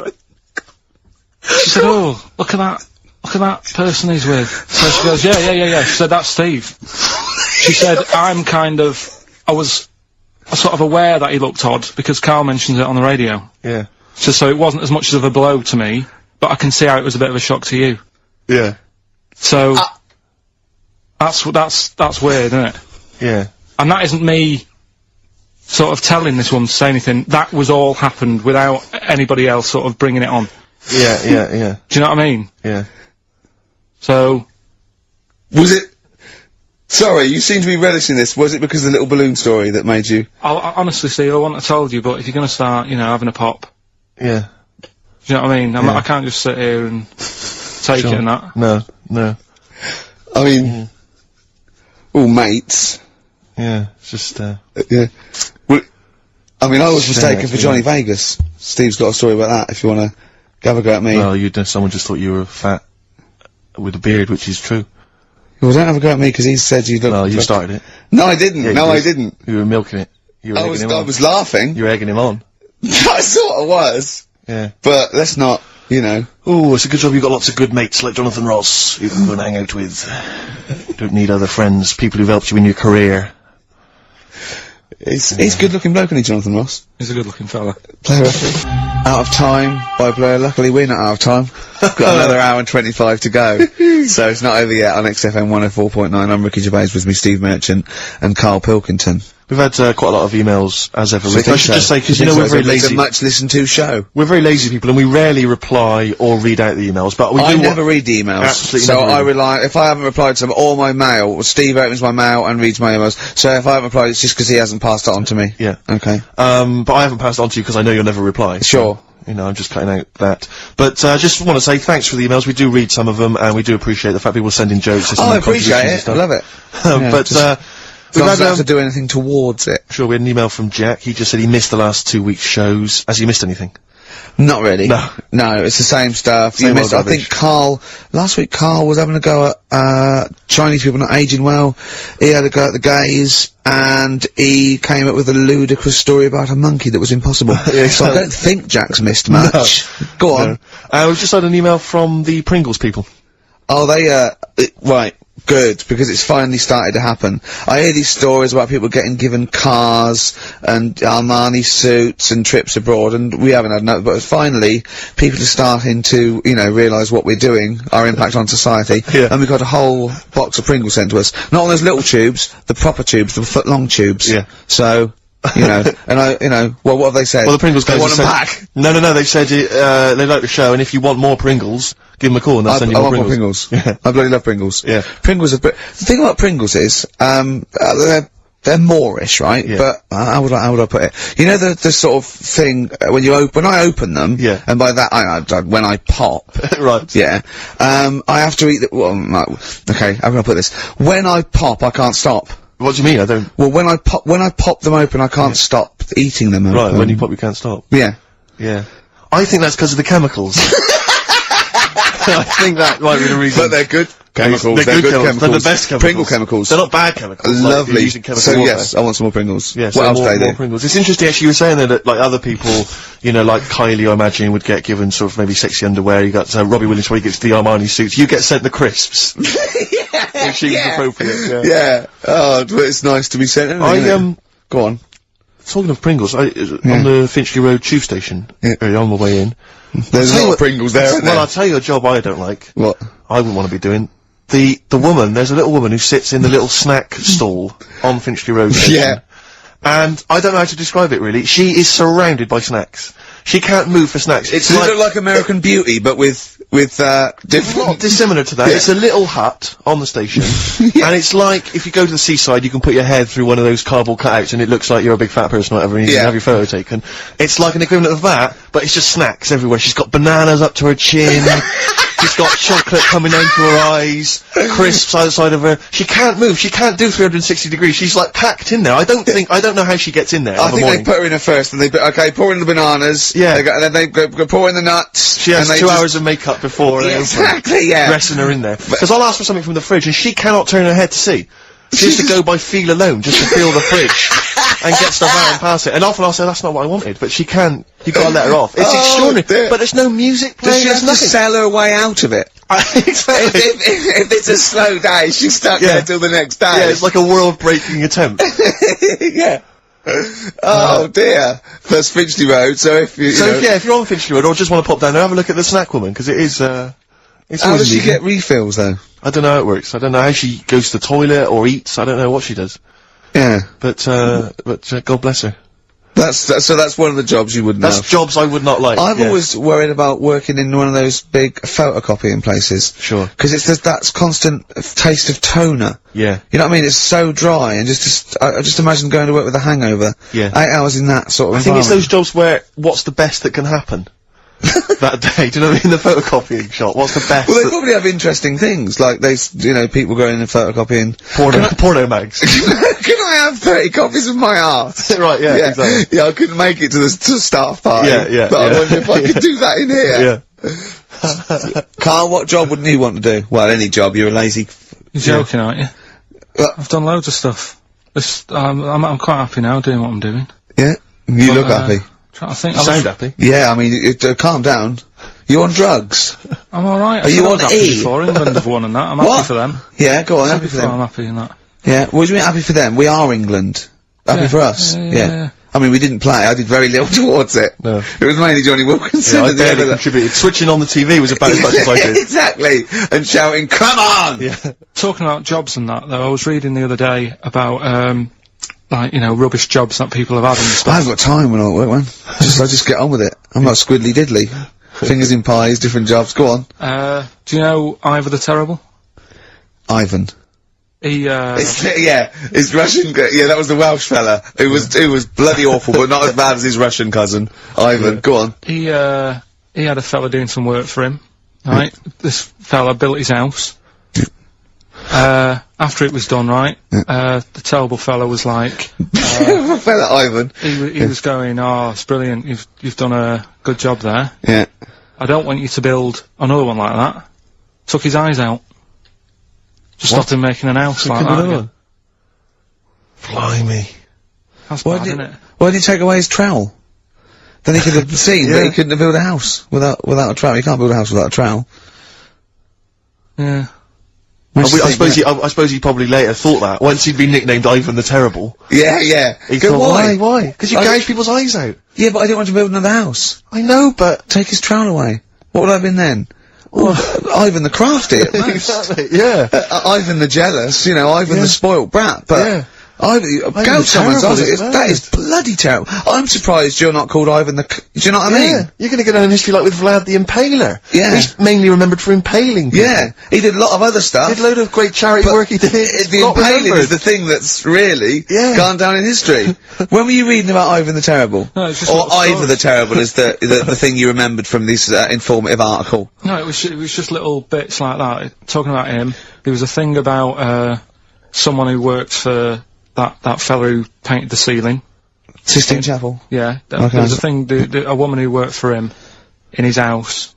And, I love how you assimilate information when it's just bordering on the academic, or just the interesting and true. It's wonderful. Ivor the Terrible gouged someone's eyes out 'cause built him an house. That fella who painted that ceiling had a woman work for him. Imagine if you wrote that down in an essay. Imagine if you wrote that in a school essay.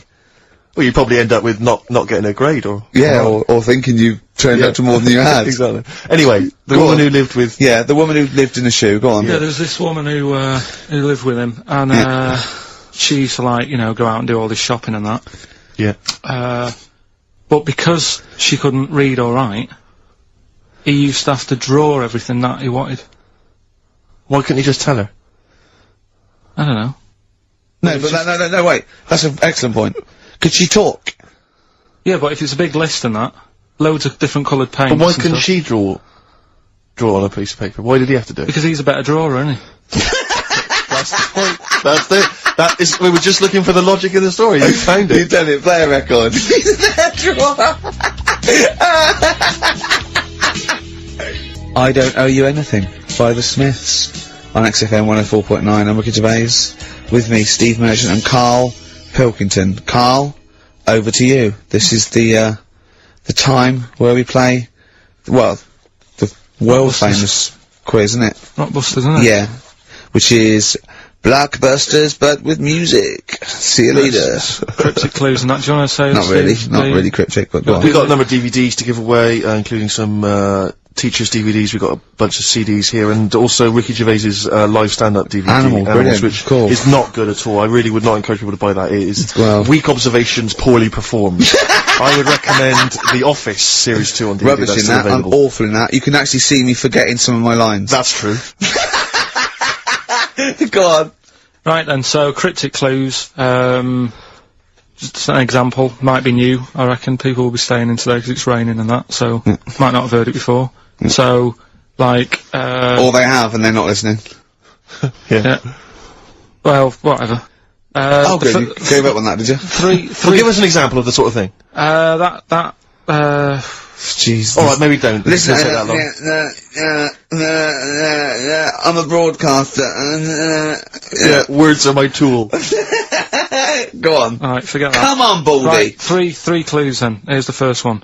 It's a band or an artist. Yeah. Right? I'm going to the northeast. What are you going there for? Good point, good question. Right? Yeah, if it had been why you're going to the northwest, that's a different matter. Go on. Going to the northeast, what are you going there for? Right. Yeah. S is the initial, so it's a band or an artist who starts with an S, and that's the clue, right? Second one, oh yeah, she's related to the man in the lamp. Right? That's G. Right? She's related to the man in the lamp. Right? And the third one is, the Jamaican fella would love to live there, but it's a little bit pricey. Oh God, I feel an accent coming That's on. one way you're gonna have to think about it with the accent. I imagine. DS for that one, right? So the Jamaican fella would love to live there, but you know, it's a bit dear on that, and a bit pricey. So So give us some again quickly. right, the first one, I'm going to the northeast. What are you going there for? That's S. She's related to the man in the lamp, you know. That's G. Changes and a bit. the Jamaican fella would love to live there, but a little bit pricey. Mm-hmm. And Okay. that's DS, so email in or text and that. Ricky.gervais@xfm.co.uk. What's Or the text 83XFM. Yeah, what's With that? those surprises. All right, Brilliant. play some ads? Yeah. Steve, is there anything wrong with a bit of old-fashioned rock and roll? Yes or no? I do not believe so. Well, then there's Jet. So roll over DJ on XFM 104.9. Who are you? Ricky Gervais. Who are you? Steve Merchant. Who's that little bald mank whinging twat over there? Karl Pilkington. Yeah, sure. One and only. All right. Oh, go on. Rick, as you know, there's always junk lying around in this studio, and not all of it is Rockbusters prizes. No. And there's I've just been flipping Some is the playlist. Yeah, exactly. And I was just flipping through an old copy of the Guardian Guide from last week. Sure. You know, the little listings thing. Yeah. And you know, I don't know if people might have seen it. There was a documentary on this week about the transfer of British sitcoms to America. Yeah. And we did an interview for that because I'm remaking the show over in the States. And I'm just flicking through, and I noticed there's a little write-up about it here, and it says blah, blah, blah, blah, blah, and it says, quoting me. It says, "We don't care if David Brent becomes a woman," burbles Steve Merchant, eyes bulging with imagined riches. No, my eyes bulge normally. That's not me being greedy, that's you know just that thing me. I did on it when I sort of like rub my fingers together and do that stupid Brent. People take that seriously. I know. Yeah.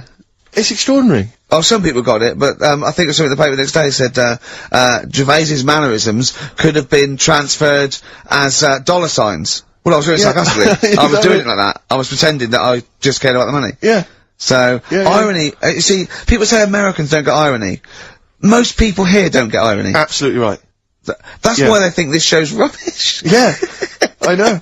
We fooled them. Yeah. We've had the last laugh. We Exactly. think it's really good. Exactly. Carl, come on. Let's have some news. Let's do some proper radio. Have you, all your news comes from Ananova, doesn't it? What will Dr. Fox do about now at 2 o'clock? He'd do some amusing news. It's coming up for 2, and here is the news with Karl Pilkington. Well, like I said, it's just headlines and that. I don't bother reading on if I like the headlines. And it's all from Ananova, not from a newspaper or... It's not made up or anything. These No, are real okay then. Well, headlines, let's see. Okay, imagine Trevor McDonald doing this. These are real news headlines. Okay then. Wow, they're real to Karl. Okay, here we go.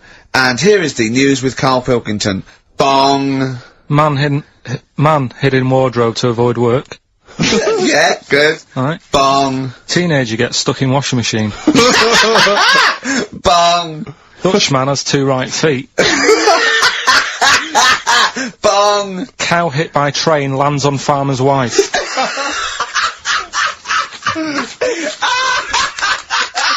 That is the real news to you, isn't it? That's brilliant. Oh, I was just thinking the cow flying through the air! Yeah. And the wife's going, oh no! Yeah. Oh dear! Dutchman has 2 right feet! Yeah, he's having some operation or something and, What, they put the wrong foot on him? he's got 2 right feet or something. Well, maybe it was only a right foot that was available. Good dancer. Yeah! Oh dear. What Well, else? in real news, I was, I followed that thing with, it was that fella that got into the palace when Bush was there. Right, an undercover journalist. Yeah. I mean, it would have been a problem if he was a terrorist, but it's sort of like, and as the palace said, you know, all our tests are to expose terrorists, not journalists. Yeah.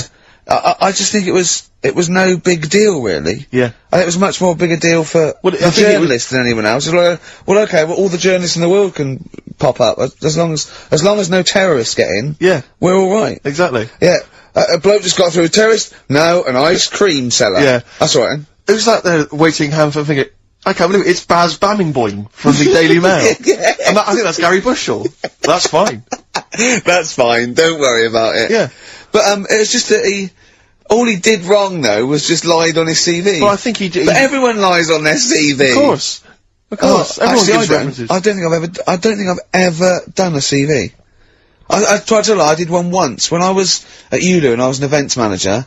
I applied for a job at Radio 1 for events manager. Didn't even get an interview. Yeah. So I just stopped the CV lark. Sure. And I just, you know. The one knocked back and that was exactly. it. No, well, yeah. So, You've lied on your CV, have you, Karl? Yeah, loads. Yeah. It's just, it's like something from Little Britain. Yeah, no.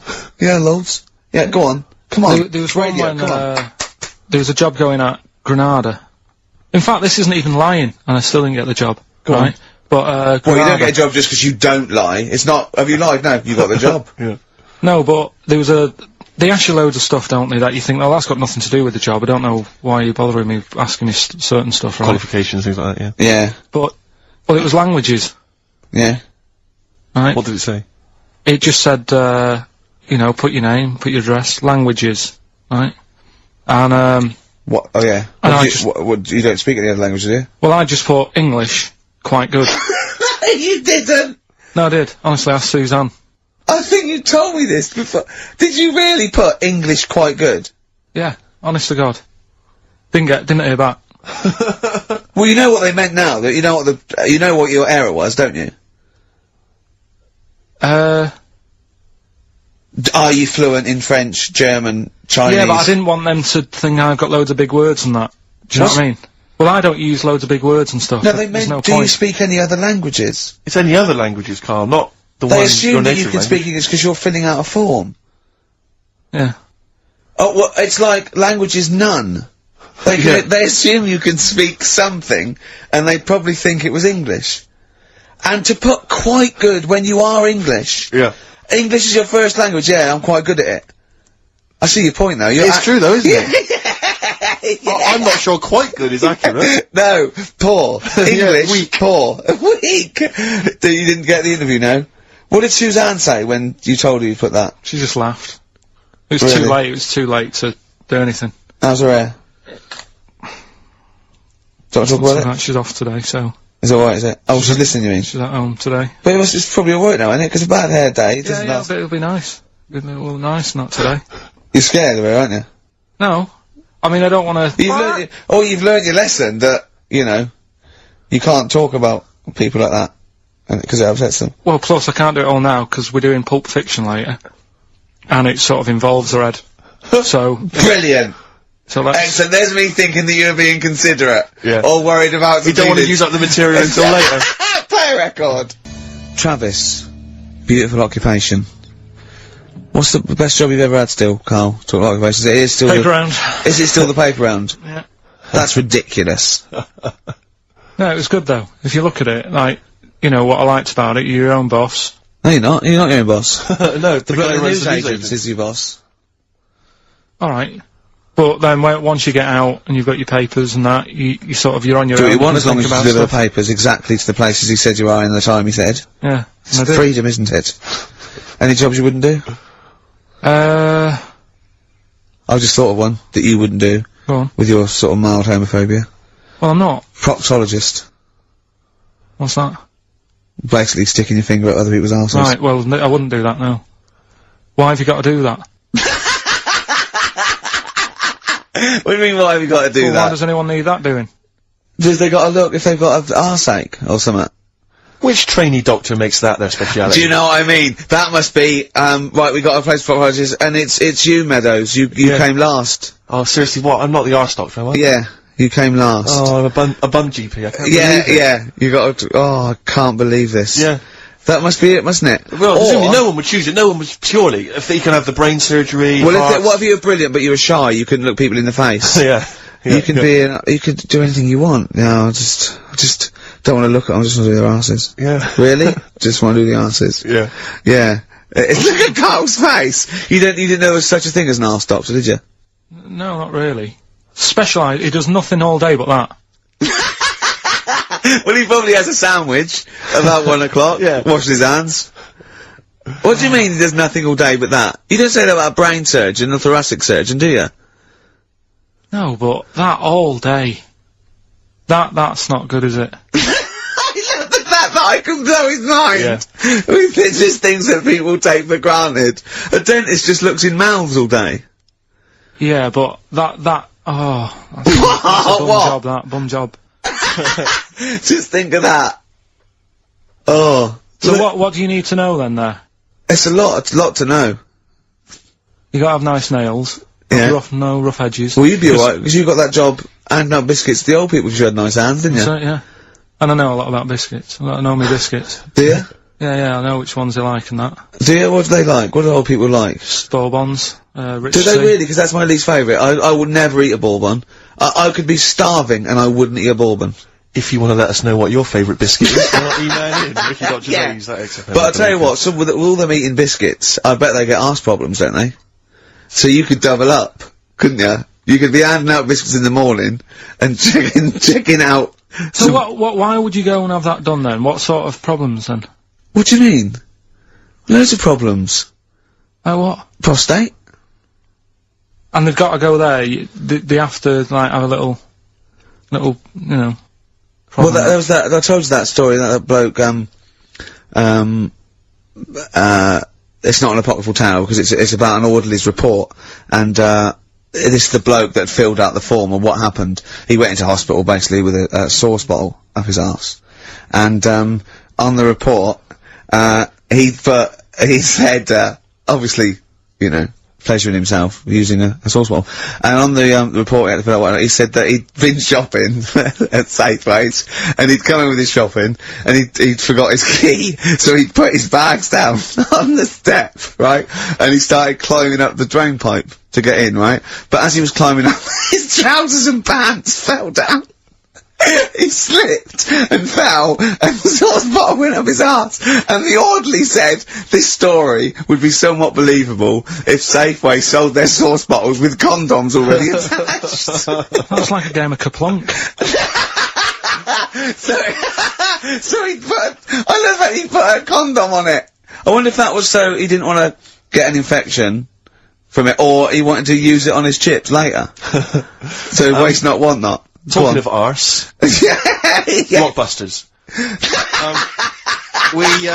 We should give those clues again because we're not getting many right responses here. Let's give them once more. Oh, do you know what I think? Because the mentalists out there get his clues and they're rubbish. So I think his clue must be so way off. I know. That it's something wrong. Do you know what a pun is, don't you?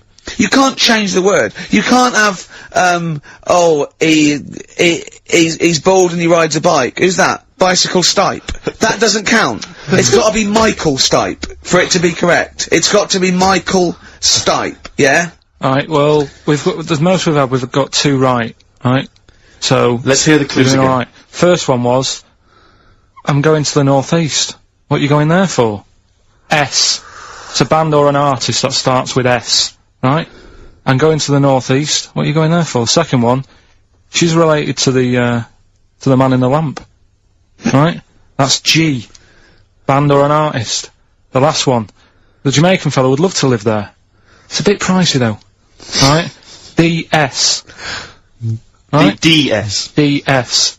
Email in or text in. ricky.gervais@xfm.co.uk. Or on the text, 83XFM.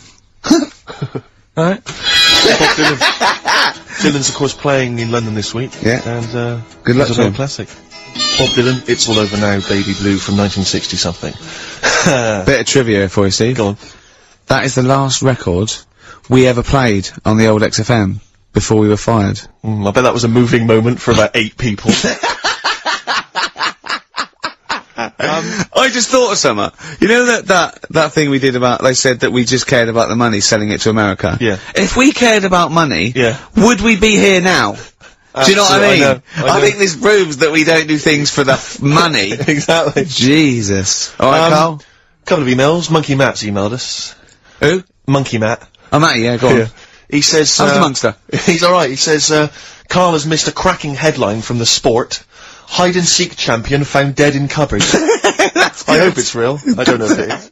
I doubt it. Just looking through some of the news stories that Karl did make it into Karl's news roundup. Yeah. Just this one you might be interested in. Headline, woman says partner ran off to become vampire. Yeah. And it says, a young mother says her partner has dumped her to become a vampire. Rebecca Roberts from Somerset says Matthew Barrett fell for a blood-worshipping woman in a US cult. The 23-year-old mother says he began shaving all his body hair, dressed in black, and used Rebecca's lipstick to redden his eyes. Rebecca caught him performing weird blood rituals in front of his computer at night, cutting himself to prove commitment. She said, I thought it was just a hobby. Everyone's got a right to one. I was pleased he found an interest. Brilliant. This is apparently from The Sun. Apparently he's left. He's gone to America. He's living in this Ohio-based cult. But it's the last bit where she's been asked whether or not, if he came back, would she take him back? Sure. And this is where I wonder if the journalist, you know how journalists are supposed to just report the news, be objective. Yeah. I wonder if maybe the journalist here has maybe had some interference. Made the quote better for them than... Go on. Because it says, I never thought this would take over his life. Now, if he came back, I'd say fangs, but no fangs. Oh dear! I can't believe. Imagine you're the woman, Rick. Okay. And I've come round. You're the journalist. I'm the journalist, and I've come in and I've said, okay, I read about this. All I have to do is not say that thing. You've come. I understand you're obviously quite upset. Everything's gone gutted. If he came back, would you take him back? Definitely not. Right. Really, What would you say to him then if he came back? Just get lost. Right, but I'm really pissed off with you. Would you perhaps say something a bit more pithy? Not in this situation, no. You're upset? He cuts himself, he drinks blood, he's left me. No, sod off. I'm not interested, mate. Because I tell you what. Go on. I mean, I like what you said there, but I wonder if we could condense that a bit more. If he came back, would you say... Go away. Would you say something, would you ever say something like, thanks, but no thanks? No, because it makes it flippant, because I'm really angry. I know you're annoyed. And I'm upset, so I wouldn't say... I certainly wouldn't say thanks. I might say no thanks. What if you sort of said it, like, aggressively, like, you giving him the finger? Thanks, but no thanks. Like, you didn't really mean sort it. of sarcastically? Sarcastically, would you possibly say I might say thanks, but no thanks, and that'll be it, and that's that, and I'd leave it there. I'd never change that. Sure. I'd never change those words. Can I ask you a question? Go on. Do you like puns? Hate them. Right. I don't like Countdown, I don't like QI, I don't like any of those posh Cambridge, Oxford type. I hate puns. If you had to say thanks but no thanks in the form of a pun, what would you maybe say? I wouldn't. I never would. Right. I'd say thanks but no thanks. I would, I mean, I feel embarrassed that I'd even say that, because I don't think I would even say thanks but no thanks. Okay. But if I did go that far, I'd leave it there. Sure. So, have you ever noticed, as I have, go on, the similarity between the word thanks and fangs? Not really. It's very similar. Not thanks, really. Fangs, F-T-H, there's a K. Fangs very much. G, it's A and S, well, the A, the N and the S, but that's about it. Would you agree it sounds marginally similar? Yeah, Is it possible you might one day say fangs but no fangs? I wouldn't know. Right. I could put that though, could I? But don't say I said it. Right. I mean, yeah.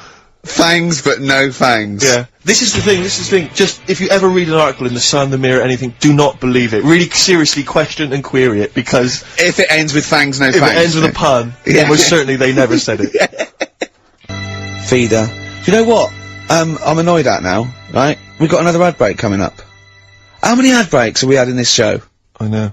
Carl, how many ad breaks have we had in this show? It's only about 3 or 4 an hour. 3 or 4 an hour, so I've got 3 minutes. So, 20 minutes. 20 minutes is wasted on shite. I mean, apart from the stuff we talk about. Well, it's funny you should say that, because, someone said to me last week that they felt that there were more adverts now on the show than there used to be. Are there more adverts Rick, in the show? I think, though, I think, just checking some of the emails, I think that's because people are requesting them. They find them more entertaining than what we're giving them. But, can't we sort this out? Don't go on about it. No, can't we though? Why can't we have less? Why have we got so many? Is it, It happens, doesn't it? Oh, well no, you can't listen to the radio in after every record. It's bad enough trying to keep me listening with the rubbish we come out with. Yeah, we've got Rockbusters here, let's get them back. Right, come on then. Right, has anyone got all 3? No. No, right, okay, so there's some, I'm gonna ban Rockbusters. Okay, go on then, what are the clues again? Tell me the answers. Well, give us the ones that they did get. Alright, well they did get, she's related to the man in the lamp. What's that? That was G. That was Genesis. Alright? Genesis? Like Genesis. So, the sister of the genie, Genesis, they got that one. No. What's the band's name? Genesis. No, say the band name. Genesis. Right, okay. I don't get it, because Genie is nothing like that. Well, they did, so don't worry about it. Stop worrying about the ads, stop worrying about that, alright? The third one was, the Jamaican fella would love to live there. Go on. But it's a little bit pricey. Go on. Right? That What was the initial? DS. Deer Streets. What? It's a Deer Street to live on. Deer Streets, oh yeah, I haven't heard of them. They're a band.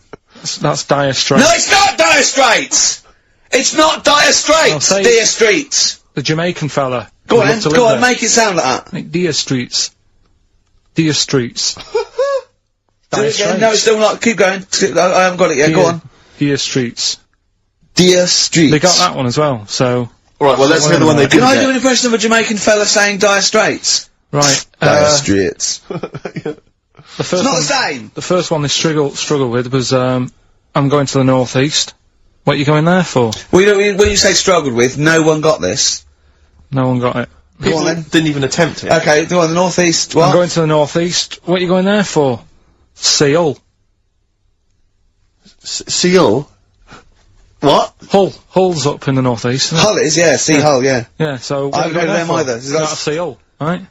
So that works. Who's Seal? Seal. Oh, Seal? Yeah. What's that got to do with the north, though? Seal. That's the way I'd say it, isn't it? Okay, that's the end of Rockbusters. Unbelievable. That's the end of Rockbusters. I can't believe we even brought it back, Rick. Right. I'm serious, that's the end of Rockbusters. Can I be honest with you? Go on.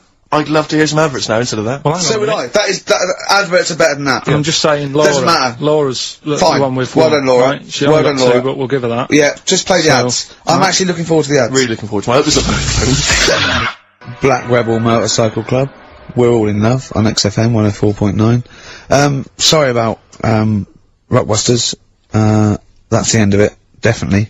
Because it was dreadful. Do you know what I mean? It's not, do you know what I mean, Steve? Yeah. It's quite funny, but that was awful. I mean, we've apologised for that quiz so many times. I know, we've given it, I think it's 2 comebacks. Like it though, don't they? No, they don't like it. They don't like it, because it's that's the end of that. Less adverts next week, sort that out. Because it's awful, 20 minutes of adverts. Do you know what I mean? It's not what people listen for. So, right, redeem yourself. Have you got the film thing you're in? Right, yeah, I'm in a film. It's Pulp Fiction this week. Right. Changed it a little bit, tweaked the storyline a little bit. Okay. It's just to make it better, yeah. It's just do you know I've talked about Suzanne's hair and that? Yeah. About when she got it cut, didn't like it and that. Yeah. So it's sort of about that. Listen to it, there'll be a question at the end. You can win some good stuff. Yeah, well. Right? So, and this is the scene where they're in the restaurant, do you know, when they're about to do the robbery. Yeah, play. So it's not a restaurant, change that, it's a barber's. Right. Alright? Okay. Alright. There you go then. Is there going to be a question after this? Yeah. Okay. Alright. Girlfriend came in here earlier. Had a haircut, I'm not happy with it. Look at the state of that. Well, don't laugh. Yeah? I mean, I don't want to cause any fuss, but just want you to sort it out. Afraid you can't do that. Well, you can do that, because it looks a mess. Look, my friend, this is just where you and I differ. Well, you've got to do something, because look at it. When she came through the front door at home, I thought Dave Hill out Slade had walked in. Funny, I was thinking the same thing. Look, I don't want to cause any problems or anything. She hasn't even seen it properly yet. She sort of had it cut and came straight home and didn't look at it. Suzanne, just look in that mirror. Look what they've done to your head. God damn it, what is this? Suzanne! No! We're not going to do anything stupid, are we? I'm the manager here. There's no problem. What do you mean it's not a problem? Look at the state of her hair. Be calm, cooperate, and this will all be over in a minute. I'm going to go home. No, we're not going anywhere until they sort your hair out. I'm not walking home with your hair like that. It's embarrassing. So let's just get it... You die. No, forget having it die. Just get it cut. Colour's not a problem. Just sort it out. Just get rid of... Let's see what we can do. Right. Good. Look at it. Look at the state of it. I'm trying real hard. Suzanne, just keep your head still there so you can... Just hang in there, baby. You're doing great. I'm proud of you. Just sort that bit out there. Just cut that.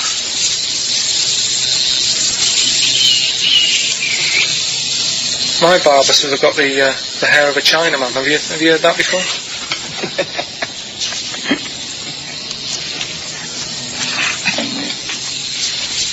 What? What's so funny about that? Is it serious or what? Freaking me out. If my answers frighten you, you should cease asking scary questions. It's almost over. There you go. No, it's not brilliant, but that'll have to do, won't it? I reckon we'll have to buy her a hat on the way home. Yeah, that's probably a good idea. Do you think Suzanne's listening? It's alright, isn't it? I like the fact that in that she's represented with a sort of dimwit southern accent. Yeah. Your girlfriend, so I'm sure she'll have appreciated that. Alright, It was nice, yeah, it was a nice... I don't know what kind of copyright infringements that was made. Yeah. Well, Right, well, the question is, what did I say is odd about my hair? Odd about your hair? Yeah. Oh, well, yeah. Fans of the show will know that already, I'm sure. Yeah, so, email in, ricky.gervais@xfm.co.uk, or, yeah, just email, actually. Yeah. Bored? Right. Yeah. You can win some tat. The usual address. That is a beautiful record. Yeah, this is Thunder Road by Bruce Springsteen, as recorded by Badly Drawn Boy. You'll enjoy it. Good job. Badly Drawn Boy doing his version of Bruce Springsteen's Thunder Road. Good effort. XFM 104.9. Tricky song to do a good version of, but not Good bad. effort. Not bad. Badly. Tell you what, who's also made a good effort? Go on. Stephen Gunning of Tooting. He's correctly identified that Karl's hair is like that of a Chinaman's. Or it was. Yeah, many other people have emailed in saying, how can we know what your hair's like, because you are a bold mank twat. Yeah. So people have correctly... Is our language okay on this show, in general? I've told you that, you know, to be careful on that.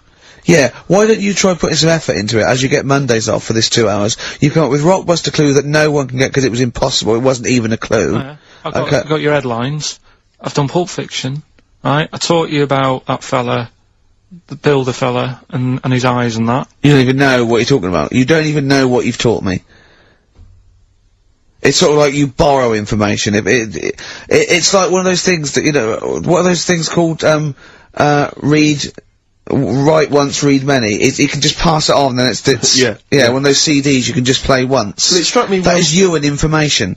It goes in, if you tell someone once, it's like you've lost it. It's like pass the parcel with knowledge. It's gone now, you don't even remember what you told me. The chain letter.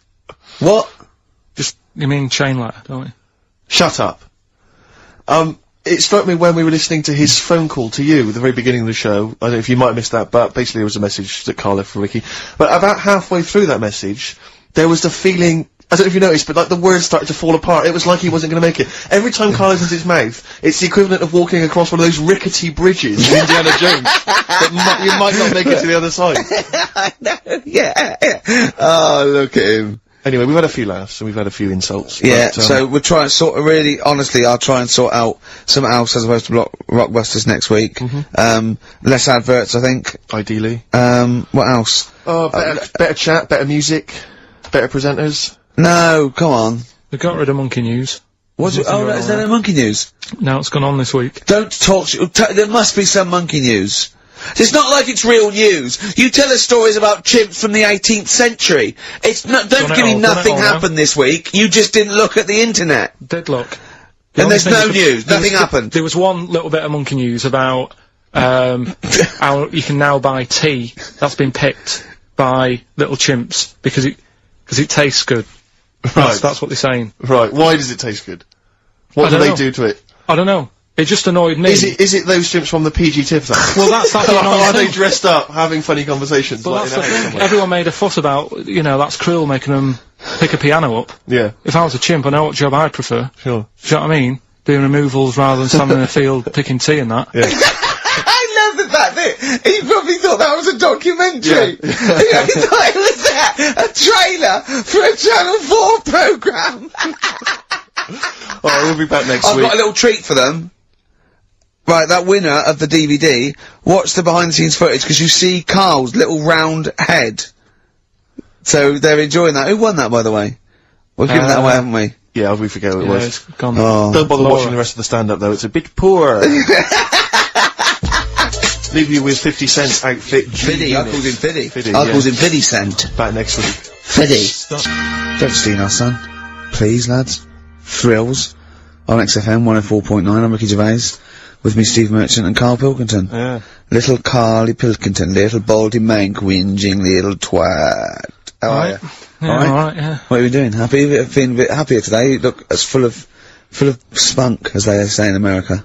Yeah, I'm alright. Just a bit of a miserable day though, isn't it? Yeah. A bit miserable. Yeah. Walking in today, right?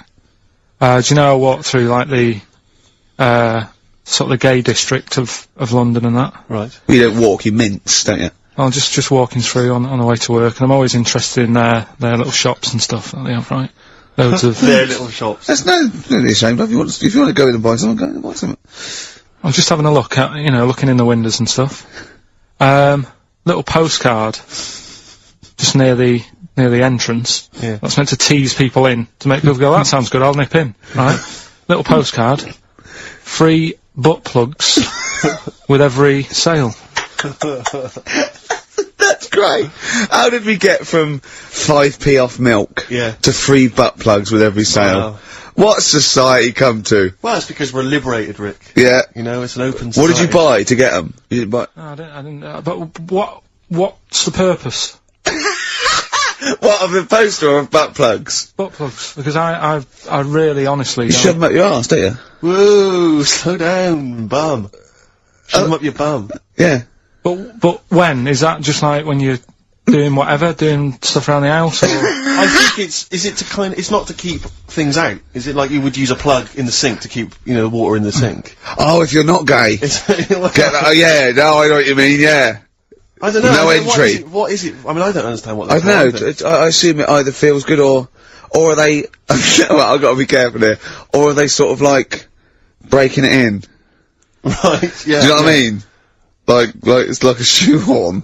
or It's like when you stick paper in your shoes if they're a bit tight. Or those people who sort of like put little bits of wood in their lips, and then as soon they've got big plates in their lips. Yeah. Same with the butt plug. It means you can, you're ready for anything. I don't know, do I? And then here comes face. Well, if you know what butt plugs are used for, then why not get in touch? Ricky.Gervais@xfm.co.uk. What do you think? If there's any... I can't believe we're already on this subject. I know. It's 5 past 1 and we're I was gonna say then, if there's any people who use butt plugs, and I was thinking that Karl would have said, well, they're not up yet. Yeah. Because they go out late. No, but what is it? We're award-winning people. We've written a Not TV on show, radio, widely though. respected. Not on radio. We're rubbish on radio. I know, but We've got nothing to lose. But I always say to you, Steve, that I like educating people and that. Now, the way I see it is I didn't know what they were. Let's phone to go. Someone know about butt plugs. Alright, we'll get No, get them on. Get them on. Ask them. No, because they might say something dodgy. Oh! Yeah, whereas, what have we just been doing? Just take a chance. Take a chance and tell them not to swear. Well, you tell them. Okay. Right, Steve, do you I want... haven't got my headphones on. Hello, who's that? Oh, Hold on. Who, sorry? Nicholas. Nicholas, hello, mate. You're not going to swear, are you? No, I'm not going to Keep it clean. Yeah. Keep them keen. What were you calling about? I'm phoning about your plugs. About, not my plugs, but sure, plugs in general. What, do you know much about them? Are you a plug user yourself? No, I'm just thinking if maybe you've got some gay friends and you're spending the night at their place, you might want to use one. Right. What, you mean experiment with them, or?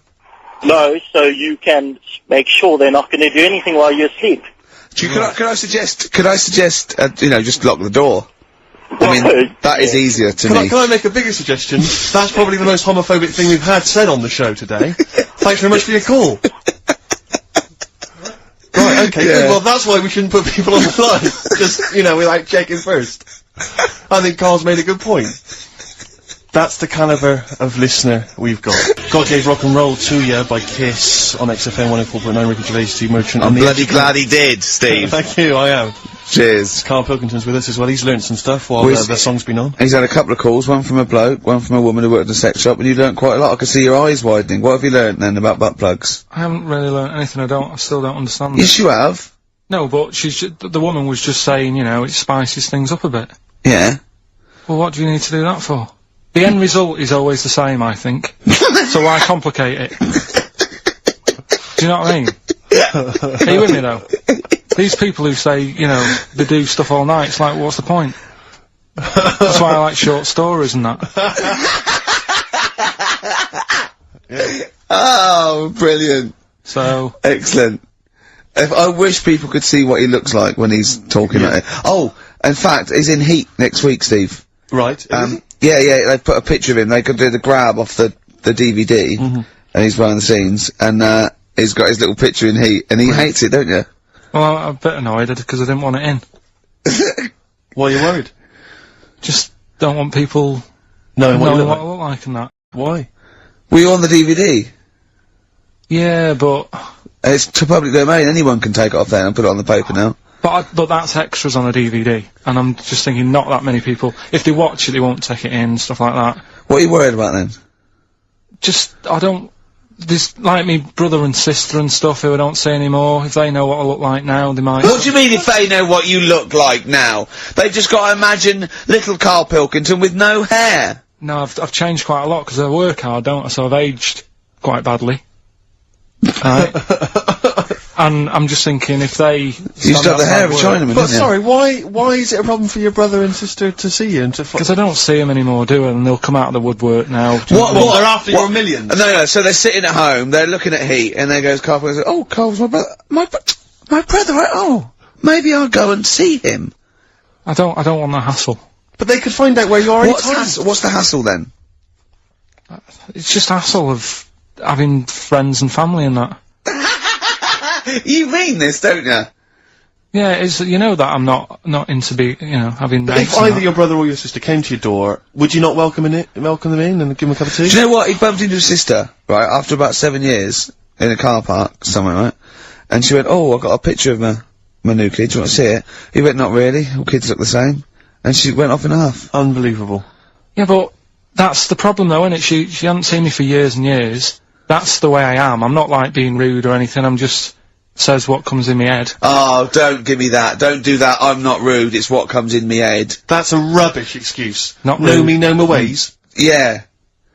Right, am I wrong then? Let's look at it. Let's look at what I said. There's an ounce of Barmer's cakes. Know me, know my ways. Get out, you twiddle flunt.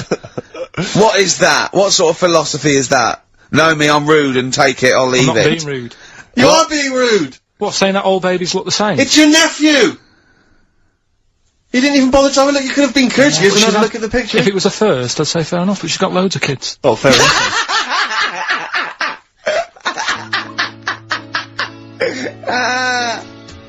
What kind of woman is she? David Bowie, Lady Stardust from Ziggy Stardust and the Spiders from Mars. I went to see him Tuesday. I know you went to see him Wednesday, Steve. I mean, obviously I'm a mental fan, but I think objectively that was one of the best shows I've ever seen. Yeah, it was brilliant. He's got the best band in the world. He played all the hits. It was an amazing show. The sound was incredible. I mean, do you know what I mean? Well, it's his just voice as well. I think people don't realise how incredible his voice is. It was absolutely... Soulful is the word I'd use. Brilliant. Yeah, it was absolutely brilliant. You don't care, do you, Karl? You don't care about this. You never really go to gigs, do you, Karl? The live music experience is not something you enjoy. Can be alright. Yeah, go on. I heard that someone else who went to the Bowie thing said that he sort of messed with the songs a bit, which would annoy me. No, he didn't. Not really. Hardly at all. He said when they did Life on Mars, instead of saying something about just the tune of it, he messed with it so it wasn't the same. That would annoy me. What would you do? Get up and leave? But I mean, we're not talking Bob Dylan or Sinatra. He ad-libbed a little bit, I suppose, and it's his song, but it was totally faithful. He was singing the songs. What do you mean? Well, it's just don't mess with stuff. It's like if you went to see Titanic and then the boat didn't have a crash, you go, what they doing? It's like, oh, I fancied messing with it. Well, he didn't. Well, I'll tell you, he didn't mess with it. Relatively speaking, he did not mess with the songs. They were brilliant renditions. That would be a hell of a film, though, where Titanic gets to New York. Absolutely fine. Oh, Karl. But, oh, you're amazing. It's because I work here, though, and there's a lot of gigs going on all the time, and then you get to a point when, you just go, get a bit fed up with that. Well, when was the last time you went to a live experience? Well, I've been to gigs, but the one that springs to mind probably is when I first sort of tried a gig out, and it wasn't a music one, it was Bottom, with... Bottom the live thing with Rick Mail and Adrian Edmonton. Yeah, in when Manchester. was that?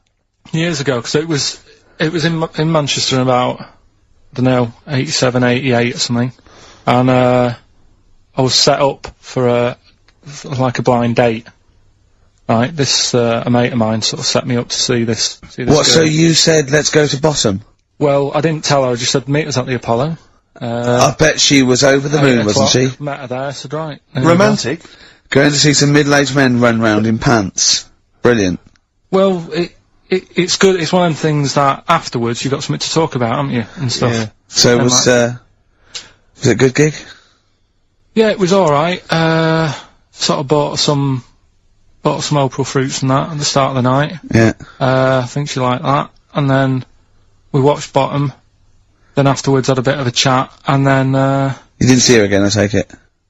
I would have done right, 'cause she was alright looking and everything. Yeah. But when we were chatting, she said, she had a problem with a marrow What? and that.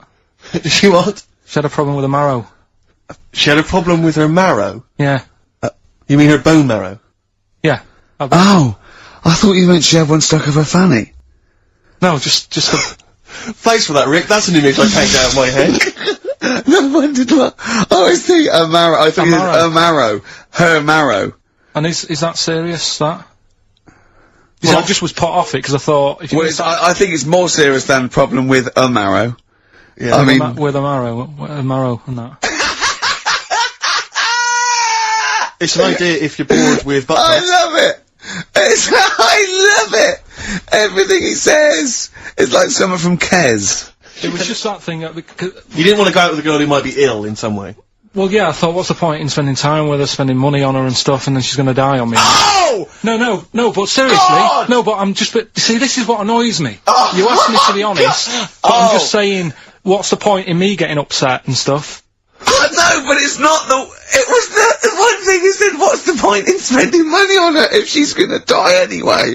You've gotta realise that's not a normal thing to say! No, but what's the point in getting to really knowing someone and thinking, oh, she's really nice, I want to spend my life with her? It's good that she told me when she did. Carl! What, during Bottom? This is the most amazing thing you've ever said! What Steve, don't you understand what I'm saying? But no, because... What? Well, firstly, it's the assumption that she's going to drop dead and you're going to think, well, I just bought her some open fruits, I'm livid. I don't know what it means when you got a problem with a marrow and that, but she looked pretty serious when she was talking about it. So I was like, oh. Christ almighty!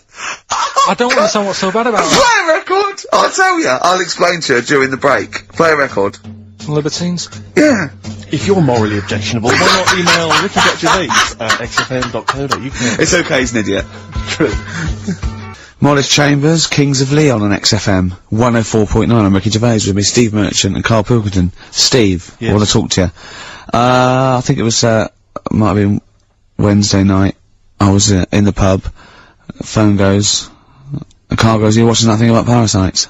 Right. I went, no, I'm out. He went, oh, fella with a maggot in his head. Fellow with a maggot in his head? Yeah. And they go, oh no, he's pulling it out now. Oh, God. I said, well, I'll get it. I said, yeah, see you later.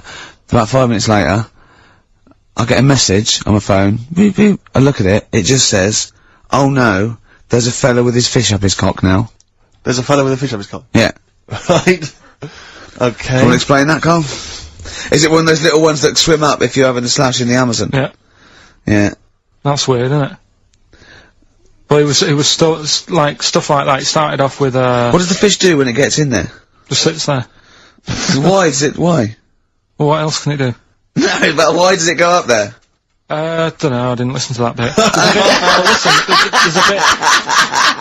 There's a bit, it started off with a fella who, had a bit of meat and got a tapeworm inside him. Yeah. And he grew it for however long, and then it came out at the end, it was about 7 foot long. On purpose? Yeah, he did it on purpose, yeah, for the programme, right? I think yeah. Probably slimming, isn't it? Well, I was thinking that, I mean, you're a fan of Waller, could he purposely have about 8 of them? What, Rick Waller? Yeah. It's a good idea. Cause they were saying how they eat, a lot of stuff when they're in you, they just eat all Well, they take enough so you don't die, and nor do they, yeah. But I mean, you've got to keep taking them out, haven't you? Because you'll still have the same weight, because it's got to go somewhere. So you'll have them in you. What you got to do is, like, let them eat your meal and then take them out. Do you think worm watchers will catch on? Yeah. So anyway, so that happened, right? And then, yeah, there was a woman with a maggot in her head. A woman with a maggot in her head? Yeah, she went on holiday, it got in there somehow. And, stowaway. It it was massive. And the thing is, she had a hole in her head, and she's there being interviewed with the doctor, like, and you can see it just sort of sticking its head out. Like, do you know when you see a cartoon with a maggot in an apple? Yeah. And it looks around like that. Yeah. Why didn't they just take it out there and then? I think they could have done, but the doctor's messing about. It's like, well, it's good for the show, isn't it?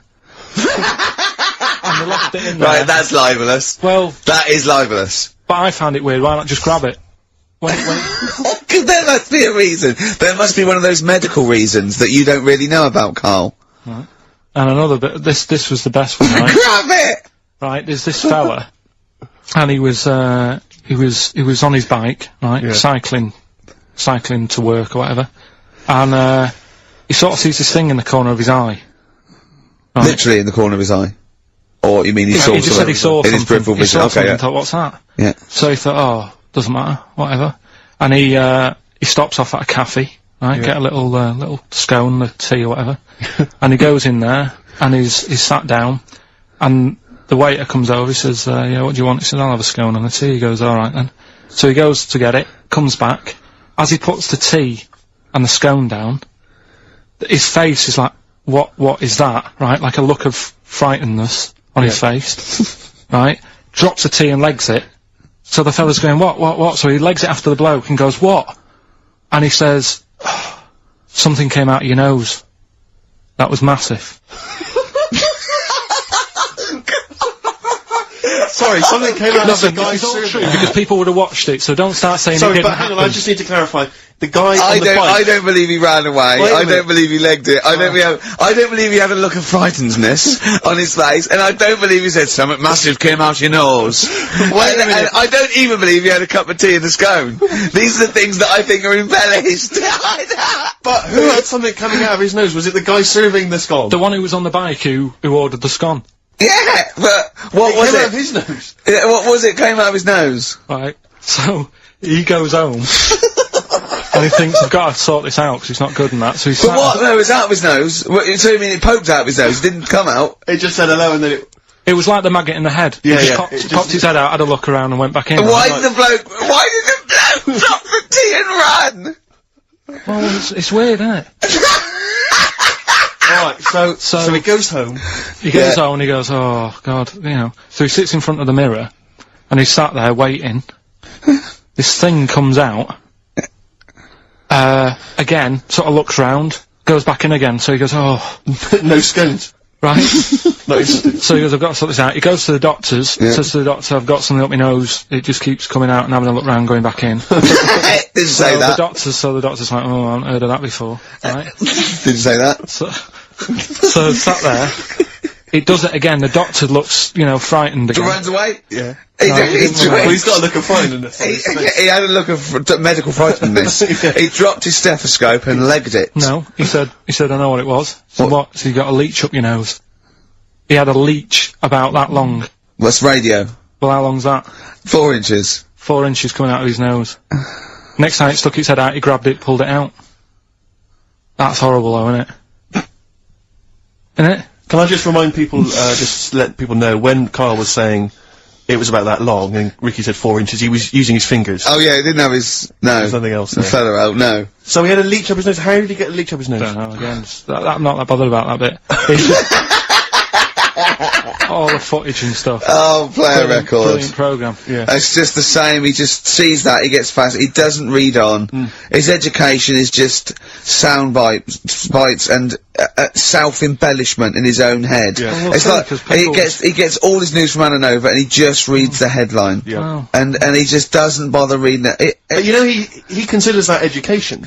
He Well- gets annoyed if you think that more Please information is don't useful. get going on that, 'cause Oh. we'll talk about that later. If you're I'll going to tell start you having what, a go. right, okay, okay, we're gonna play a song now, and, I'm gonna tell London Karl's confusion over evolution. Right. That are you two? Oh, brilliant. Sweetest thing. Yeah. 104.9 XFM, 104.9. Yeah. U2, the sweetest thing on XFM. Ricky Gervais, Steve Merchant, Karl Pilkington. So, we're with Karl in the week. So, what can we do this week? I was saying, well, don't do Rockbusters, that's dead in the water. I hope the listening public agree with me. He's going, well, you know, I want to teach you stuff again. Remember what I taught you last week? I went, no, no idea. Were you joking? I went, no. And it was, he went, Ivan the Terrible gouged out a fella's eyes. Yeah. He actually said Ivan the Terrible at the time. Yeah. So. I can't remember. This was a man who had built something for Ivan the Terrible and then But his idea of education is telling someone something that knows more about the subject than him so they can correct him when he's telling them it. And, so I said, well, I don't know, and he gets annoyed that me and you are dubious against monkeys who perform bank robberies, and he goes, but you believe in Newton. He doesn't know the difference. I was trying to explain the laws of the universe, right? He was going, what do you do? And so all I come up with, I thought somewhat interesting. You know when you tell a child maths, you say you've got 3 potatoes and you've got 4 potatoes. I have to do that with science to Karl. So I ended up saying, imagine you're in a shopping trolley with loads of house bricks. If you throw the house bricks out, you'll go the other way. He loved that. Right. He didn't you? Hmm. Because I didn't know that would happen, and it's sort of useful to know. It sort of explained a bit to me and stuff. Yeah. Right, and that's why I like doing stuff every week. I think listeners go away going, well, I didn't know that. Do you know what I mean? Karl told me something there. They forget it instantly, just like we do. We're friends of yours, and we forget it instantly. No, the annoying thing with you is, Steve, not so much, Ricky, at least he'll listen now and again, he'll just dismiss stuff straight away. I told you loads of stuff yesterday, I taught you loads of stuff. But Karl, what you consider education... well, hang on, what you consider education, I consider tittle-tattle. Well... It's not education, do you know what I mean? You seem to think it's education, it's just kind of gossip, stories you've sort of half-read. Right, alright, example of yesterday. Goldfish have longer memories than people think they do. Yeah. You said no, it's rubbish. No, we didn't. We said, where'd you get that from? We said, oh, really? From? Yeah. There's not enough information there for it to be educational. Because because it's also relative. Because that as a statement, it has no objectivity. Goldfish's memories are longer than some people think. That isn't a fact. Exactly. Because we don't know how long do people think a goldfish's memory is? Do you see what that isn't a fact? Whereas Newton's laws of physics and the universe are. Right. Yeah, but it was just a little thing. And I taught you more than that. I said about there's loads of Chinese people, if you put them in a line you can't get to the end of it. I don't know what that means! I don't know what that means. There's loads of Chinese people. We know that, but what? If we put them in the line we can't get to the end of it? We just say there's about 1 billion Chinese people in the world. But what really annoys me is, right, I read something on the internet the other day, because I'm always trying to learn stuff. Yeah, no you are, I know you are. Right? Yeah. And you're having a go at me because you're saying, well, what does that mean? Yeah, there was a report on, I think it was Ananova or BBC News website, it said, the world may end in 32 million years. Right, first of all it says may, it doesn't say it will, and 32 million, who's going to argue with that? And yet they're allowed to put that on a website. You're not having a go at them. No, but you didn't read on. There's more information. That wasn't meant to be a newsflash to worry people. That was like, oh, scientists have discovered that possibility. That was just like. Yeah, but again, possibility. No, but Karl, yeah, but there's 8 other paragraphs that you haven't read. You see, that'll have to give explanations as to why they think that might happen. So therefore, it becomes a news item. It becomes educational. It's not just the headline, the bullet point. The headline's just supposed to. It's supposed to draw you into the story so you read on. That's not all the information. But then I was trying to come up with things to excite you, and I realised that I was opening a can of worms. I was trying to come up with facts for him. He was going, give me facts. So I said, oh, okay. Why can't an owl? Why does an owl have to turn its sort of head 180 degrees? And I said, it's because the eyes are so large, has a huge focal point for its sight, that they can't move within the skull, right? And he went, well, why'd they do that? Why don't they just do it, give them normal eyes, and then after I've turned their head? I went, what do you mean? Why didn't they? He went, well, whoever did that. I went, well, it was evolution, he went, right. He went, it's like giraffes. I read that giraffes grew their necks to eat food. I said, well, they didn't grow their necks to get the food. The ones that had upshots, lived longer, and so got the food and passed on their... He went, yeah, but why didn't they just give them wings? I went, why didn't who just give them wings? He got angry and went, whoever gave them the necks! His understanding of evolution made me fall on the floor. Who do you imagine is they? Because you don't believe in God, do you? So who is it you imagine is they? Well, whoever made us sorted us out. Who? I don't know, it just happens, doesn't it? Yes, exactly. Well, there's Carl, no, listen, there's no will to evolution. It's natural selection, I isn't still it? don't get it though. We talked about an hour, didn't we? I know. Yeah, but to be don't fair, get it. I watched as Ricky tried to give you actually what was quite a concise and educated version of evolution. He tried to explain it to you, and I have never seen a person lose interest quicker. But I tried to use, actual fact, then I tried to use metaphor and analogy, then I showed you some computer programs to show what biofeedback is and everything. I tried all these things, and Steve's right, you were looking out the window. Have you ever spoken, Carl, to someone who's got Alzheimer's disease? And you try to explain who you are, and they're listening, and then that's what you're like. It's extraordinary. But listen, seriously, I went home, I found this book, I found a couple of facts which I think are more up your street. Evolution, a little bit complicated. A little bit big. But this one, I think we may have mentioned it before, I think you'll like this. This is from a book of facts and trivia. The Egyptians trained baboons to wait on tables. That's interesting to you, isn't it? Yeah, that's pretty good. Yeah. Have you got any more there? I'll see if I can find Oh, he's interested. Yeah. Can get the staff. That did happen, You pay peanuts, definitely happened, you get yeah. monkeys. And then what did they go off and do after that? Well, it doesn't say. I love the fact that he thinks, right, okay, so in his mind, if now the monkey going, it's 5:30, I'm off, you know I was going early today, and they go off maybe dancing or something, or they come in late. No, I assumed what you meant there is that was their first career move. And Yeah, then they well, went on. It's like actors waiting to be discovered. Play a record. Just one more before you play a record. Go on then. You'll like this. Peter the Great. You ever heard of Peter the Great? No. Okay, well anyway, Peter the Great had his wife's lover executed. You'll love this, Karl. Right, so his wife had a lover, he had him executed, and he put his head into a jar of alcohol, and his wife had to keep it in her bedroom. Do you understand? That's every time every morning she'd wake up and there was her lover's head in a jar. Who took his head off? He took his own head off. Play a record. Play a record. She had a lover, and never mind. Never mind. Mad World on XFM. We just had a text, Rick, from Andrew Barnes.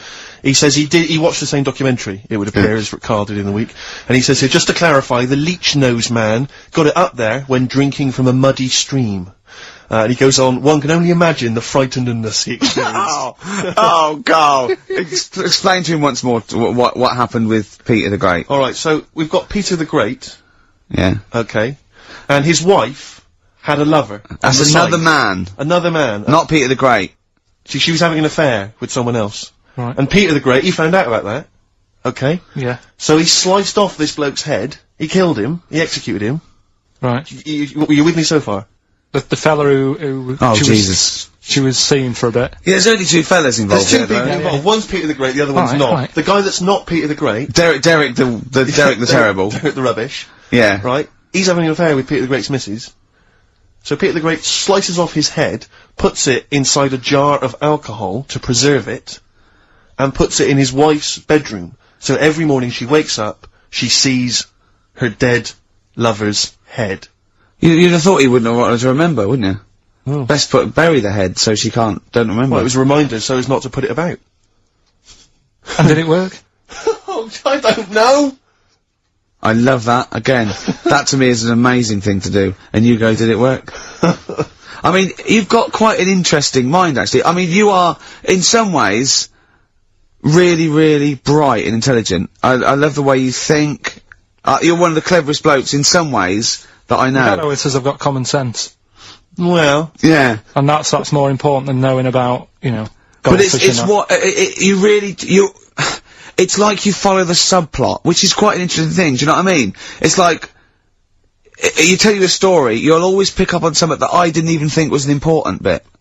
It's like you're looking out of the window all the time. So what's important about that head thing? What do you mean? The head in the jar. It's a grotesque thing to do. It shows ego, power, cruelty, and revenge.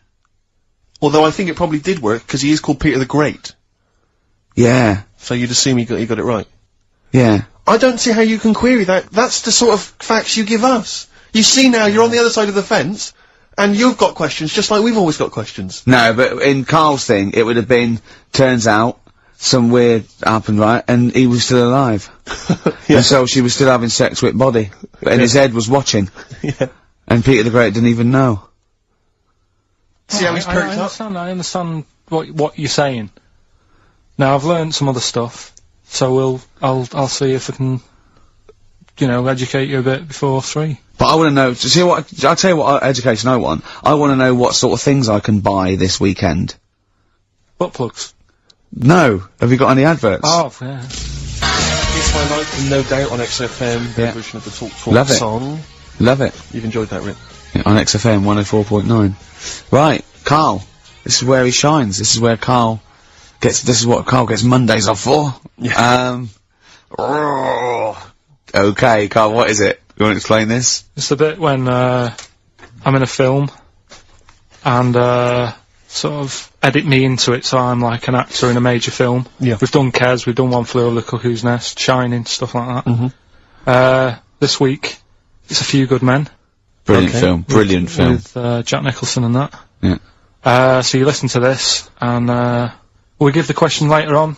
Probably. Let's give it after this. Alright. Yeah, we'll give it after we've heard the clip. I haven't really got one sorted, but I'll think of one whilst it's on. So, have a listen to this, take everything in, and then the question at the end. So it's a scene where it's a court case. Yeah. Alright? Alright. All rise! Call your witness. Yeah, he's just coming now. Alright, Jack? Colonel. What? I'd appreciate if he would address me as Colonel or Sir. I believe I've earned it. Defense counsel will address the witness as Colonel or Sir. Alright. Alright, Colonel. Bit smart today with all the army stuff on. You ever served in an infantry unit, son? Nah. Brother did. He was in the army. Got kicked out though, cause he went for a packet of fags in a tank. Weird that, innit? No, it's not. It's tragic. I wouldn't say it's tragic. I'll show you something tragic. I always carry this book around with me.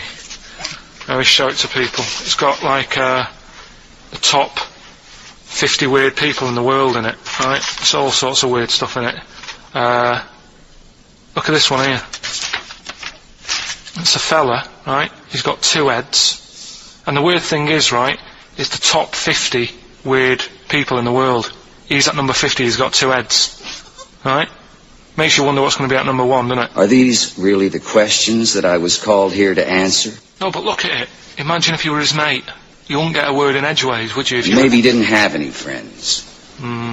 Probably right, they say, don't they? They say 2's company, 3's a crowd, so... Please tell me that you have something more, Lieutenant. Yeah, I got loads more. For this fella at number 36, look at him. 3 legs. Little fella with 3 legs, right? Guess what his job is? My answer is I don't have the first damn clue. Well, I'll tell you. He's a juggler. I beg your pardon? He's a juggler. This is ridiculous. I know it's ridiculous. You're probably thinking what I'm thinking. Why wasn't he a footballer? The great at keepy uppies and that. I'll answer the question. You want answers? Yeah, it's just that I'd like to know the truth. You can't handle the truth! Gentlemen! Well, I've paid for the book, so I think I'm entitled to know why I don't give a damn what you think you are entitled to! You better get somewhere fast with this, Lieutenant. What about this one, then? This lad here, he's 12 years old, he looks 48. What do you think? No. Why not, though? You said you didn't want to know any more about the juggler. You didn't say you didn't want to know any what more I about said. I don't have to have it read back to me like I'm... All right. Lieutenant, do you have anything further for this witness? Well, just wanted to know if you thought Mr. Webfoot at number 42 should have took up swimming, but... Absolutely. Yeah, you'd say that now, wouldn't you? Forget it. Well, I don't know what to say, really. That's Karl Pilkington in the film A Few Good Men with Jack Nicholson, acting alongside Jack, and I have to say, giving him a run for his money. I think Karl is a really good actor. I genuinely think that. Should we put him in something? Yeah, definitely. Okay. Right, what's the question? What's his forte, do you think? Just sort of, playing that sort of stuff. Okay. Deep stuff. Yeah, okay. Yeah, So we can sort that out. Think of a question there out of that little lot. You've not got one? Well, I've got, it was at number 36, whatever it was. What was it? Dunno. Let's. It was number 50. It was at number 50. Yeah, alright then. Okay. Yeah, what, yeah. What was odd about the guy who was at number 50 in the 50 weirdest people list? And just text in, 83 XFM and put your address on there as well and that. What prizes are there, Carl? Loads of stuff. Yeah. Oh, that's actually not bad. There's Lord of the Rings on there. Michael Palin's Around the World in 80 Days. If you've not had a chance to see that yet, it's been repeated about 80 times. Look Around You, which is an excellent show. That's it's brilliant. Seen that. There's some other good, so that's not too bad. And also the relatively poor stand-up DVD, Ricky Gervais's live animated show, which is mediocre. Can't give him away. Yeah. Alright. And you can win all those prizes if you can answer which question again? Who was the fella who was at number 50 in my book? What was up with him? Excellent. Alright, so let's, gotta play, Thorns. some Thorns. That's the most beautiful track I can't get enough of this. You'll love it. You'll love this. Carl, come on, what's the matter with you? What? Thorns. No Blue Sky. Beautiful, isn't it? Isn't that a great track? It's alright, yeah. Just had an email, yeah. That woman who opened the Office script could have her head cut off. Apparently. When a letter is posted, it becomes the property of the Queen until it reaches the person it was meant for. By opening it, she's committed treason and could be killed. I don't know if you're familiar with this story, Karl, are you? Go on. Apparently, some copies of the Office Christmas specials, scripts, got sent to the wrong address. Some woman. And, I mean, I don't know what you do in that situation. Normally, if I get mail that's not addressed to me, I just give it to the postman or put it back in the postbox. Radio 1 tried to speak to her, but apparently, she's got a gagging order, which makes us think that she sold it to the Sunday, so we'll read it. We'll read the plot of The Office tomorrow in the Sunday papers, which ruin it for some people. Ruin it for a lot of people, yeah. But the other thing is, I mean, if it was sent to her, obviously her name wasn't on it. If that's true, in which case, I think that's quite a serious offence, isn't it? I would hope so. I mean, I would hope that, if I sent something in an envelope, it was... But the BBC, the BBC, thinks that because the person they said it was meant to be sent to got his, he thinks maybe that's an excuse. Maybe someone gave her the script and said, don't say it came from me. Yeah. So, I don't know, maybe she's protected someone, I don't know. Yeah, well, I mean, if that is... Well, either way, don't sell it to a newspaper. Well, It's just the kind of mercenary nature of it that I loathe, you know, it's the fact that it's only just now makes me wonder if she had it there lying around in her house and someone said to her, well, why don't you go to the papers? Yeah. Try and flog it. But I just don't think I don't think she's gonna get a lot for it, because people are gonna see it soon. It's not like it's the Hitler Diaries. Well, they're not very well written. But I mean, I don't know. I tell you what I'm frustrated by, it's just the fact that it's like we've worked hard to give people some kind of pleasure for this Christmas, you know, because a lot of people are very depressed, Rick, very low at this time of year, they've not got what they wanted. But we're trying to cheer them up, give them a bit of happiness. Yeah, but I think she'll be happy if she gets a lot of money. True. I don't know. I think it's just tacky, really. It's like, well, I just say, if you're a fan of the show and you don't want to know what happens, then don't read the Sundays tomorrow, or at least avoid it when it says, we tell you what happens. The papers might not ruin it. The papers might go, we've got them, but we're not going to ruin it for people. That'd be a nice gesture. But, I don't know. All I can say is, it's a good job that I send out the prizes. Because that Michael Palin, Around the World in 80 Days, will be going to the person who won it. Yeah. And if someone else receives it, they better not try and, do you know what I mean, keep it. It should go to the winner. Yeah, exactly. That is a very good point. So, be warned. Don't open things that weren't addressed to you. Yeah. Pandora's box. There's some sort of lesson there. Yeah. What happened? All the evils of the world, wasn't it? Pretty much. What? Yeah. Oh, don't try and explain it to Karl. No, Pandora's box. Go on. Well, told not to open it, opened it, released all the evils that are in the world now. But did the person say if you open it, loads of evil will come out? It's not true. It's not true. It didn't really happen. It's not like evolution. It's not the truth. But you remember that? Yeah, you won't listen to some of my stuff. Like goldfish and stuff. No, it's not that we don't listen to it. It's that you would pass off how all the evils in the world got here. Because on Ananova it would be, Pandora opens box! Actually, speaking of headlines. Oh, here we go. Okay, look, imagine if Pilkington was on News at 10. Okay. We should just explain, you cannot be bothered to read an entire news story. You get everything you need from a headline, don't you? Well, I think it's enough. I think if they did... Well, let's see if this is enough. Let's see if Trevor McDonald just read this on the news at 10, it'd be shorter and you get back to the football, whatever. Yeah, there we go. And here is the news at 2:15 with Karl Pilkington. Bong! Man who walks backwards around lake falls in. Bong! Chinese woman eats dirt. Bong! Man lives in rubbish dump for 10 years. Brilliant. Bong. Czech family says they've got a rabbit with 3 knobs. Right? Right. Done. Sorry, can you just read a little bit more of the Czech family with 3 knobs? Just about a family. Not read it to yourself. Just about. He can't read it to himself. I told him to read it to himself. We still hear it. No, he was, because I could see his lips moving. Come on. Just this fella who, had 3 rabbits. Right, just think of this is Trevor McDonald. Yeah. Okay, carry on, Karl. Okay, oh, here's the news. Right, good, brilliant. Go on. There's a fella, he's got 3 rabbits and that, and then, he checks them out, right? Yeah. 2 of the rabbits have got 2 knobs each. Right. And he goes, that's a bit weird, isn't it? Sure. And they're throwing them around, sort of, chucking, showing them around the family and stuff, saying, look at that, that's weird. Picks up the 3rd one, it's got 3. Yeah. So, they ate the 2 with 2, because they thought, they best keep the 3rd one, because a little bit lucky in that. Yeah. It is lucky, 3 knobs there, yeah. Now here's the sports news, and that's how it would work. Yeah, okay, brilliant. We'll read about the Chinese woman who eats dirt. I'm interested in that. That's it, that is the story, isn't it? What more do you need to know? It's Well, just I want to know a little bit more. Can you just embellish it? 78-year-old Chinese woman, she says she's 78. Makes you wonder. Yeah. With my theory. Karl's theory is that Chinese people don't age well, and so those Chinese people that say they're 112 are really only 33. That's why he doesn't want to be recognised, because he doesn't want to walk out from here into Chinatown. Yeah. It just says she's been eating soil for 70 years, she's ate about 10 tons of the stuff, and it's done her no harm. Kept her grounded.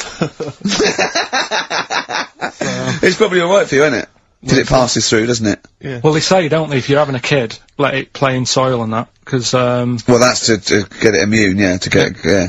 But lots of, like, things with sort of, birds and reptiles sometimes swallow, soil and, stones, because it grinds up stuff, breaks down cellulose for them. Doesn't do you any harm. Alright then. One more fact from this book for you, Karl. Apparently, officially, the Second World War is not over. It's not actually over because there's never been an official treaty signed between Germany and Russia. So it's still going on. Interesting or not? Not as good as the monkey one and the woman who eats dirt. And the Peter the Great and that. Sure. But, yeah. It is over, isn't it? Isn't it, though? That's what I mean about you annoying me with stuff that you go, oh, that's interesting. I don't think that is interesting. Okay. Okay. There was, what was it I learnt? What was it I learnt? Think of that as a question. Well, we're all trying to figure that out. Yeah, go on. Leonardo, DiCaprio? The painter. Da Vinci. Da Vinci. He could write with one hand, draw with the other at the same time. Right. Yeah, that's good. It's alright. That's interesting, isn't it? Yeah, it's alright. Well, if you have an interesting fact for Karl Pilkington that you think he might be, intrigued by, email ricky.gervais@xfm. What have we got coming up? What have we got coming up? More education stuff. Some good tunes and that. Yeah. And, bit of Outcast. Yeah. Outcast. Hey Ya on XFM 104.9. I'm Ricky Gervais. With me, Steve Merchant. And over there, Karl Pilkington. Now we've got a new feature. Well, I don't know if it should become a feature every week, Rick. I'm not sure it's got legs for that. But maybe in the absence of Rockbusters. Basically, I was looking through the pigeonhole, and we got a lot of stuff sent to us. A lot of junk. Stuff we don't really want. And a lot of people, for some reason, they send us... Begging letters, a lot of that. We get sent a lot of CDs by people, bands, artists, who have not yet been signed. Maybe they've knocked something together in their bedroom. They got a band. And they just, for some reason, they want our feedback. They want us to sort of give them some thoughts on what they think, where they're going wrong, stuff like that.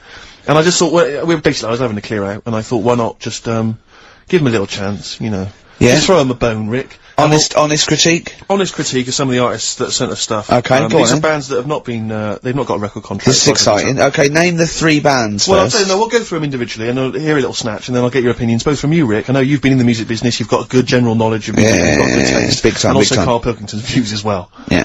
We know what to think of them. So, this Go on. first band is called Kellerton Road. I'm sure they're very excited. As I said their name then, they probably can't believe it. They're phoning each other now, they're getting so excited. All friends are phoning them now. Yeah, Turn your phone off. They They're can't people in this do that. band, you don't want to... Yeah. Well, okay then, Kellerton Road. Kellerton Road, play a track from them, go. She's not just getting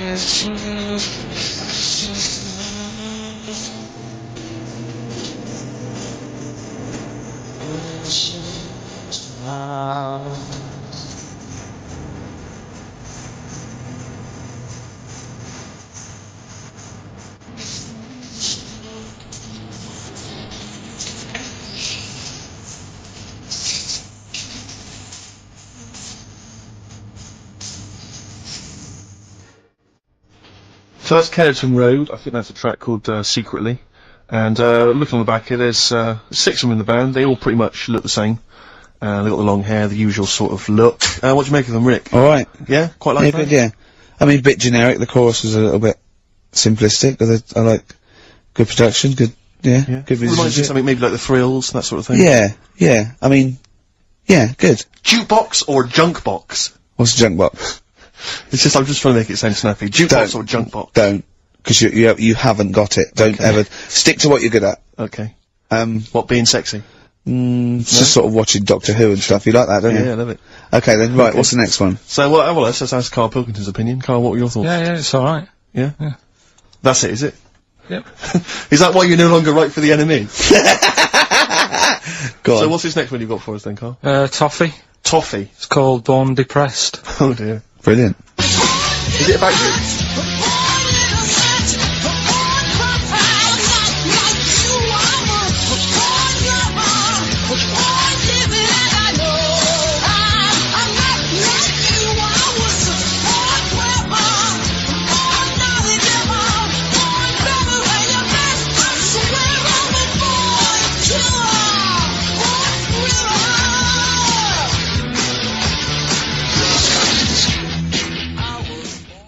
I quite like that. Yeah? That's sort of bit glammy, bit underground. Yeah. What do you make of the name, Toffee? I don't like the name. It's not great, is it? No, but I quite like that track. Quite like the track. I'm just looking at the CD, they've made it themselves, and basically the band feature on there completely nude. Oh. What do you Well, we know what we think of that. What do you think of that, Karl? Let's have a look though. Have a look there. That's no point, is it? There's quite a lot of blokes and there's one naked lady. Oh, just having a look though, just... Yeah. What are you looking at the blokes? What are you looking at? Why are you looking at the blokes? Knob. Just having a look. But you look at the knob. I can see by the way your eyes are looking. I'm looking at the woman's knob though. Well, she won't be happy with that. No, that's a bloke, Karl. Yeah, that's where you've been going wrong. Yeah, that's the woman. Yeah. Yeah, that's what I was looking at, that one. The woman's knob, so that's alright. Yeah, good. So Rick, hit parade or shit parade? I don't know if it's gonna be, I don't think it's gonna be a hit yet, because I haven't got backup, but I think we're looking more about whether they get, a record deal. Do you think they deserve one? Yeah, thumbs up for both of them. Okay, well excellent. done. Alright, well done. Karl, play the last one then. What did you make of it? Sorry, we didn't ask your opinion, we weren't interested. Like to see him on CD UK. Just like that on the CD cover. Okay. And this last act, I think, is this right, Picture Centre? Yeah. Picture Centre.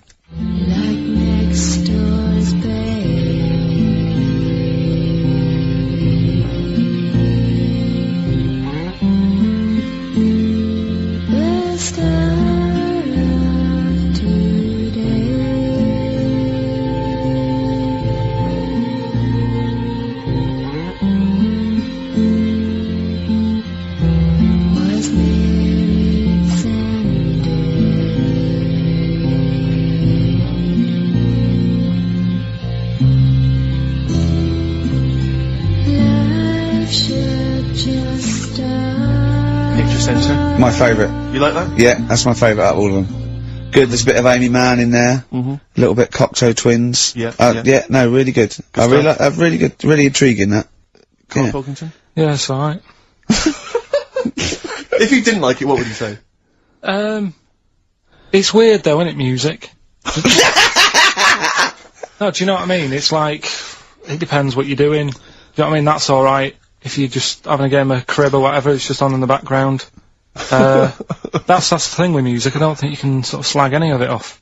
It's times, and it's depends what mood you're in and stuff. Yeah. So this is a pointless feature. It's a pointless feature. We'll do it well, I again didn't come up with it. No, I don't. Alright, don't slag it off. Okay, we'll do that again then. I was quite enjoying that, but okay. No, do you understand what I'm saying? Well, that it's not worth having an opinion about music. Well, I'm not that bothered. I'm just saying, imagine if he was on the panel of Fame and going to your pop idol. Yeah. That'd be great. It'd go along, and Nicky Chapman go, yeah, you've really improved. I really like that. I don't know what you're wearing. Dr. Fox, you were hot, baby. I loved it. Like your legs, like all your boobs and all that. Brilliant. Come to Karl. Not bothered. Alright. Yeah. Brilliant. no, we'll keep it up, you know. Play a record. Yeah. Jet. And roll over DJ on XFM 104.9. Alright? Karl, just an email, a question for you. Can you please let me know which school Karl went to? What school did he go to? Sesav. What? Sesav. Sesav? Yeah. What does that mean? It was on Cecil Avenue. Cecil Avenue, in Manchester? Yeah. It's just, he says, I'd like to know so that I don't send my kids to the same place. He also says, he says, P.S., does Karl look like Gollum in Lord of the Rings? Yes. He does, doesn't he? Yeah, that's very good. Yeah, in fact, I was just putting a little bald wig on you, wasn't I? Like he needs one. Yeah. So, if you Just want some a of the fun and games we have when the songs are on. Yeah, did it hurt? Just a little bit. The bit that worried me is when you said, let me just staple it. Yeah, well, I was trying to get it under your chin because it looked funnier. And he was scared. Oh. I remember, do you remember I did that thing with the tea towel? Have you told Steve about that? I don't think I have. It's not something I'd shout about, to be honest. Go on. Went round his place. And he said, oh, before you go, I must try something. Because I couldn't get squeezing hard enough. I can't, because I'm not strong enough to hurt him anymore now, or am I? I think I can take it a bit more than I could at the start. Yeah, so I wanted to squeeze his head more, so what did I do? So he said, just hang on, I've got a tea towel. He brought a tea towel in now. I need something sort of long and thin. What can I get? He's asking his girlfriend, where's that there? Comes in with a spatula. Right?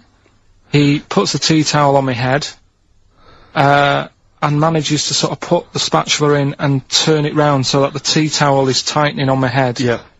Using little pressure, would you say, from you? Yeah, just little, it's brilliant, it was like a tourniquet, and I just turned it a little bit, and he screamed almost straight away, didn't you? It hurts. But I don't, but why did you think that was good? When would you need to use that tool? I knew I did it on my other bald mate, Rob, who was over, and he screamed as well.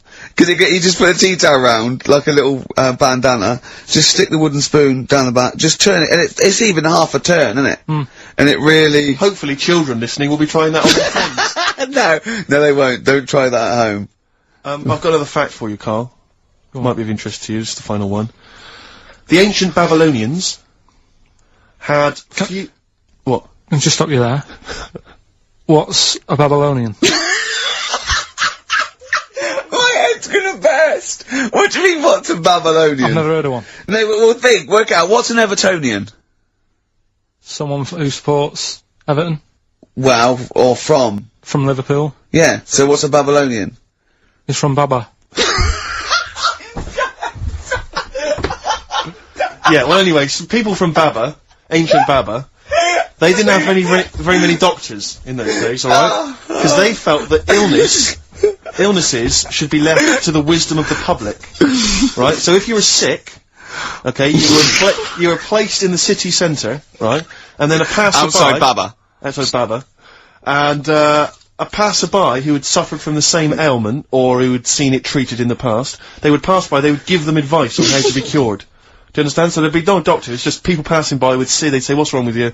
And they'd say, well, blah, blah, blah, I've had the same thing, here's some advice. And pedestrians were forbidden to pass such an individual without inquiring about the complaint and prescribing for it if they knew how to. So hang on, so there's someone ill. Yeah.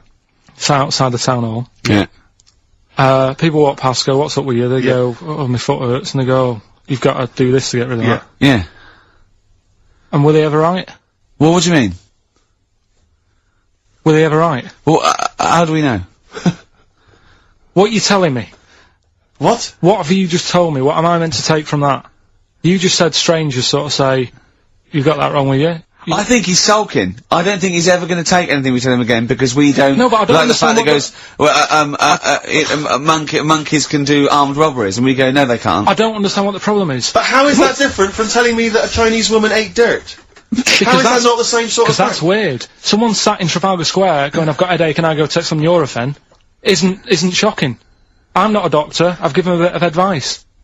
But neither is the dirt lady. She's not particularly interesting. Neither of them are particularly interesting. I'm just trying to give you an example of the same sort of drivel you feed us every week. Would you sort of have tea round at her house? It's weird. The Chinese woman. Right, so it's weird. Okay, now we're getting somewhere. It's weirdness that you're interested in. See, I thought that you were actually interested in sort of interesting sort of stuff. But if it's weird, it helps. If it's weird, it helps. Yeah, I mean, it doesn't have to be major news. The other day there was something about, this fella who, I think he wanted to be an actor, right? And, he was trying all his life to be an actor. Couldn't get a gig anywhere, right? So when he died, he said, right, I'm gonna leave all my money to the theatre as long as that theatre uses my skull in that play they do with the head. Hamlet. In Hamlet. So that's that sort of news. And What? it's weird. Right. What money did he have if he's been struggling actor? He had some money in that. What did he do? I don't know. Oh, that's what I'm interested in, what he did. Yeah, No, that's but what it me and doesn't Steve. matter, though. Yeah, that's what me and Steve are interested in, what he did, how he earned his money.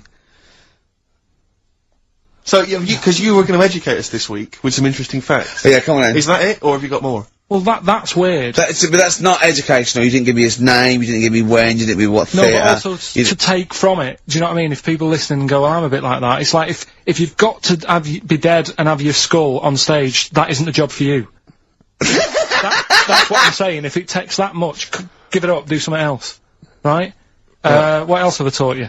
I don't know. You haven't taught us, you've never taught me anything. See, we'll just have to sort of... What, agree to disagree? Right. I don't know what you can sort of learn from this. Go on then. 7-Up, the drink. Yeah. Right. We're actually on air now, aren't we? Yeah, this is right, it, okay. this is it, baby. This is a radio show that we're paid Forget for. that then, forget No, it. come on, 7-Up! It's not really... Not It's not, important. it's not interesting, or Go on, important. no, come on then, come on. The little red dot, that's above the 7 on the can, you know, it says 7 Yeah, up and there's a little red dot. Yeah.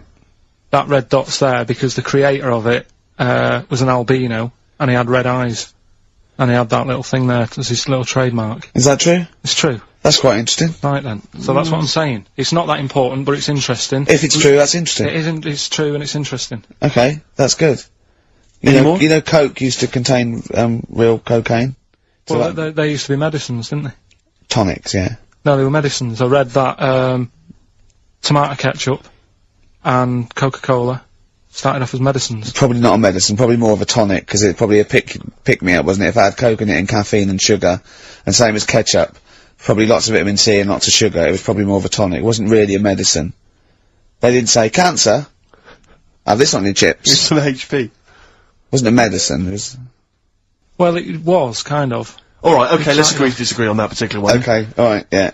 Is that it, Carl? What else? You've Any other educated us, facts? you've given us the 7-Up thing, okay. I've told you about the goldfish. Not really, but yeah. You didn't tell us anything about goldfish. This is your fact, right? You know what? Goldfish might have longer memories than some people think. That's not a fact. That under no circumstances would imagine Magnus Magnuson saying, what animals might have longer memories than most people think? This is goldfish, correct? Imagine that as a question. How is that a fact? If you ever have children, are you going to educate them with this kind of drivel? Is this how you're going to raise your kids? So their minds just pump full of That'd this be my rubbish? job. I'd keep them interested with stuff like that. Right. Yeah. Suzanne does the proper stuff. Yeah. So you agree there is some proper stuff? Yeah, but I wouldn't make him do it. I'd just sort of leave the book there, and then if he read it, I'd go, that's good, that is... What book would you think, what, the 50th, freakiest people ever to be born? Give him that to start with. What would you tell me your favourite was? The little fella who was playing the keyboard? That or the three-legged fella. Yeah, okay. So he's learnt that. That's the first day at school. What would you teach him the second day at school? I don't know, because Why do owls have to turn 180 degrees to look the other way? Because they've got big eyes. Yeah, and what's that mean? What do you mean? What do you mean? Can I just? I don't think you should have children. Well, Suzanne's always saying, she'd like to hear tiny feet running around the flat. Stuff. I just said, let's get a little midget cleaner. Right, haven't got long. We better give the winner. We got monkey news coming up. We haven't really got any monkey news. What do you mean? What do you mean? There's nothing going on, seriously. What do you mean? The last few weeks, I've keep telling you. Right. This really annoys me when you say there's something going on, because you call it monkey news, but it's not monkey news. You have stories, dubious stories. But shut up a minute. About it's always chimps, which annoys me. You call it monkey because they're apes, right? And it's often from the 18th century, so it's not news anyway. So don't tell me there's no monkey news what I'm this saying week. Is, if there's monkey news worth doing, I'll know about it.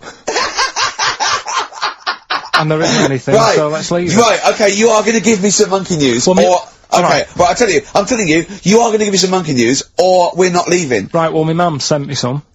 Right. I got a little letter from her doing the usual sort of stuff, telling me what she's been up to and that. It was a little thing about, somewhere in Lincolnshire or something. Right, good. Do a bit of monkey throwing. What do you mean? Because some fella got attacked by one once. And sort of to remember him, on this certain day, they go, oh, it was today, wasn't it? And that fella got attacked by a little monkey and that. And something about chucking monkeys about. That's horrible. I don't know if they're real, I think it's just like to remember. Alright. But that's the only sort of stuff that's knocking about out there. But it's not, that's not I've got my monkey mum and news. dad on it, looking all the time for stuff.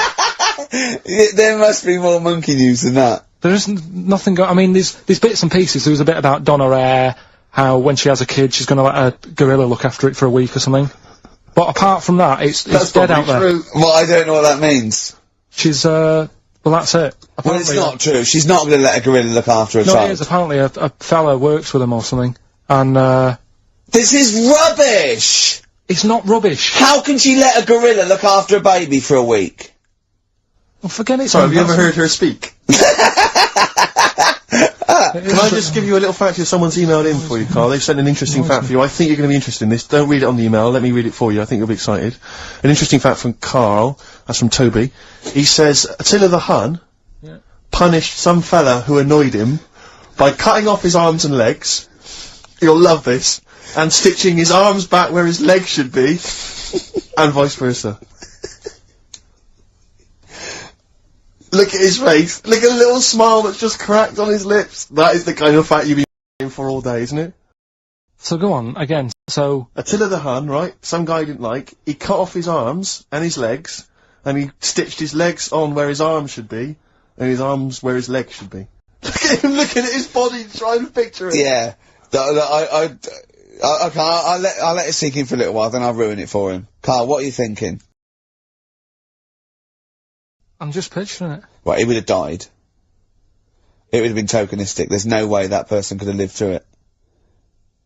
So, it was just for the Hun's fun. He probably put him on a stick outside his gate or something. There's no way, in those days, that he could have gone through complete limb amputation and... So would he have wore a jumper for pants? Who's the winner of the competition? From Walthamstow, it's Joe Ogden. Well done, Joe. You got the correct answer, which was what? The fellow with two heads, that number 50. Number 50. Is that it? Are we off? Yeah. Cheers. More of the same drivel next week. Bye. Bye. Jet, are you going to be my girl on XFM 104.9? I'm Ricky Gervais, with me Stephen Merchant. Over there, little roundy bald head of Karl Pilkington. Good news and bad news. Good news is, boys are back in town, we're here for 2 hours. Hello. Bad news is, we have no monkey news, gay fella news, or little Chinese fella news. Really? We're going to try and, leave that for a week, and then maybe come back to it. Yeah. It was Why do good. I get the feeling that within 20 minutes we'll be talking about little gay Chinese Carl, think of that. We have got monkey news. Oh, yeah. So we've already broken that promise. Oh, okay. I thought we were going to try and sort of talk about something else. I just done Jonathan Ross show, and they don't talk about the same things every week. It's weird. It is weird. But, or as Karl says, weird innit? Yeah. So, gave this show about 5 plugs. Nice one. Yeah. So, I think we'll get upward of 800 people listening. Oh, double. For the first 2 minutes. Yeah. And then turning back. They're already switching over. I'd have thought so, yeah. I spoke to my friend yesterday. He's a little bit of an odd fella, and he said that for his own amusement, he had an iPod in his car, and he bought a little sort of transmitter, and he could transmit the music from his iPod to sort of just beam it, kind of as he was driving along, to sort of passing cars. What do you mean? It's Make weird. their radio play it? Well, but if they had it in the right frequency, yeah. I mean, pointless, completely pointless, but not dissimilar to this show, I imagine, in terms of the number of listeners. Yeah, but I was gonna say, what's the chances of people having this frequency? Pointless. So it's probably about the same, yeah. Do you know what it reminds me of? When I was young, I wanted to get into radio. I was excited in radio. When I was sort of in my, I don't know, I was 11 or 12. My friend and I, we got a little mixing deck, and we used to host our own radio show. Brilliant. From his bedroom. We didn't have a transmitter, so we'd put some speakers in his front garden, in some bushes, and sort of broadcast it to people who were walking Again, by. probably over the week more listeners than this show. Almost certainly. I love the idea. It never happened, but I always was hoping that maybe some girls would just come by and just like sit and listen. These guys are great. I don't know where these sounds are coming from. It seems to be that bush, but or Noel Edmonds coming along going, who are these guys? Yeah. Can you get on my breakfast show? Can they stand in for me when I go on holiday? Yeah. Yeah. I did, did I say I did sort of pirate radio? No, go on. Got into yeah, the normal radio, but you had an eye patch on. Go on. Dad was in hospital, right? And, he was having some operation done, right? And, went to see him, and didn't have that much to say to him, right? So I was sat there. Well, it's awkward though, isn't it, when someone's ill? Yeah. Sure. And you don't know. Boring, isn't it? Boring. So I was flicking around on that little radio thing they have. Yeah. And he had a radio station in the hospital, so I said, I'm gonna go and join this. So I wandered off to go and find it. Yeah. Sort of joined that, did a little show on there, thought I can sort of get out to the masses here. My mate made a little transmitter, did a little pirate radio show from the, got kicked out because they found out, and apparently I put the station at risk, because all the stuff could have been taken off us. But from Little Acorn, 16 years later, he's on a show with less listeners. Yes. Brilliant. Can you imagine if you've gone into hospital, you're already pretty depressed, there's the fear of these bugs, super bugs in the hospital. Yeah. Maybe you've got some quite serious illness, you know, you don't know if you're gonna make it. His voice is what you hear to cheer you up. Alright, weird, isn't it? I saw a programme about a parasite the other night. Yeah. Apparently, they get in through your eye and eat their way up through your genitals. Anyway, here's Radiohead. Yeah, exactly. Play a record, Karl. Stone Roses, yeah? Oh, Fool's Gold. Classic. Stone Roses. Fool's Gold. XFM, 104.9. Brilliant. Can't help but notice you've brought some sandwiches in, Rick. What's in there? Cheese and onion. Cheese and onion? Yeah. Because I've never ever seen you make sandwiches before. I've seen you take a piece of bread out of a loaf and sort of fold it in half. Crumbs everywhere. Well, Jane made that for me because I was in a bit of a hurry. I didn't think for a minute that you Why? made Because it looks neat. Well, they're wrapped in the tin foil. A knife has been used. As opposed to chewing round the baguette. Exactly. Yeah, breaking it in half. Yeah. Albert Steptoe. Yeah. Yeah, brilliant. Yeah. Nice. It's great, but the onions are strong. Are they? Making my eyes water. Yeah. If I come and breathe on you, it'll cure any sort of skin disease you might have. Skin disease. We watched that, Karl, you know, that Karl was raving about that thing about parasites, about worms coming out your brain and that. And I watched What is this? Is it a TV show? Yeah, called Body Snatchers. Right. And it was pretty fascinating. And, I mean, amazingly shot as well. I mean, it's got to win an award for photography. Yeah. And there was, one bit that, this little girl had been bitten by a mosquito and laid her eggs, and went to the doctor. She had a lump on her neck, like a boil. And, they pulled it out, and it was like a bullet, this maggot. Oh. And they put it down, and it was wriggling in her blood, right? But the hole left was sort of aesthetically pleasing. You know, like that feeling you get, like, I once had ingrowing hair, and I quite liked it when I pulled it out. And it's a perfect little hole. And I thought, I wouldn't mind having those as long as they sort of like healed over. What are you talking about? I don't know, it's weird, isn't it? But why would you want a hole in your body? No, it's got pulling something out, sort of like pulling something out of your body. It's I sort don't of know what you're cleansing, talking isn't it? No, but it's sort of like, I don't know what This is it, you watch one programme recommended to you by Karl, you've turned into Karl. You want a hole in your body? No, it was like, you know, like squeezing a really good sort of like spot. I mean, I haven't squeezed spots for ages, and so I'd never had spots, but maybe that's it. I didn't have spots. Right. And I always thought that would be nice, squeezing the spot. I don't know what you're talking about. Why would these things be pleasurable? Why would an ingrowing hair? That's yeah, great it was good. fun. That was good, because I got it, it was like a little lump, and I pulled it, and then it pulled out, and it was like, left a little I know what you mean. Because I get thick hairs down there. Yeah. Like, really. Oh, when they come out, it's like a bit of wax. Yeah. Like putting out a little candle. And I love that. What? Yeah. Because I've got not much hair on my head, right? It sort of grows thicker on my face. No, not true. Sure, but go on. Yeah. No, it does. Not true, baby. Go on. No evidence for that. Just made it up. So it grows sort of thicker on my neck and that, and now and again I'll see like something that's like a twig. Right, it's really thick. Yeah, you feel it, and then you think, oh, I'm gonna have that, and then you work at it, and then when you get hold of it, it's brilliant. It's like pulling out, it's fantastic. It's waxy and builder, and it pulls it out, and it stretches your skin, and it leaves a hole. I've just realised why we talk about Chinese people, monkeys and gays every week. Why? Because this is the sort of replacement. This is what we've got, if we're not talking about them. But it was great as well, and there's this parasite, right, that lives in a fish, right? And what it does, it changes the fish's behaviour. Because to breed, it has to get its body temperature up, so it has to get into a bird. Right? What needs to get into the bird? The fish? parasite. The parasite needs to get into a bird, yeah. right. So it changes the behaviour of the stickleback, and it makes the stickleback sort of suicidal. So the stickleback doesn't flee when it sees a heron, it gets caught. Right. Because this stickleback has changed its behaviour. Karl didn't quite understand this, did you? I still don't really get it. I watched it, and you see like the fat fish and that, and you go, oh, it's not well. But I don't understand. Well, all it does is, it has to get into a bird, because it has to breed, to lay its eggs, it has to have a raise of body temperature, so the fish is cold-blooded, so it has to get into a bird which is warm-blooded. There's lots of things, there's certain things... Why? Why is it doing that? Because it needs the temperature, it needs the heat energy for its reaction. Just like, for example, that's why your balls are on the outside. Because the cells have to be a certain temperature to survive. I don't know if it's the sperm or Sotoli cells, but they have to be a couple of degrees below body temperature. Otherwise, they'd be in a nice cage and we wouldn't get kicked in the nads. What do you mean? That's why your testicles are on the outside of your body. They have to be a couple of degrees below body temperature.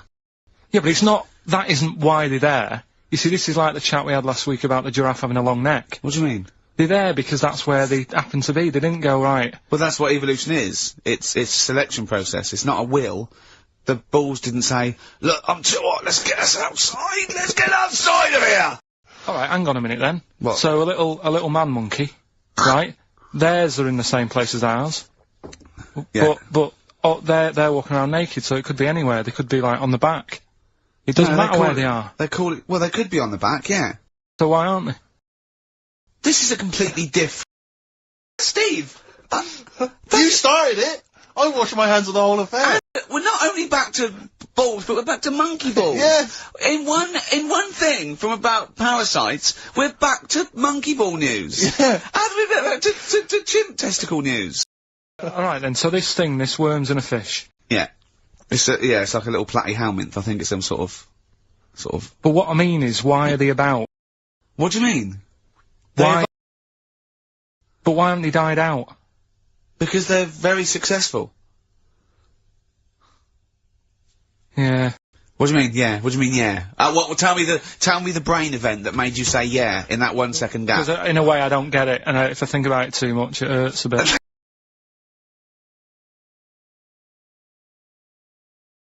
They've just been around for years, Karl. Yeah. Like Cliff Richard or something like that. Forget About Tomorrow by Feeder. On XFM 104.9. Karl is in some pain now, isn't he? What angers me is the fact that the listeners, at least they get a record. They get 3 minutes where they can just relax. They don't have to listen to this drivel. I've got to sit here for another 3 minutes while you try and explain to this idiot why they have a parasites and why we have fish and why, you know. It's just interminable. Oh, Karl's question is, what's the point of a parasite? I was saying, well, they evolved alongside everything else, and it's part of the ecosystem. He's going, but why is a parasite in a fish, in a heron, back in a fish? And I said, what's the point in anything, right, apart from the balance of the ecosystem that survives at any time? And then Steve went, Karl, you should have done this when you were in sixth form. Yeah. Questioning the point of life. Yeah, and you should have had existence. these existential questions, you know, when you were younger. Did you ever used to lay awake at night thinking, where did the universe end? No. I did that when I was about 6 or 7 for about a year. When someone said it was... He was lying awake at night thinking, where does Manchester end? I assume it goes on forever. They've made a map, haven't they, for the for the universe? Well, yeah, as far as they can, yeah. Big, is it? It's massive. Yeah. But if you're that lost, you know what I mean? Forget the map's map. not going to help you. Sure. If you're that lost, forget it. Look, we're never going to make it. We're not going to live 400 light years. We're not going to... Of course, you could take a shortcut through a wormhole, couldn't you? What's that? Oh, no! Let's not talk about the universe, please. Let's talk about something that you could comprehend, Karl. Well, Were you on Richard and Judy yesterday? Right. Yeah. Tell us about that. It was good. It was good fun. Yeah. It's a bit surreal. Is it? Yeah. It's nice. That's nice though. There's something charming about them. Do you know what I mean? They go off on tangents. They sort of digress. They suddenly think of something. She suddenly go, oh, my jumper's itching or something. You know. Yeah. And it's quite charming. It's not annoying at all. Yeah. And I'd never seen it through before. And I hope I didn't insult them because I said it was like an adult Blue Peter. Right. But in what way? Well, they had a Christmas wrapping competition. Right. Then they had a Christmas wrapping competition. And then they had that wasn't them doing kind of. Then they had what the French people are like. There was a little didn't quite understand that living in France. Then they had a woman who relived an Elizabethan Christmas. The bit that made me laugh was she was sort of announcing this through an Elizabethan microphone and PA to all the people sitting around dressed as. I'm a bit confused. Like, this sounds fascinating. It was good though, and at the end I said, next week I'll be washing a tortoise and that. Yeah. And the producer said, if you do want to make something for the show, we'll definitely feature it. So I might make some of those things that you spoke on Blue Peter, like send in sort of, you know, I remember they made a chest of drawers out of 3 matchboxes. Yeah. For Barbie doll or something, or Action Man. I seem to remember them showing you how to make a dusty bin once. What, on Blue Peter? I made one, I remember making one. Really? Yeah. I haven't watched Blue Peter obviously for like 25 years, but is it the same sort of thing? I think it's pretty much the same now, yeah. They occasionally they'll have kind of, larger sort of dramatic scenes, so that all the cast will kind of act out sort of murder mysteries and stuff like that. Oh yeah. There's a bit more of that going on. Drummers from Japan. I think the Kodos come on like twice a week. With the shiniest buttocks I've ever seen. Yeah. Greased, they're in like sort of nappies or whatever they call them, and they're playing the drums, and you see them from behind playing these big drums, and they've got shiny buttocks. The lights really pick up their arses. I think because they've kind of funked it up since we were younger, because I remember it was always stuff like, let's have a look at this traction engine. Yeah. Or let's drive some traction engines, one very small, a slightly larger one, then you need a larger one, and we'll just drive them around the studio for a bit. So you're going up Nelson's column with Shep. Yeah. You might die, you might not. But I always wondered if perhaps the people in charge were not perhaps down with the kids, when they were saying, what are we going to do this week? Let's have a look around a traction engine. Exactly. That's what the kids of the early 80s want. But they did used to sneak in education, whereas Magpie, that was just like funky people who were sort of really in the 70s. Never watched Magpie. No, I got it wrong as well. I did used to watch it, but I used to watch Blue Peter. I think I was conned. I always feared, because see, with the Blue Peter, I felt like I was learning something. I imagine on Magpie it was just, you know, Mr. T came round or whatever. It was a lot more cool, was it? It was a little bit more cool, yeah, and a lot more throwaway, and it was sort of like, Magpie was sort of like Looking. Right, on telly. Yeah. What happened to Looking? Don't know, it should be the Junior TV Times, I don't know. There's probably people listening who've never even heard of Looking. Is that what it was? Apparently so. But there was cartoons and things. Yeah, it was just basically an advert for ITV. Looking. Oh, was it? Almost entirely, yeah. And did it have like a Laurel and Hardy strip or something? No, it would have things like the story of 5 Star. Really? And, is it like the ones in the News of the World? Not dissimilar. Brilliant. Yeah. Hey, I've had 5 kids. Next picture.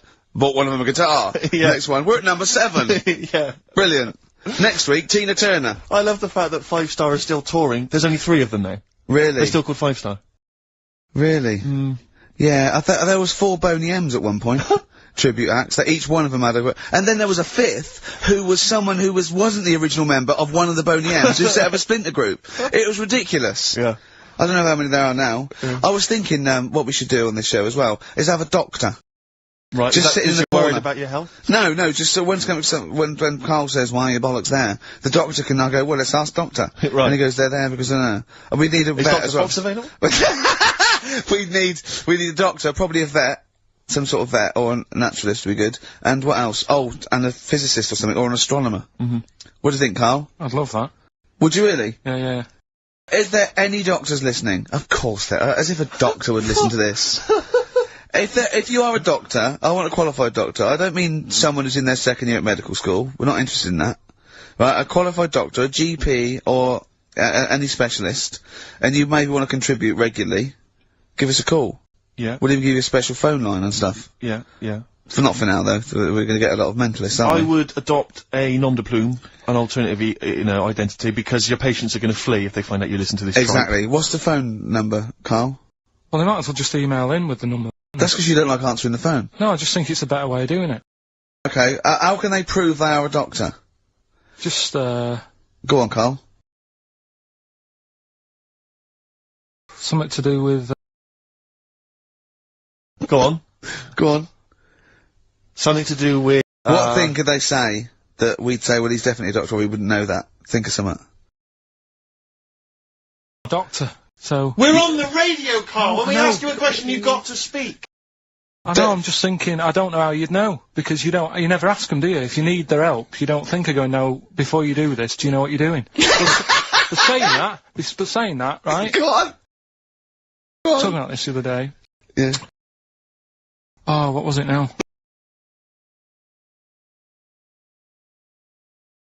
Alright, he's got it now. Go on, go on. This fella goes to the doctors, Yeah. right? Oh, right, okay.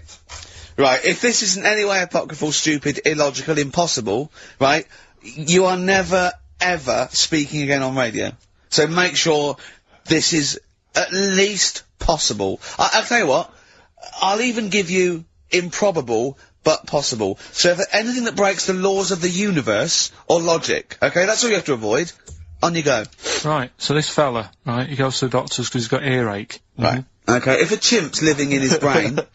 Go on. So he's got earache, he's sat in the waiting room and his ear's all bunged up and it's hurting a lot and what have you. So the doctor comes out and he goes, right? And because his ear's all bunged up, he doesn't hear it that well, right? So he thinks it must have been me, right? So he wanders in. Keep going, keep going, keep going. Anyway, I'm gonna hate this. I can just feel it in my bones. Steve, I'm gonna let you take over. Okay, let's hear it. So the doctor says, sit yourself down there, right? So he sits himself down, he goes, right, take your pants off, right? So he's thinking, that's a bit odd.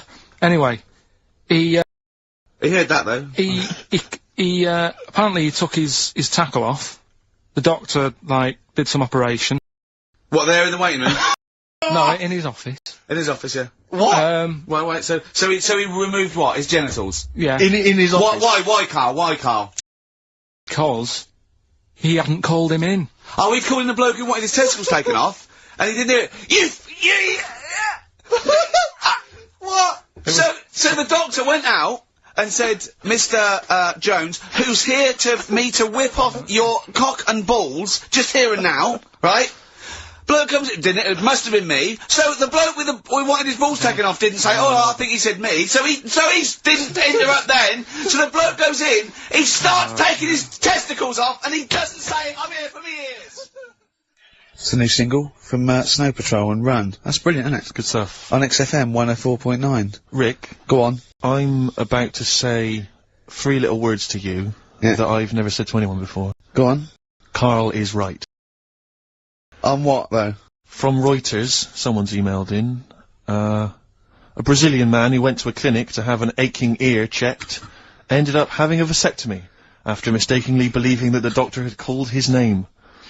He had gone in there, entered the vasectomy room when he was called. He was called by the full name and yet thought it was him, but the strangest thing is that he asked no questions when the doctor started preparations in the area which had so little to do with his ear.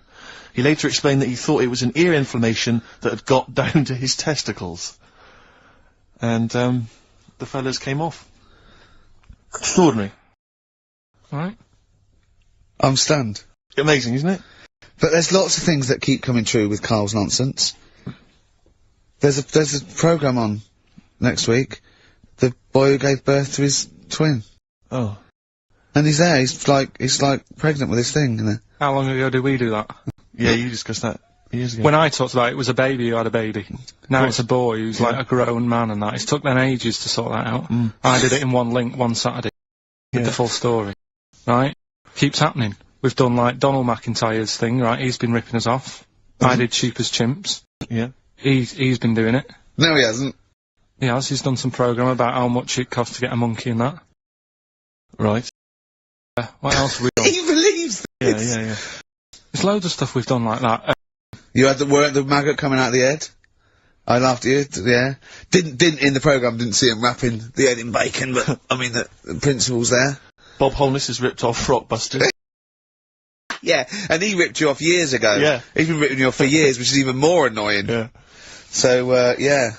Interesting. Yesterday, you know, Rich and Judy gave you the, tea picked by monkeys. Yeah. I told you about that, either last week or the week before. Yeah, and then you also told me that there's a place where they grow coffee, where the weasels come out and eat the coffee, right? But they have too much of it, get dysentery and vomit, and they sell the vomit because it makes the coffee smoother. Weasel vomit? Yeah. Absolute shite. It's not. Right. When you say it like that, it sounds ridiculous. Yeah, whereas the way you'd say it... Yeah. No, why do they keep taking the coffee?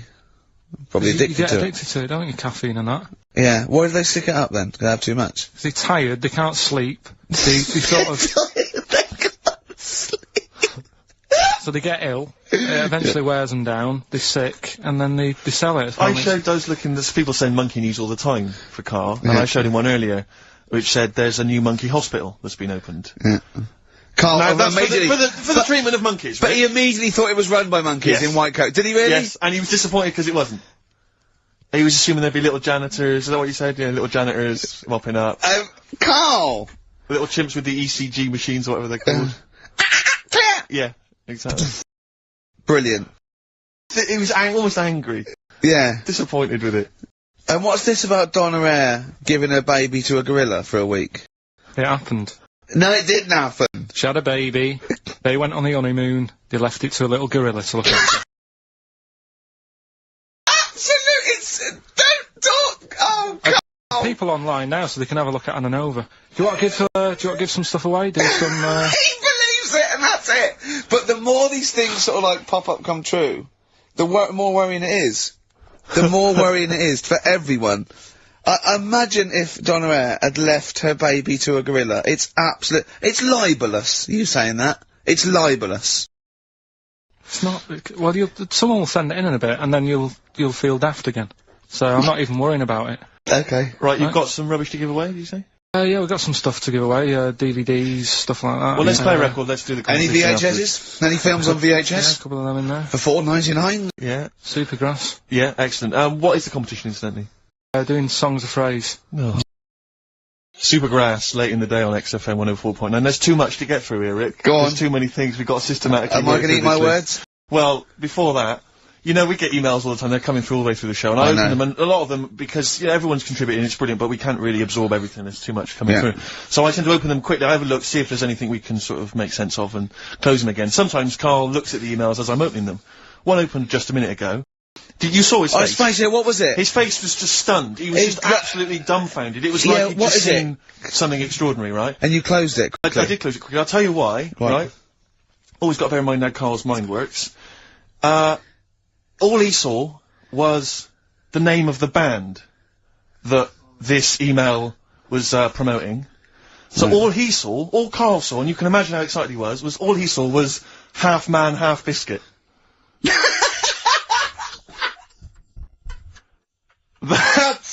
That's all he saw.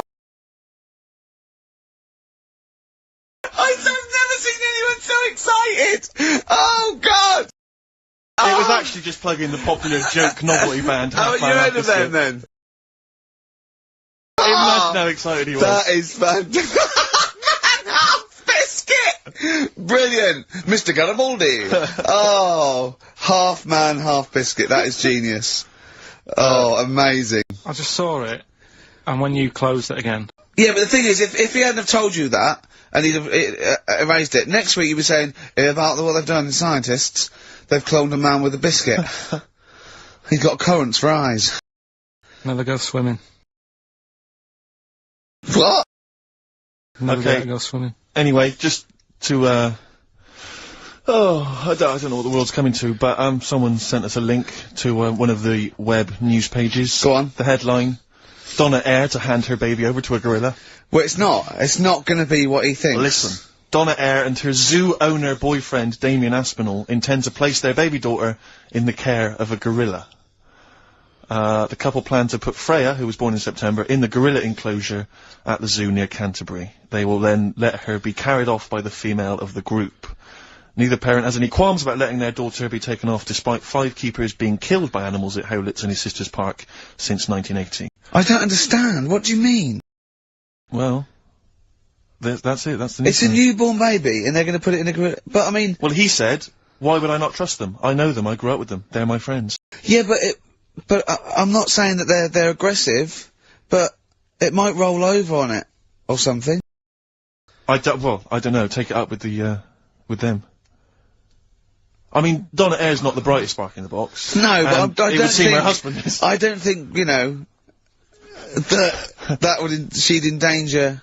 I mean, they must know something we don't. I still can't believe they're just going to leave the gorilla with it. Mm.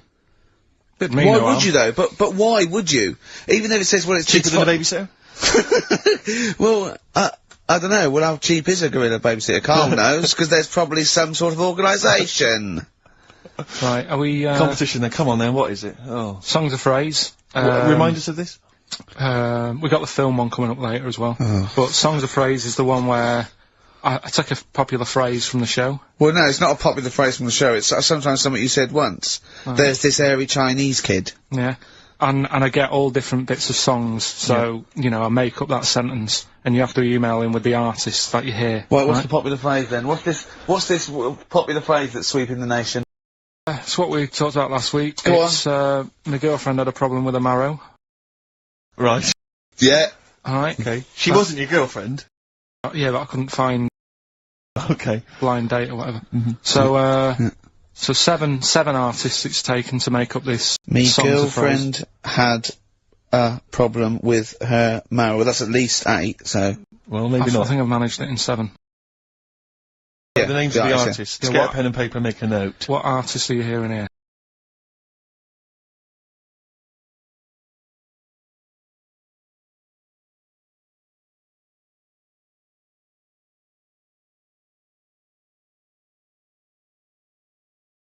What are the artists?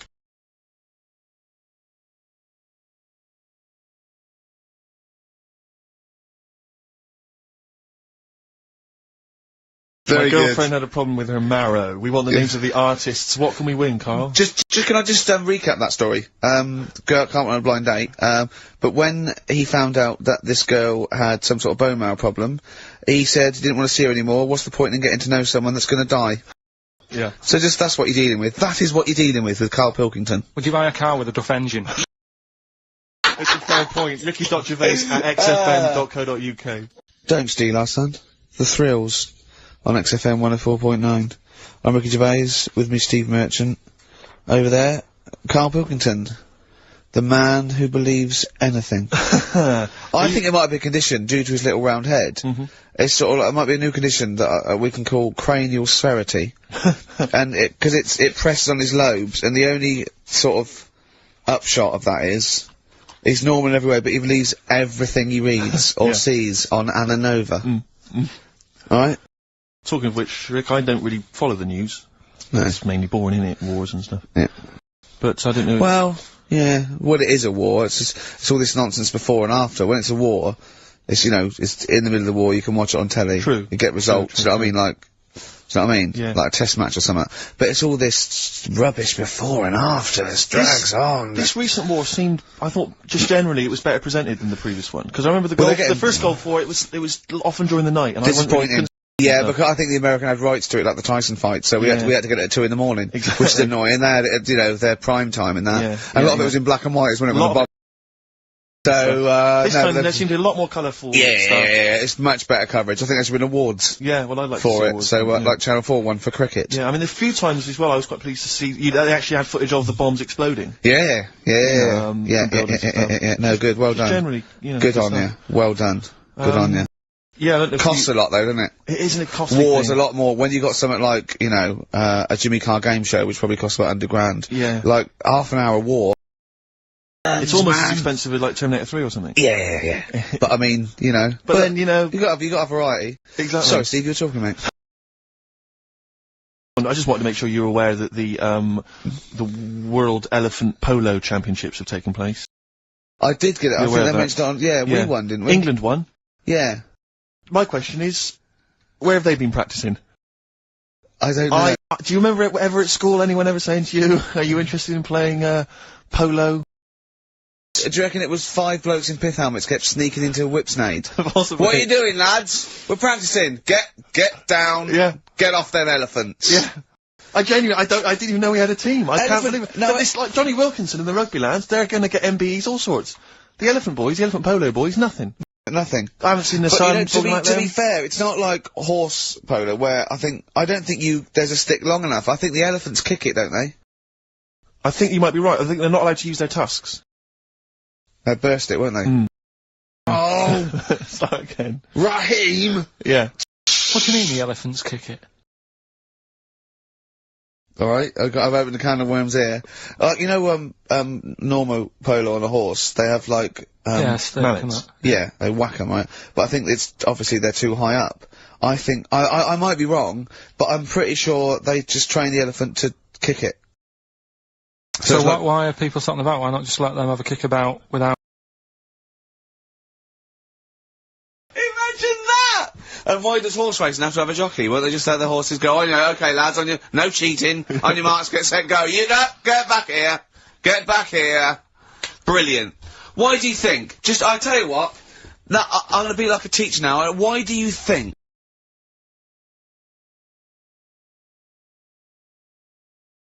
Sort of get mixed up which hand they sort of go in? Which hand they've got to get the ball in? Sort of. Yeah. Right. Yeah. How do you sort of steer an elephant, as it were? How do you ride an elephant? It seems quite a complicated procedure. I don't imagine they're quite as versatile as a horse. No, you can't sort of like pull it and its head goes. No. I mean, I don't really know how you... I mean, you'd have to have a huge playing surface, wouldn't you? I mean, these are big... Yeah. They use Kent. Well, exactly. Yeah, they dropped 2 big, huge jumpers. yeah. So one in, south of Kent, one in North Kent. Exactly. And it takes days. And is there like 11 on each team? Yeah, and one on the subs bench. Exactly. And it keeps breaking, the bench is broken. Yeah. Terrible. Easily because he's never getting chosen. He's never getting chosen, yeah. Well, he doesn't turn up to training. Of course, and he's never going to forget. He's down at the lake. Exactly. Down at the lake, when they should be training, eating too many buns. Exactly. Like Gascoigne. Right, Karl, come on then. Oh, hang on, I just must tell you as well about Lord Admiral Nelson's erotic letters. Go on. They've been sold at last. For £117,000. Sunday Mail? I don't know who bought them. Who opened them that shouldn't have? They got sent to someone else. To you. They were meant for Lady Hamilton. What are you doing opening them? What's he say? What's he got up to? It's interesting because they've printed a couple of the things he's wrote. Dear Lady Hamilton, a bit of a problem. Just the one hand. You might have to help me out on a couple of manoeuvres. Yeah, and the one eye, so I'm not appreciating the 3D. Exactly. I don't care where you put it. Yeah, exactly. Yeah, go on. You'll have to help me guide it in. You might as well stand tell. across the other side of the room for all the good at doing me. Exactly. Go on then. Of course, he ended up kissing Hardy, didn't he? Did he kiss Hardy, or did he ask him and he never did? Well, I don't know. I don't know about this, because I heard that he didn't, and it said kiss me, which means fact, and then I heard that he did say kiss me, Hardy. Like, you know, because it was quite suspense. I don't know. Is it Kismet or is it Kiss Me? Kiss Me Hardy. I think his final actual dying breath was no tongues. Yeah. I'm not sure. And someone went, kiss you what? Exactly, yeah. My name's Smith. Yeah. You want me to kiss? Exactly. Kiss me hardy. I wouldn't have thought so. I'll kiss your lips and you'll be happy with it. But, I'll touch you, Hardy. But I'm not kissing it. Go on. Couple of quotes from there. This is him writing to, Lady Hamilton, who he was having an affair with. I can neither eat or sleep for thinking of you, my dearest love. I never touch even pudding. Well, I think we've all written a letter like that to That's a euphemism. Surely. That's like, I think that's, I haven't eaten, and by the way, I haven't even knocked one out. Yeah, exactly. You are gonna get a sackful. Alright, Karl? You're the producer, is this alright? It's all euphemisms, I've not said anything wrong. Go on. Oh, come on, it happened in the 19th century. Yeah. We can talk about it, you know. Yeah. This is more topical than monkey news. Anyway, listen, sorry, we better get back to the competition. I'm worried that we've lost sight of that competition, because I'm not gonna lie to you, we've had no entries whatsoever so far. I can't believe that, because I actually got most of those. That's actually a more accessible one. I think I know all the artists, and I'm stuck on, Girlfriend, but I think I might know who that is. Let's hear it again. I'm surprised.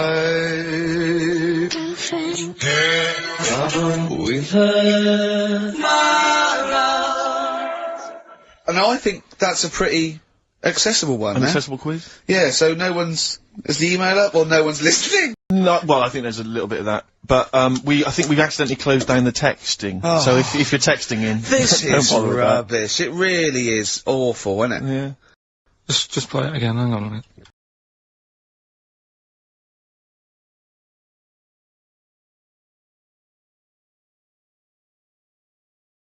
I'll tell you what it was. We didn't give out the prizes. We didn't say what the prizes were going to be. That's the reason. Yeah, I think the emails are going to go mental When they find out it's the first series of Open All Hours on VHS. And the Bridget Nielsen video. Exactly. Right. Oh, dear. Oh. No, actually, it's not too bad. Go on. The best air guitar albums in the, yeah, in the that's world. still going. That's One and evergreen. two. That'll keep running and running.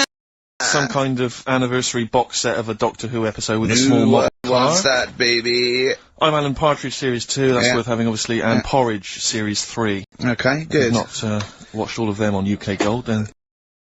Something wrong with you. So, yeah, let's hear it again. Alright.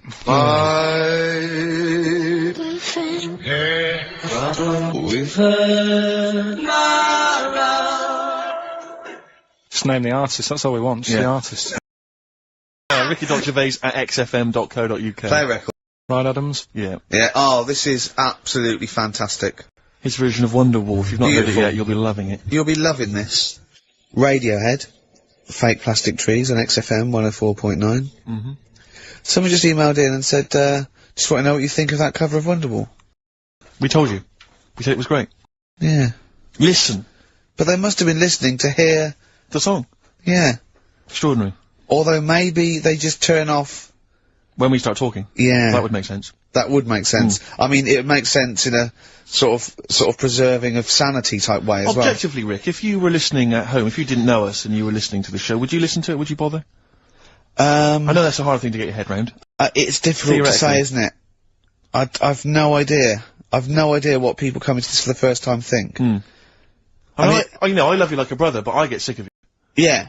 I mean, I get sick of me. Yeah. Sometimes I go up and... It's weird you should say that, because someone's emailed in. Yeah. A recent survey's been done by Cheltenham and Gloucester. The most desirable neighbour in Britain. Number 1. Shane Ritchie. Johnny Wilkinson. Oh, right. It doesn't actually give me the full rundown, but David Beckham was in the list. Yeah. Shane Ritchie was indeed in the list. Yeah, he's flying at the moment. As was Ricky Gervais. Well, that's what it says. It doesn't tell me where you came, though. And there was actually a neighbour from hell, and you weren't in that list. Well, I'm a good neighbour. Oh, come on. I am. I'm quiet. I don't keep myself to myself. I never... Do you know what I'm thinking of? What? If it was best friend. Yeah. Now that would be a nightmare. Yeah, exactly, yeah. Most desirable friend. I'm a good neighbour. I'm quiet, you know, yeah. Yeah, I mean, I imagine being stuck in a room with me writing all the time, with me squeaking like a chimp. Unbelievable. Although I don't physically abuse you, I save that to my bald mates like Karl and Rob and that. I just like to squeeze their head. I don't squeeze your head. Yeah. You know what I mean? I think it's because you command a little bit more Thanks very much. Do you know what I mean? You're not that sort of... You're not an idiot. Oh, sure. Alright, Karl, got anything to say? Has anyone seen this picture in Heat this week? It looks fantastic, doesn't it? Do you know what Steve said when he saw that, Karl? Go on. He said, it has captured Karl. What do you mean? Well, you just look utterly gormless. In the picture. It's captured brilliant. You know, like a good photographer can do that. They can capture the essence of someone. That's good stuff. It's good stuff. Well, actually, I'm the photographer. Because it was a screen grab from the behind-the-scenes footage. Well done. So I got that gimpness. I captured the essential gimposity. Exactly. Yeah. Karl. Yeah. Alright? Captured it. Yeah, well, I did a little article for Time Out, and I think Boyd from Heat has sent over that screen grab to them, so he might be in Time Out. I'm going to try and get him in every publication. Yeah. For 1 year. It's like you've managed it in the last 2 weeks. Exactly, yeah. It's like a Dave Gorman project. Are you Karl Pilkington? Yes. Let's do that, shall we? If anyone's got a publication, it doesn't matter how little, just take it from Heat. That's mine, so you're welcome to it. Just try and just put his picture in anything. Next to round things is best, isn't it? That'd be good. You alright, Karl, with that? Yeah. Alright then, good. What have you got for us, Karl? News headlines?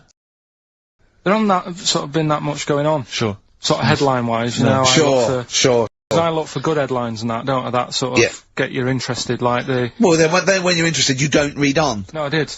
Okay, go on. Like the one, do you know the one I read out a couple of weeks ago? That was, man lives in dump for 10 years. I remember the Chinese woman eats dirt. Yeah, well... That was a cracker. Man lives in dump for 10 years. I read on with that one yesterday. I found it in my bag because I took it on, so I'll read that when I get a minute. Yeah. Right? News. Imagine that. News. I might read last Thursday. Yeah. Just to catch up. Do you know how he got caught? What do you mean how he got caught? In a rubbish dump. No one knew he was there, right? Yeah. He was living off food that had been chucked away. So a lot of people chuck away stuff that isn't off, so you can survive on that. He had a nice little place to sleep and that, and an old mattress that was alright and stuff. Got away with it for 10 years, until he decided to celebrate bonfire night with some fireworks.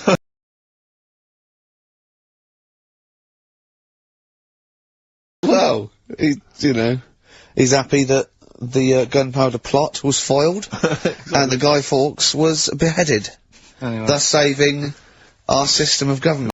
There's got to be a couple of news headlines, surely. Hold on, wait a minute. Bong.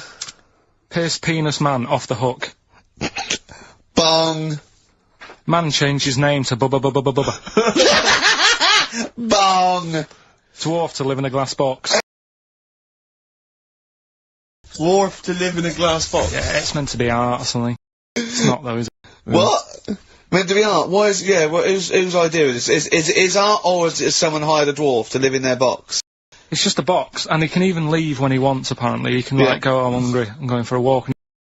If it's Damien Hirst, he might end up in 4 bits. So, just be careful. But to me, that's like that thing when I said to you about the woman in the jar. What woman in the jar? The woman in the jar, they go, oh, come and see the woman in a jar. And then it turns out it's a big jar. So it's it's a like, big jar. Put me in there as well, then. Exactly. It's not special. Yeah. And that's the same with him. It's a big box, he's a small fella.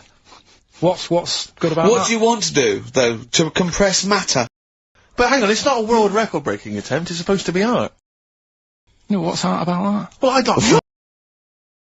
Oh, can we do a show for BBC 3? Karl Pilkington going around, what's art about that? Yeah. That is brilliant. What's art about that? I'd love that.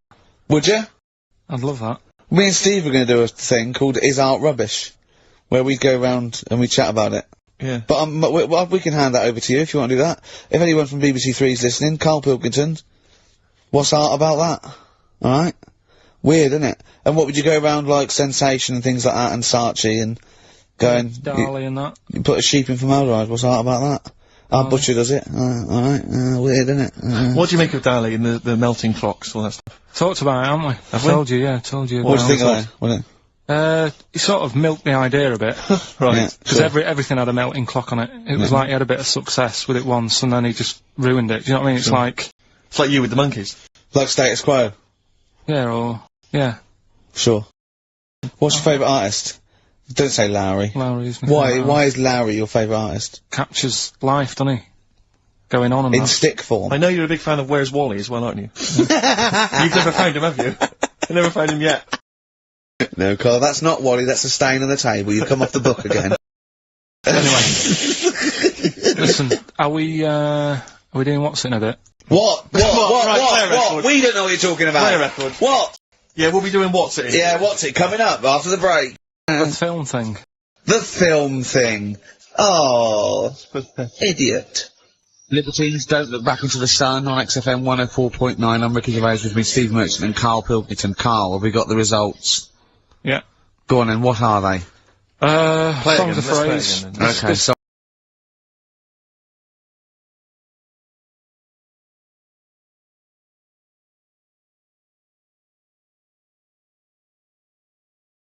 My girlfriend had a problem with a marrow. The answer's Sinatra, Prince, Bill Medley, U2, Shirelles. There was also Dub Pistols in there. Well, no one got all of them, Karl, obviously. But we'll give it to Mark Cantan. He got, what did he get, about 6 or something? Yeah. Well done, he's from Dublin, so that's nice. Well done. Listening over there, the Irish. Yeah. A German man, just thought I'd let you know this, Ricky. A German man has been arrested because he taught his dog to give the Nazi salute. And then he made it do it in front of 2 policemen. I think it's an offence in Germany now. That's a fascist with too much time on their hands. it's illegal for a dog to do it as well. I think so. I bet he thought he'd found a loophole. Yeah. I mean, he's been dying to do it, but he thought, well, I'm not allowed to do it. It's illegal for a human to do it. Yeah. Thought he got around it. No. For a while, it just kept doing the Basil Fawlty funny walk. And he's going, no, you're undermining it. Don't do the legs as well. But the reason I mentioned it is because he's German. And what were you telling me earlier about? Karl was whittering on about the Germans earlier. He was saying something about the accent. It's fine with blokes, but not with women. You won't want to go out with a German woman because of the accent. I just think it's a bit manly, isn't it? Sure. Is it? Yeah, it sounds a bit hard. I can't imagine having a nice sort of romantic chat with someone. Well, it's not a romantic language, no. It's quite harsh, yeah, but that's our... No, but what I mean is, right, I can't speak any other languages apart from this one. Well... Right. You're struggling with this one. Yeah. And what I mean is... Whereas you really do speak the language of love, alright? There's some condoms, where's me tea? Yeah. What I'm saying is, if a French woman was talking to me, I'd say, I don't know what you're talking about, love, but it sounds good. Whereas a German woman, I'd go, oof. And she might be saying really nice stuff. Yeah. That's what I mean. Yeah. But then we got talking because, do you know, like, me brother... Sort of a prejudice, really, isn't it? In a sense. What do you mean? In a sense it's racist, but anyway, on you go. Yeah, go on. It's not really, is it? No. But, yeah, my brother was in the army, we've talked about it, haven't we? And how he got kicked out for going for a packet of fags in a tank and that, right?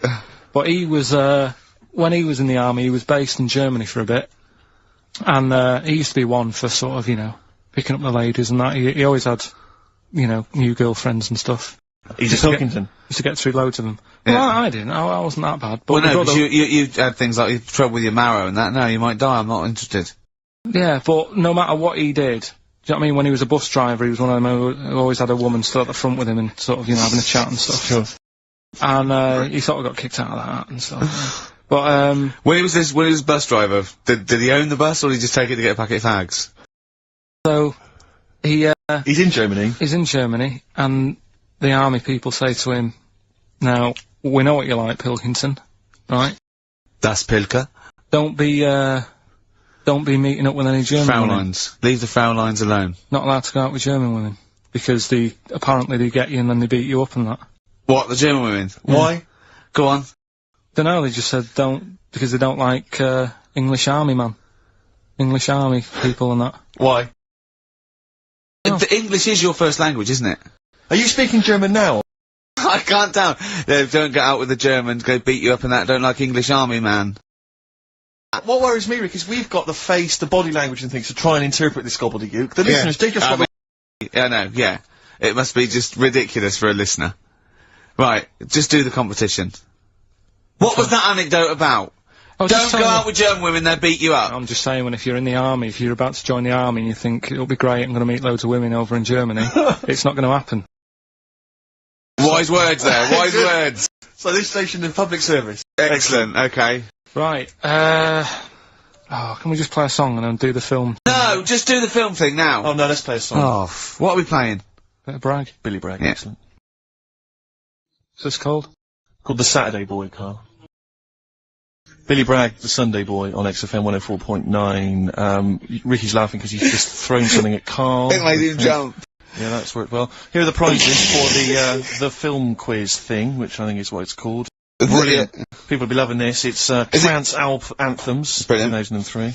We know we've got a lot of trance fans listening. The best air guitar album, obviously. Yeah, of course, yeah. The best club anthems. Yeah. Series 1 of Happiness by Paul Whitehouse. The very best of Father Ted on DVD. We've got Teachers. We've got Knowing Me, Knowing You. Not too bad. Yeah, a few bundles there. Good stuff. Christmas gifts and things like that. So that Knowing Me, Knowing You, I've noticed on VHS, which is good. Yeah. That's quite quaint. Excellent. Yeah. Brilliant.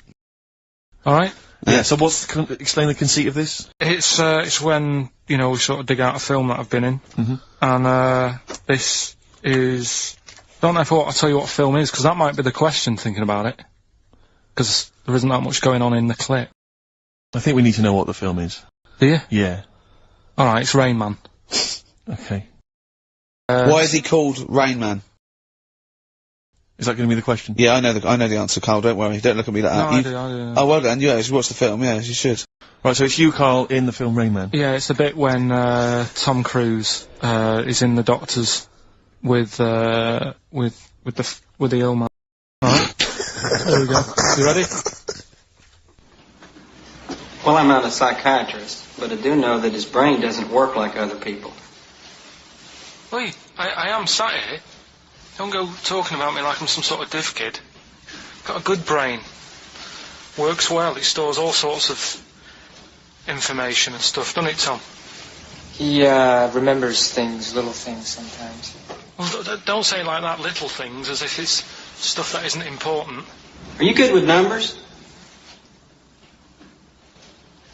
The doctor's asking you a question. Yeah, I know, I'm just thinking. Good with numbers. It depends. Not that good at maths, but I remember facts that have got numbers in them. Like I know that 1 person in 2 billion will live to be 116 or over. Right?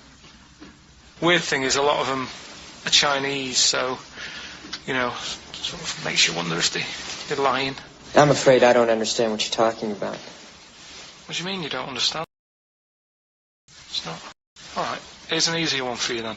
Goldfish have better memories than people think. He's right. He's right? Yeah. See? There you go. Goldfish related. Oldest goldfish in the world was 41. No. Yeah. Funny thing is there, if it was a goldfish with a dodgy memory, could have been older. Could have been, you know, pushing 45. That's amazing. I mean, that is amazing. He should work for NASA or something like that. Well, don't go that far. You know, they're the sort of things that I like reading about, you know. I've got that big book there. It's full of Did you read all this? Yeah, don't... You read all these stories that are in this book. Don't bother touching Maybe it. you better put it back. Give it back. No. Okay, no, Ray, take it easy. I'm not gonna... I won't touch anything else, Ray. Come on. It's okay, Ray. It's okay. Come on. Can I ask you something else, Raymond? No. Oh, you've annoyed me now. You've kept coming here saying I'm daft and that and messing with my book. Just go, will you? Excuse me. Were they messing with your big book of freaky facts? Yeah, that's out of order. Good. Right. So what's the question? Why is he called Rain Man? Yeah? Yeah? Everyone happy with that question? Yeah? Yeah. Okay, Ricky.Gervais at xfm.co.uk. Why is he called Rain Man? What? Yeah. Bad Day, REM, XFM, 104.9. That's nearly it, isn't it? It's almost it. Got through another one. Got through another one seamlessly. The film Brilliant. quiz, obviously we had just moments ago, it was Karl featured in Rain Man. The question was, why is he and the film called Rain Man? The answer, Ricky, was?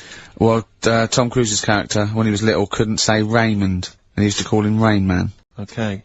Plenty of right answers, but we're going to give it to John Steele, who, interestingly, is from West Yorkshire. He's listening. That is interesting. Yeah. So that's pretty much that. Is there time for Monkey News? I think we got to have Monkey News. Let's and play then that second track from the Ryan Adams Let's album. play the jingle, though, if we can. Oh, chimpanzee, that Monkey News, you Right. Now, it was back in the 1980s. Right. So it is quite topical then. Right, okay. When did this happen then? 1980s? Yeah. Yeah. It's about a Colombian F1 sort of, Formula 1 driver. Yeah. Apparently these races were going on, right? And someone kept winning them. Right, okay, forget it. Forget it. No, don't do it. It's 'cause it's rubbish. 'Cause it's rubbish. Right, so someone kept winning the races. So, this human, that kept winning the races. So this human being that kept winning the races, Karl, what was his name? His name it's Jimmy something. Yeah. How tall was he? Just out of interest. No, let's hear the story. Let's hear the story. Was he about 4 foot You 8? might find out if I tell you the story. Right? Go on. So anyway, he kept winning and everyone was like, oh, he's brilliant, this guy, who is he, and all that. Yeah. But his gimmick, right? Was never showing his body or face? That's right. Never took his helmet off. You're an idiot. Never took his helmet off, right? You know the short trousers he used to wear? His trousers were about a foot long, but his shirt, the sleeves were really long. Anyway, right, so because he wouldn't take his helmet off... You're an idiot. He was taking part in, the F3, which is like the lower ranks of Formula 1. Just get to it. Everyone thought it was like a famous driver who was taking part in that. Get to being a monkey. Anyway, what happened was, there was a crash one day. Yeah. And the car tipped over, everyone's like, oh... He ran up a tree? So... They suspected when he ran away with the ambulance people up a tree and started eating a banana? So the marshals ran over and the ambulance people were there and they were about to take his helmet off, and the marshal was like, "Don't take his helmet off." Give away the secret that he's a monkey. Give away the secret and that. Yeah, chimp. Yeah. Took his helmet off. Jimmy Chimpus. Little monkey under there. No, definitely not. Okay, let's play Ryan Adams. Did he survive? Let me just a couple of questions. Did he survive? Yeah, he did. Yeah, he was allowed to keep all the awards that he won. Sure. But he wasn't allowed to take part in any other races. Yeah, didn't happen. This is Ryan Adams. We'll see you next week. This is a song called The Shadowlands, also from that Life is Hell album. It's good stuff. Idiot.